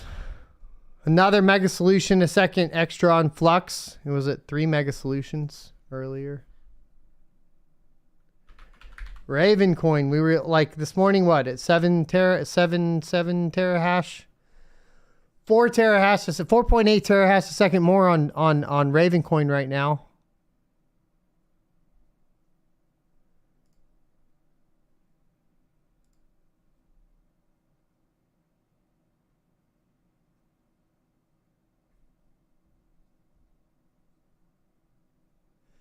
Did Ethermine shut down?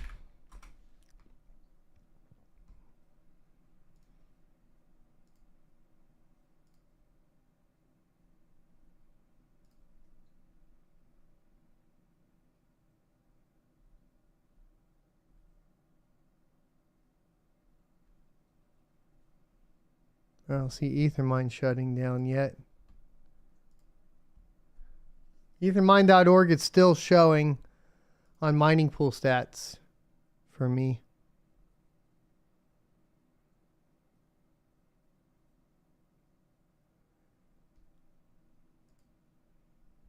So Ravencoin's up 4 terahash. What about Neox? It was like at what, 3 terahash?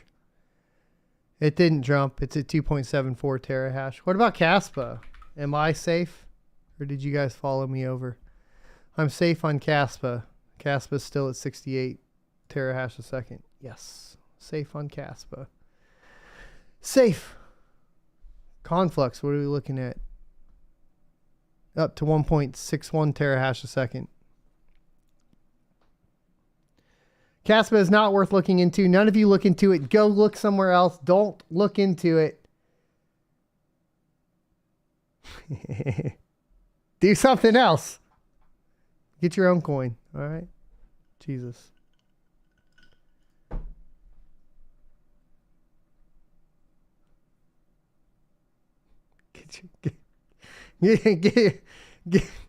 Get your own coin. All right. Ethereum Classic is at 115 terahash a second.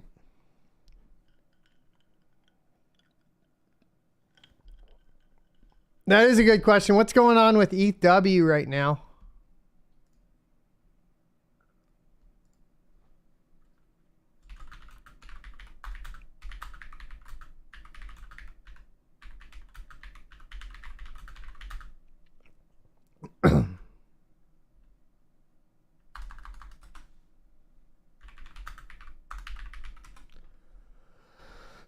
Overclock for Casp is on my channel. You guys can look it up.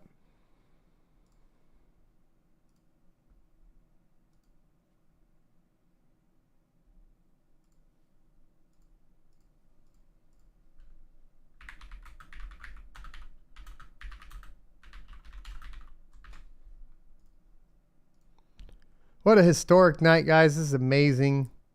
I can't believe my plan to move to Caspa worked out so well. That worked out really well.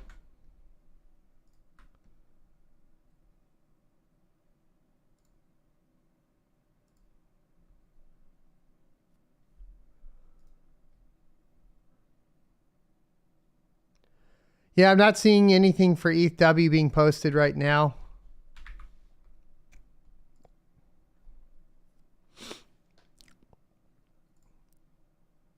What about their Discord?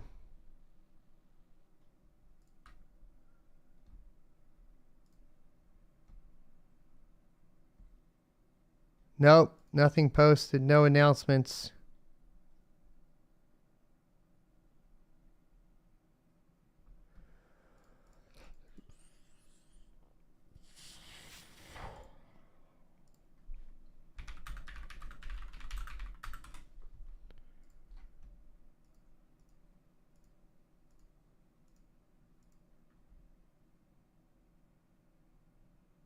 "24 hours post-merge" is what Fox Protocol is saying. They had bragged in their Discord they were going to do an hour after.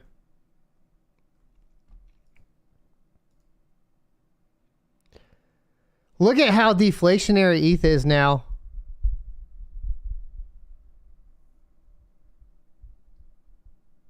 And no new issuance, which means what? Eventually you just burn all the ETH and there's no ETH in circulation anymore?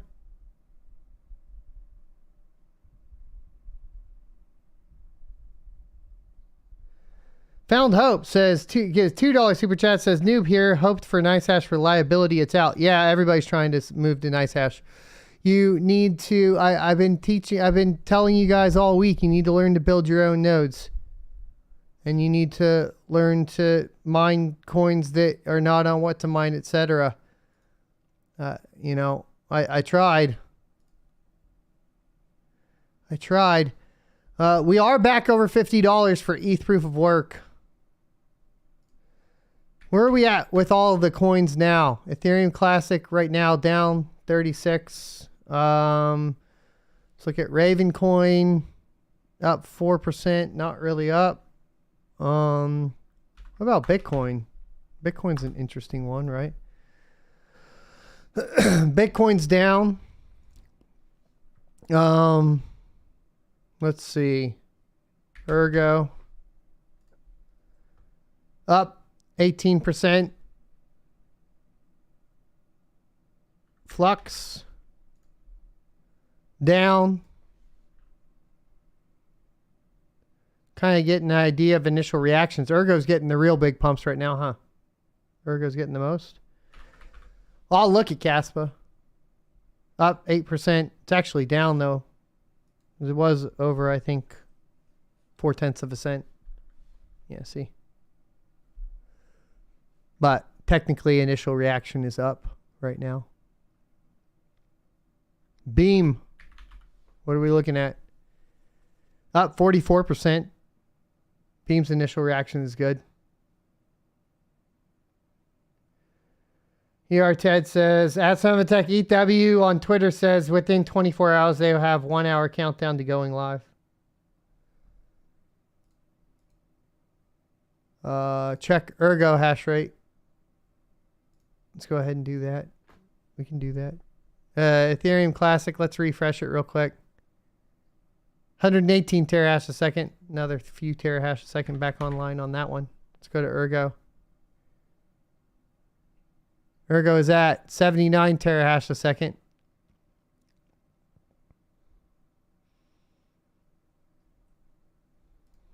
What's Beam at? Beam at 1 mega solution a second. Okay.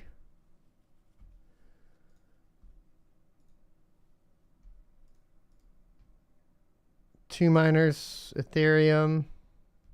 All right, we're starting to see it jump off, right? Network hash rate, though, still showing 740 terahash a second here. That's not right.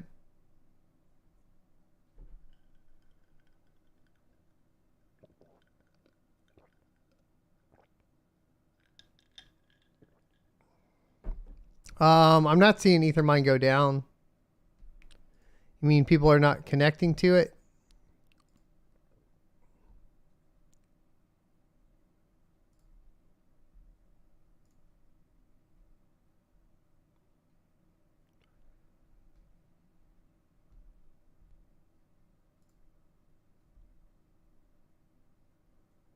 Oh, womp womp. Approximately, exclamation point. Read our announcement.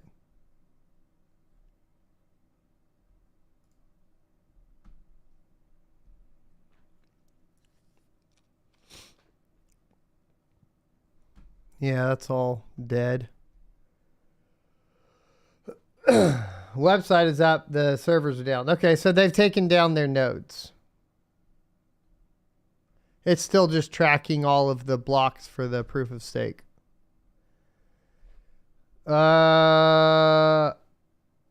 Crypto Tim says, did you do any content on ETH proof of work setup? No, I didn't do any content on the setup because I'm still downloading the chain. It's taking like 60 hours. We probably won't be ready with the pool for like another like 2 days, something like that.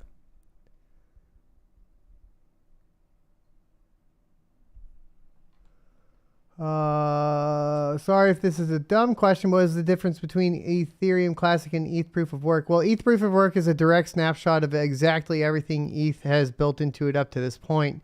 Ethereum Classic, you know, it delved way back in the DAO hack, and so it's kind of could become a completely different thing.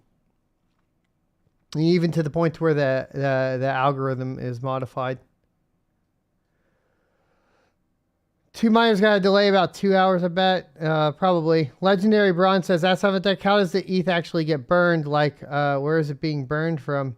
It's being burned from the fees, right? So we talked about that way back in EIP 1559. Let me see if I can find the video for you. Son of a tech, EIP 1559. Not the update.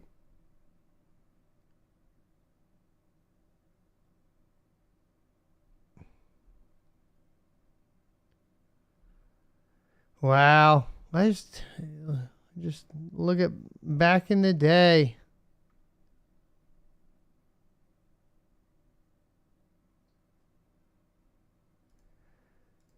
All right, so here you go. Here's EIP 1559. Just take out the base block reward now. So basically the base fee and the burn fee, that all still plays in, right? So you're still burning, but there's no 2 Ethereum anymore. So Ethereum becomes completely deflationary now. No new Ethereum is being minted. All of that's happening is it's being burned. Thanks for the $10 super chat from Xcraft LLC. Says, aren't these services that mine whatever is most profitable without being a renting service? Aren't these services that mine what? You could try to use some, you know, but no, not really. Like there's profit hopping, you know, with MinerStat, for example. But I'll tell you this: any of the profit hopping's not going to work, because if you're profit hopping and everybody's profit hopping, they're all profit hopping at the same time, and as soon as you profit hop, that coin that you profit hop to is no longer profitable. It would be the dumbest thing you could do right now would be profit hopping. The most profitable thing you could do right now is pick a small coin and just stick to it. That's the best thing you can do right now, or turn off. Potassium says, that's SerpentX. Why do you think people aren't moving to Caspa? Because it's difficult, more difficult to mine.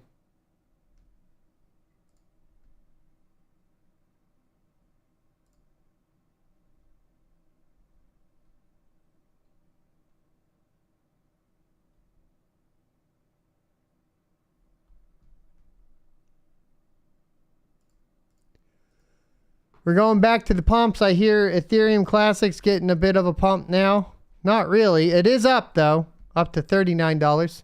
Really need to see it crack that 40 mark real bad, don't we? That's really what we need to see it do.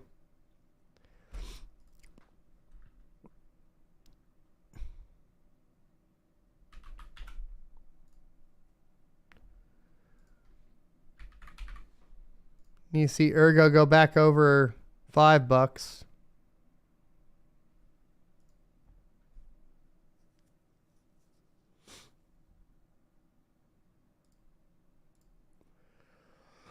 All right, we're starting to see more hash rate come off. We're getting reports of 467 terahash a second on Ethereum. What's happening on Ethereum Classic?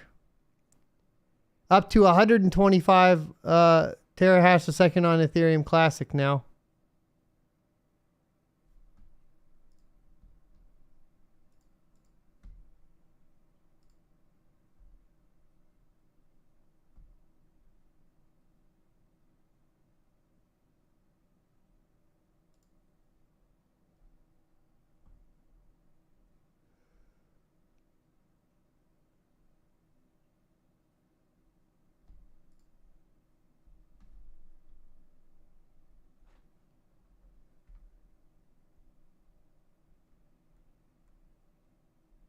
I am reading chat now, guys. Akuna Matata does say Hive is totally F now. Still have 500 megahash stuck on ETH out of 7.5 gigahash. I think, you know, this is why I switched over earlier. You know, I try not to say financial advice. I try to just set an example of what I'm doing. But it's like, I don't know how to say I told you so without saying I told you so on that one. Like, we kind of knew that everybody was going to be panic switching. And we know that Hive isn't reliable when a whole bunch of people hit it at the same time.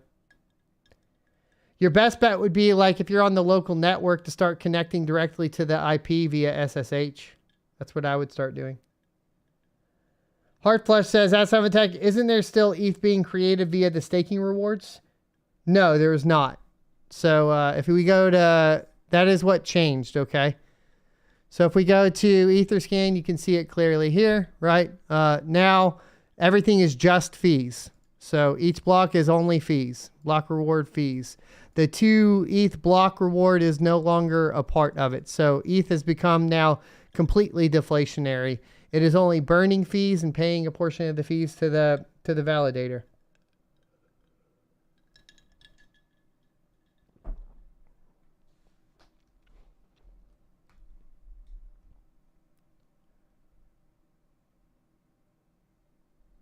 Everybody's saying what to mine deleted ETH, but I still don't have that popping up on mine. I'm refreshing again.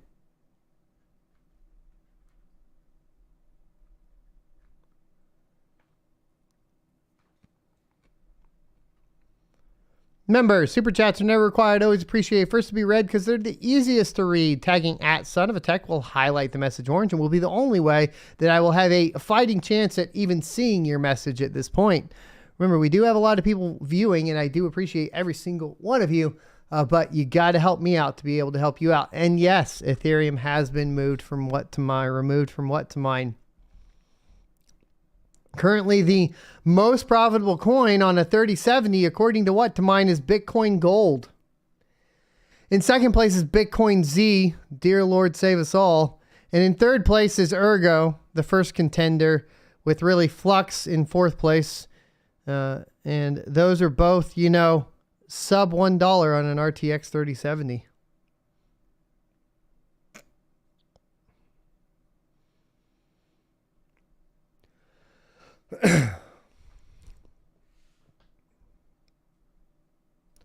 Under that, what's in third place? Eternity? Probably not, because we're having a lot of all this.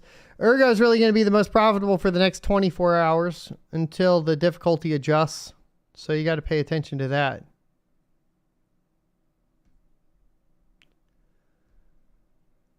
Ted Park, thanks for this $2 super chat. Says, thanks for a great show. I enjoyed watching. I have enjoyed every single second with you guys today and every single guest that we've had on today. It was quite the treat to be able to do this with you guys. I'm excited to kind of wake up in the morning and see what happens here.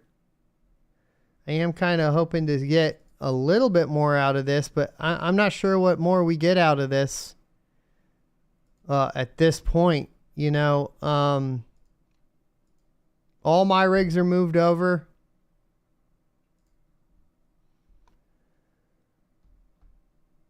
I'm kind of set for now. How much ETH have we burned now? 104 ETH burned now.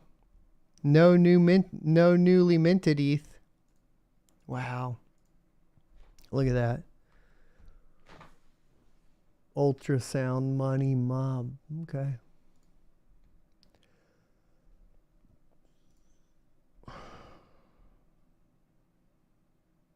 Down to 458 terahash a second there. We got another $5 super chat says from Protasium says it's for $5. Thank you. Says thanks for being here, homie. Just wanted to show my support, loving Caspa, but don't tell no one. I think we let the cat out of the bag at this point, unfortunately. Currently 4,500 concurrent viewers. I think we hit a peak of 7,000. That is absolutely insane. While all y'all are here, make sure that you do hit the like button. I'd like to see if we could get close to 3,000 likes, maybe.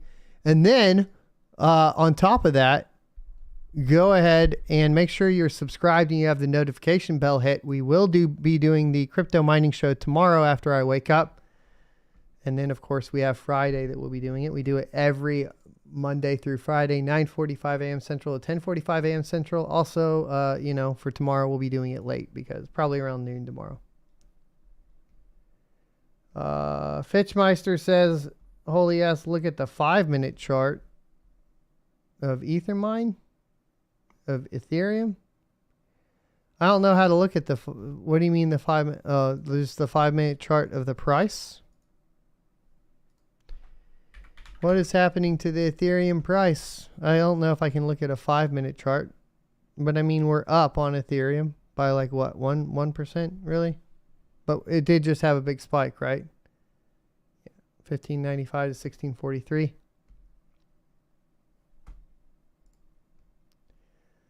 Okay, let's scroll up and try to see. Crypto Miner says, please read. If Raven goes to $1, that would make Raven coin block $2,500, which is close to ETH. Wouldn't that be enough to save mining? No, probably not. But also, like, depending on Raven coin to go to $1, it's kind of a pipe dream. That's like expecting Dogecoin to go to $1. Baylu says, at SerpentX, looks like the LOL miner not built for CAS only mining. So what algorithm are you using? Looks like LO miner not built. Yeah.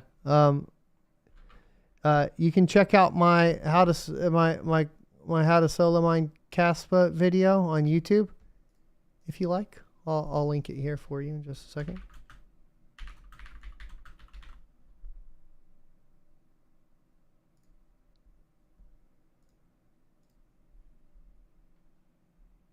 And then depending on the GPU you want to use,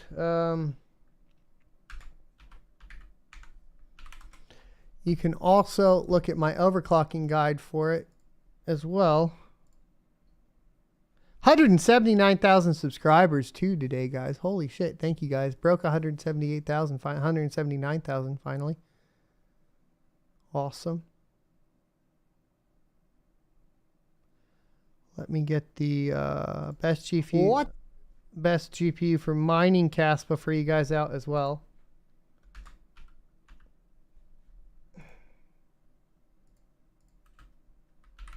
There you go. We have a $20 super chat from Johnny Hammersticks. And he says, can you elaborate on the Neoxa issues you touched on earlier, forks and whatnot? So Neoxa is a fork of Ravencoin, and that has turned into, you know, it basically because it was a fork of Ravencoin had a whole bunch more hash rate, which made it easy to attack Neoxa and cause a 51% attack, which turned into a double spend. This did happen. Because of that, what exchanges did to prevent this was increase the confirmation times, meaning it takes days for you to get your deposit into an exchange for Neoxa, meaning the liquidation process is a lot more difficult. And I think, like I talked about earlier, there are better solutions for starting a new cryptocurrency in the vein of like what Neoxa did with actually still having security if you use something like the Komodo platform. It takes a little bit more work if you want to change it to a non-ASIC coin, like if you wanted to change it to Varus hash or a GPU mineable coin, a CPU or GPU mineable coin. Takes a little bit more work, but a little bit more work and still getting the security from the Komodo and Litecoin network is a much better idea if you're starting out with a project like that. We got a $5 super chat from Real Regos, says, happy merge, so happy merge, Real Regos. We are done. We don't have to worry about answering those questions about when merge ever again. 1 second, got a cough.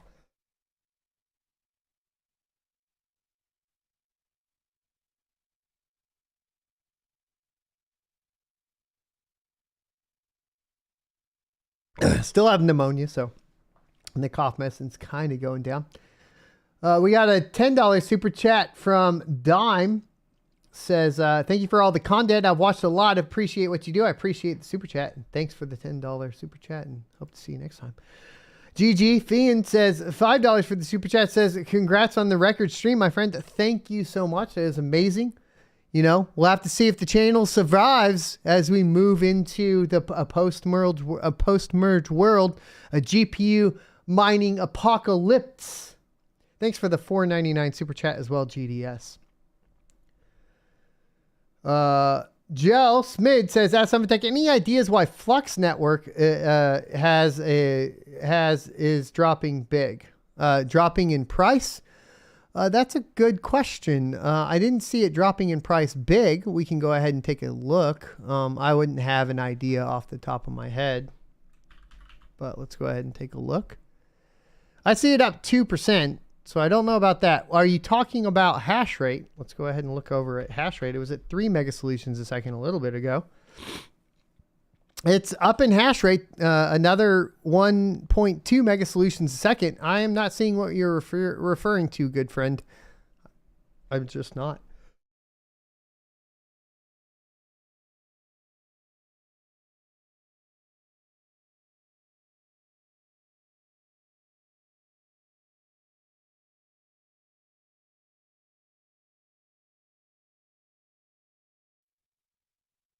So Gunmu says, at SerpentX, bring back the Aussie. He so relevant to both of my worlds. I actually already DM'd him and I said I would really like to do some more work with him. So we're going to get him on. He said he had a lot of fun. So we're going to do some more in-depth work, I think. I think it's going to be good conversations to have and we can learn from each other. Jacob Burgess says, bedtime for me later, so I will see you later. It's getting close to bedtime for me as well.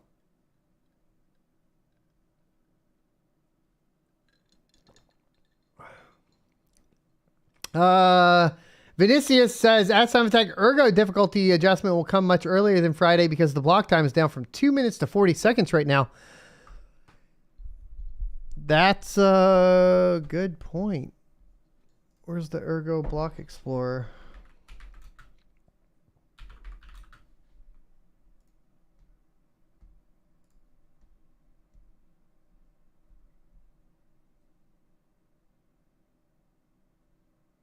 Oh, wow. This is actually really good news right now for Ergo, guys. A lot of the big complaints on Ergo was, of course, their block times, but as more miners are hopping on, the block times are getting shorter. Which means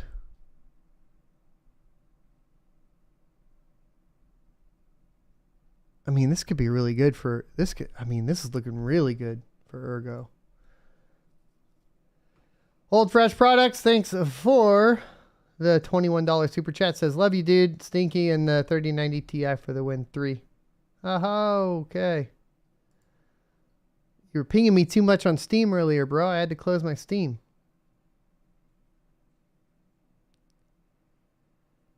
Bart says, Ask SerpentX, what are you going to do with your 5700 Navi cards? Clean them up. Hang out with them. Get ready to probably put on Ravencoin.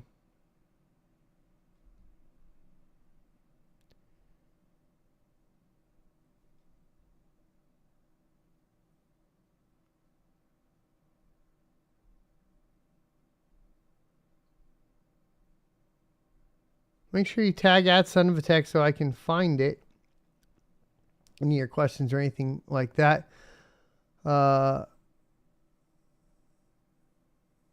Fitchmeister says, at Son of a Tech, start doing spec mining videos and other ways to make money in crypto. I've been covering, the Ergo pad stake keys. I mean, Ergo right now, if you really want to be making money in crypto, you want to learn, you need to start learning Ergo right now. It's basically like Ethereum at the ground floor. And it's, it doesn't cost you anything to start developing on it. So you should start learning Ergo. Like now. Like the guys that are going to make a lot of money on Ergo is like Aneta BTC, First Wrapped Coin, Bitcoin, all the Ergo pad guys, the LDOs, everything that's getting stood up through Ergo pad, through the IDOs. That's all going to be big stuff.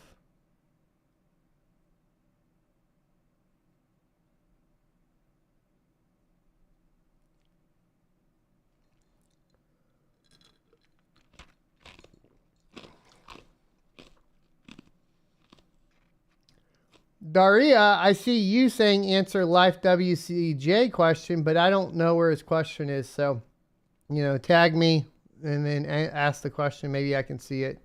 It's also really hard. There's a lot of people here, and you can't just say please answer and not actually enter the actual question. I'm sorry, I don't see it. Unfortunately. Ham Solo says, what kind of sauce did you get with your wings? I got both blue cheese and ranch. Alex from Idaho says, ask Tech, do you have any Ergo overclocking videos? No, I do not. GG says, ask Tech, you think Ravencoin is going to hit an all-time high in terms of hash rate? I think everything is going to hit an all-time high in terms of hash rate. Didar says, at Tech, do you have any estimations so far on how many GPUs we're mining ETH? None, because we really need to see how much went to Ethereum Classic. Then we'll have an idea of how much is left over there, right? All right. Life WCJ says, at Tech, I sent a donation. Could you answer? Can you tell me what the question was? I think I found it. Thank you for the $5 super chat. Life WCJ says, the current burn rate now on Ethereum, how large of an effect is it comparable to what it was previously? Astronomically. Because before you had 2 new Ethereum getting created, and really you're only burning like 0.1 per 1 Ethereum here and there.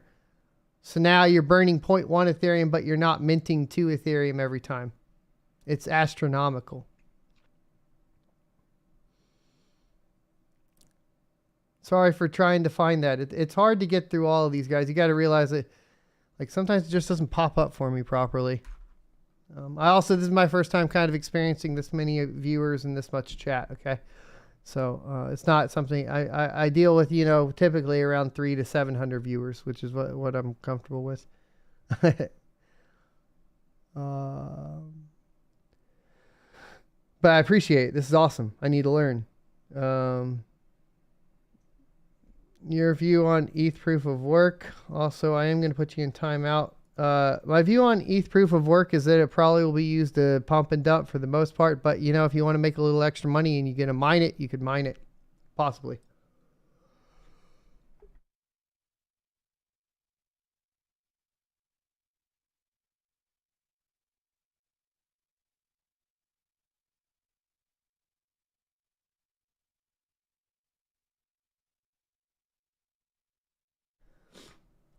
That's Tech. What do you think about Ton now? I haven't touched Ton since it wasn't mineable anymore.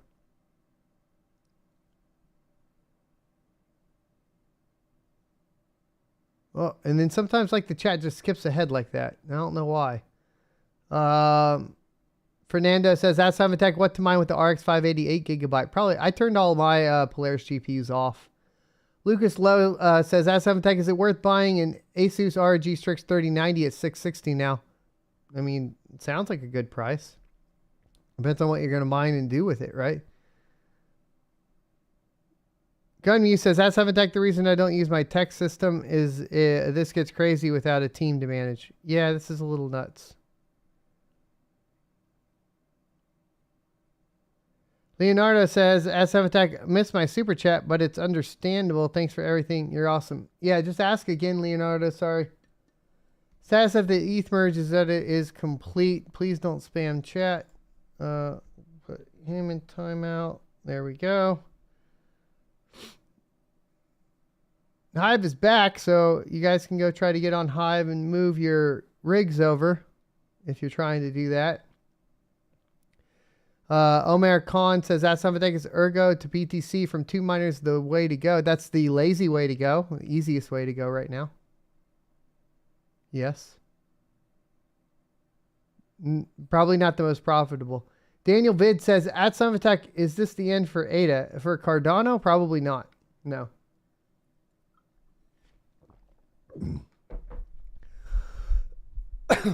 Ouroboros is superior to the proof of stake model that Ethereum's using, in my humble opinion. Theodore, thanks for the $5 super chat. Says, appreciate all your work, even through your hard times. We'll keep following well after the birds. Thank you, good sir. Well, I'm going to need it because this is going to get interesting. Paolo says, any thoughts on Cadena? It's an ASIC, and I'm just not that big of a fan of most ASICs. So it's kind of where I'm at as far as that goes. Benoit G says, SerpentX. Excuse me. Can we see your arm tattoo? I have 2. This one is just the Gears of War cog, and this one is just the monkeys but with skulls instead. That says, "See no, hear no, speak no evil."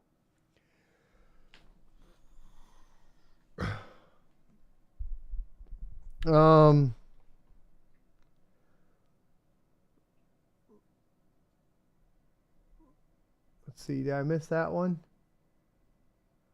Crypto Lifer, thanks for the $20 super chat. Says, do you want to come on my show? I'd love to meet you. Sure. You know, you got to get scheduled up with me. You can always email me at inquiry@sonofatech.com. All right, so we missed that. We got this one. New World Music with the $5 super chat says, do you think Conflux will go through with dumping the Octopus algo for ET hash? I don't know. That's a good question. It doesn't appear to be. I mean, I thought it was voted in, but, you know, I'm not seeing it actually take place, so it's kind of hard to say. Ethereum Classic up to 142 terahash a second. And Ethereum down to 369 terahash a second. Still not kind of seeing where it's all going. Miss KDA says, that's SerpentX. Should I wait for the 40 series or just get 3070 for gaming? You know, I think you're just going to buy a 3070 for super damn cheap here in just a couple weeks, right? Ignatius has the MX50, says, thanks a ton, sir. Fun and informative as always. Looking forward to follow-up live show tomorrow morning at 8 a.m. Yeah, it's not happening. We'll be live around noon. Good, sir. Good, sir. We'll be live around noon after I get some sleep and try to get it going. Armin, thanks for the $1.99 super chat.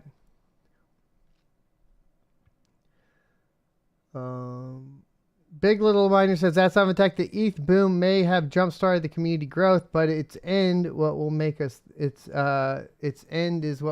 thrive. I think everything's going to be good at the end of the day. We'll have to see how to do that. Leonardo Mohammed says, how to use NVIDIA SMI in Hive OS. You just copy that command right out of the spreadsheet that we have up and then paste it into your shell and press enter. And so it says, do you colo GPUs for people? No, I do not. Fish Nexus says, as SerpentX, missed my super chat. Was curious on your thoughts on Raptorium. It gets forked a lot. I don't mess with it a lot. As far as I could tell, they doxed themselves and incorporated, so I'm not a big fan. Alexander says, at SerpentX, why are you hating on Raven so much? I don't hate on Raven so much. Not any more than I talk. I give the positives and negatives of every coin as I see it, without influence of communities that like to be vocal.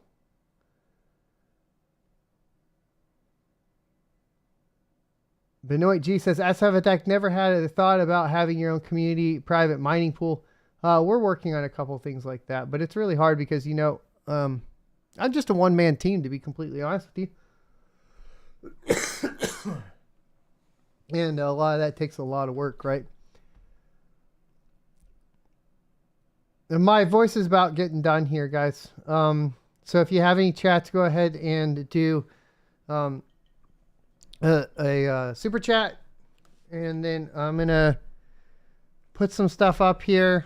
Make sure you get super chats in. I'll answer the last few of those, and then I'm going to look at the last bit of the hash rate, and then we'll review the rest in the morning.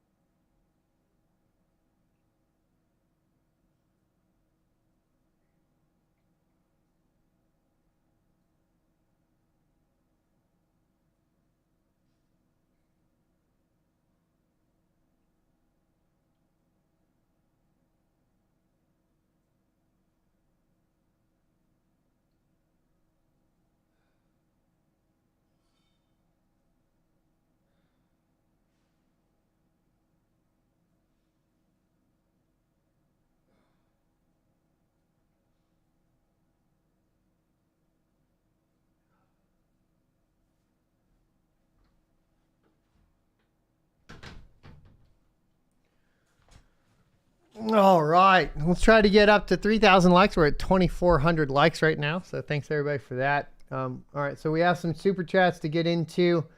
Armand, thanks for the $1.99 super chat. Says, what do you think about nice hash auto switching? I think that if you were going to try to be auto switching right now, everybody's going to be in that as your guaranteed way to make zero money and zero profit and zero revenue right now. You need to be picking a small coin, sticking to it, and sticking to your guns. That's the only way you're going to find any sort of profit right now.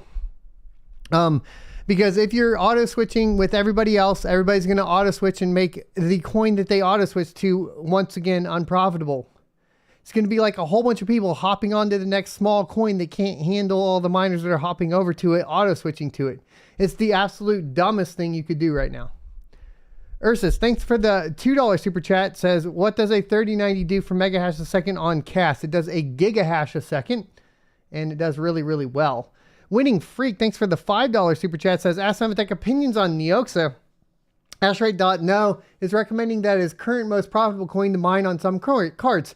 Chasing most profitable coin is going to be the #1 way to not be profitable. Let me say that one more time right now. Chasing the most profitable coin right now is the #1 way to not be profitable, because guess what? Everybody's chasing that coin, so the difficulty will spike and nobody will be profitable. That is it at the end of the day. You're just going to be making no money chasing the coin with everybody else. That's it, right? That's the way this goes. It doesn't matter if it's Neoxa. It doesn't matter if it's Ergo. It doesn't matter if it's Ravencoin. It doesn't matter if it's Flux. It doesn't matter if it's Ethereum Classic. It doesn't matter what the coin is. It's irrelevant right now. Leonardo, thanks for the $10. NZ says, take care of yourself, mate. Thanks for the morning shows. It's my go-to all crypto news in one place. One-stop shop for cryptocurrency news from the perspective of a cryptocurrency miner. I hope you guys enjoy it, and thanks everybody for tuning into it. Sad M, thanks for the $5 super chat. Says, just want to thank you for the effort and amazing coverage of the merge. Keep the information coming. Yes, sir. Crypto Baker, thanks for the $2 super chat. Says, Vertcoin on the Litecoin network. Interesting. Okay. So we're only doing the super chats. We're going to look at this one more time though, real quick. Merge is complete. We are actually up a little bit on reports for Ethereum hash rate. It looks like some people are trying to like last minute hash on a few of these backup pools. It's showing 664 or 644 terahash a second. We know that's not true. Ethereum Classic at this point is 151 terahash a second. So we're starting to see all that get realized real quick.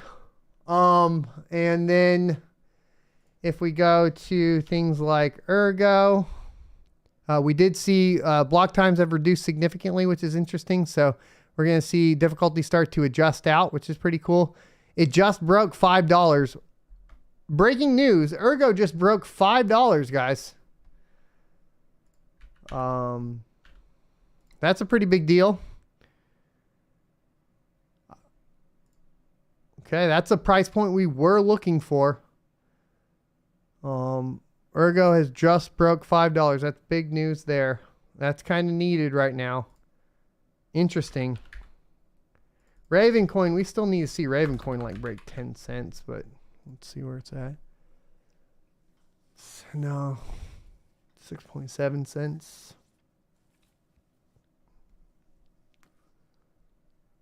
E-Positivity, thanks for the $5 super chat. Says your prediction on GPU prices, dirt cheap. Soon on a pallet near you. EtherXE ZAR140 says, go to sleep. Don't want that sore throat to come back. I have 5 rigs, each one mining something different. Erg, Raven, Neoxa, Flux, Beam. Diversify. There you go. That's a good idea. It's a good idea right now. It's a good idea for me to get some sleep as well. So I am going to do some shameless self-promotions. At the top of the page, you will find essentially a link to my locals page. Please go check out sonofatech.locals.com. It's free to become a member. I'm trying to hit 800 members over there. And you can also pay to support me. I definitely need the support right now. Obviously, because we're in a bear market and, you know, farm's not doing as well. But, you know, my goal right now is to get the 85 additional members to hit our 800 member goal, and it's free to become a member over there. So please head on over to sonofatech.locals and become a member. Also, it'll be the best way to stay in contact with me and find out when I am live, because sometimes it doesn't always work here on YouTube, but apparently it worked better than ever today. So that's amazing. Brad S, thanks for the $5 super chat. Says, are those cauliflower ears you train BJJ? Yes and yes. You're a new or purple belt. Nice. I'm a blue belt. Been GPU mining since 2017. Nice. About the same time for me as well. Appreciate the content. Yes, sir. Thank you. And awesome. Oos. Muro Metz, thanks for the $10 super chat. Says, thank you for everything you have taught us. You're the soul and spirit of this community. You guys are. We are the community. I appreciate it. Take a good rest and get well soon. Thank you. Another Canadian 699 says, thanks for all the energy you put in today. I am going to get out of here, guys. Sign up for me over there. Hit the like. Share this video out so everybody can watch it. I hope that it was informative. I was super happy to have everybody on. Make sure you check out everybody in the description that we had feature on the show today, and show them I appreciate them by, you know, giving them follows, all that sort of stuff as well. In addition to that, also I stream on Twitch every day as well. And that is more down to earth stuff. So if you haven't followed on Twitch, there's the link to Twitch and you can go follow over there. Fountain Hope says only a 5-hour stream, 5-hour stream week. Yeah, I know. It is what it is. We also had another, how long was that stream? 2 hours this morning on YouTube and another 2 hours on Twitch this morning. 4 hours on Twitch this morning. Holy shit. So 4 hours, 6 hours, plus the 5. We streamed 11 hours today, guys. Streamed 11 hours today, and I have a pneumonia. So I'm out. Thanks everybody for watching. I'll see you next Tuesday. I'm going to get the out of here, and we will re-up and see what's going on with the markets in the morning for the crypto morning show. That's not going to be in the morning. It's going to be at noon Central Standard Time. I'll see you next Tuesday. So there we go. There's the Twitch link. There you go. Peace.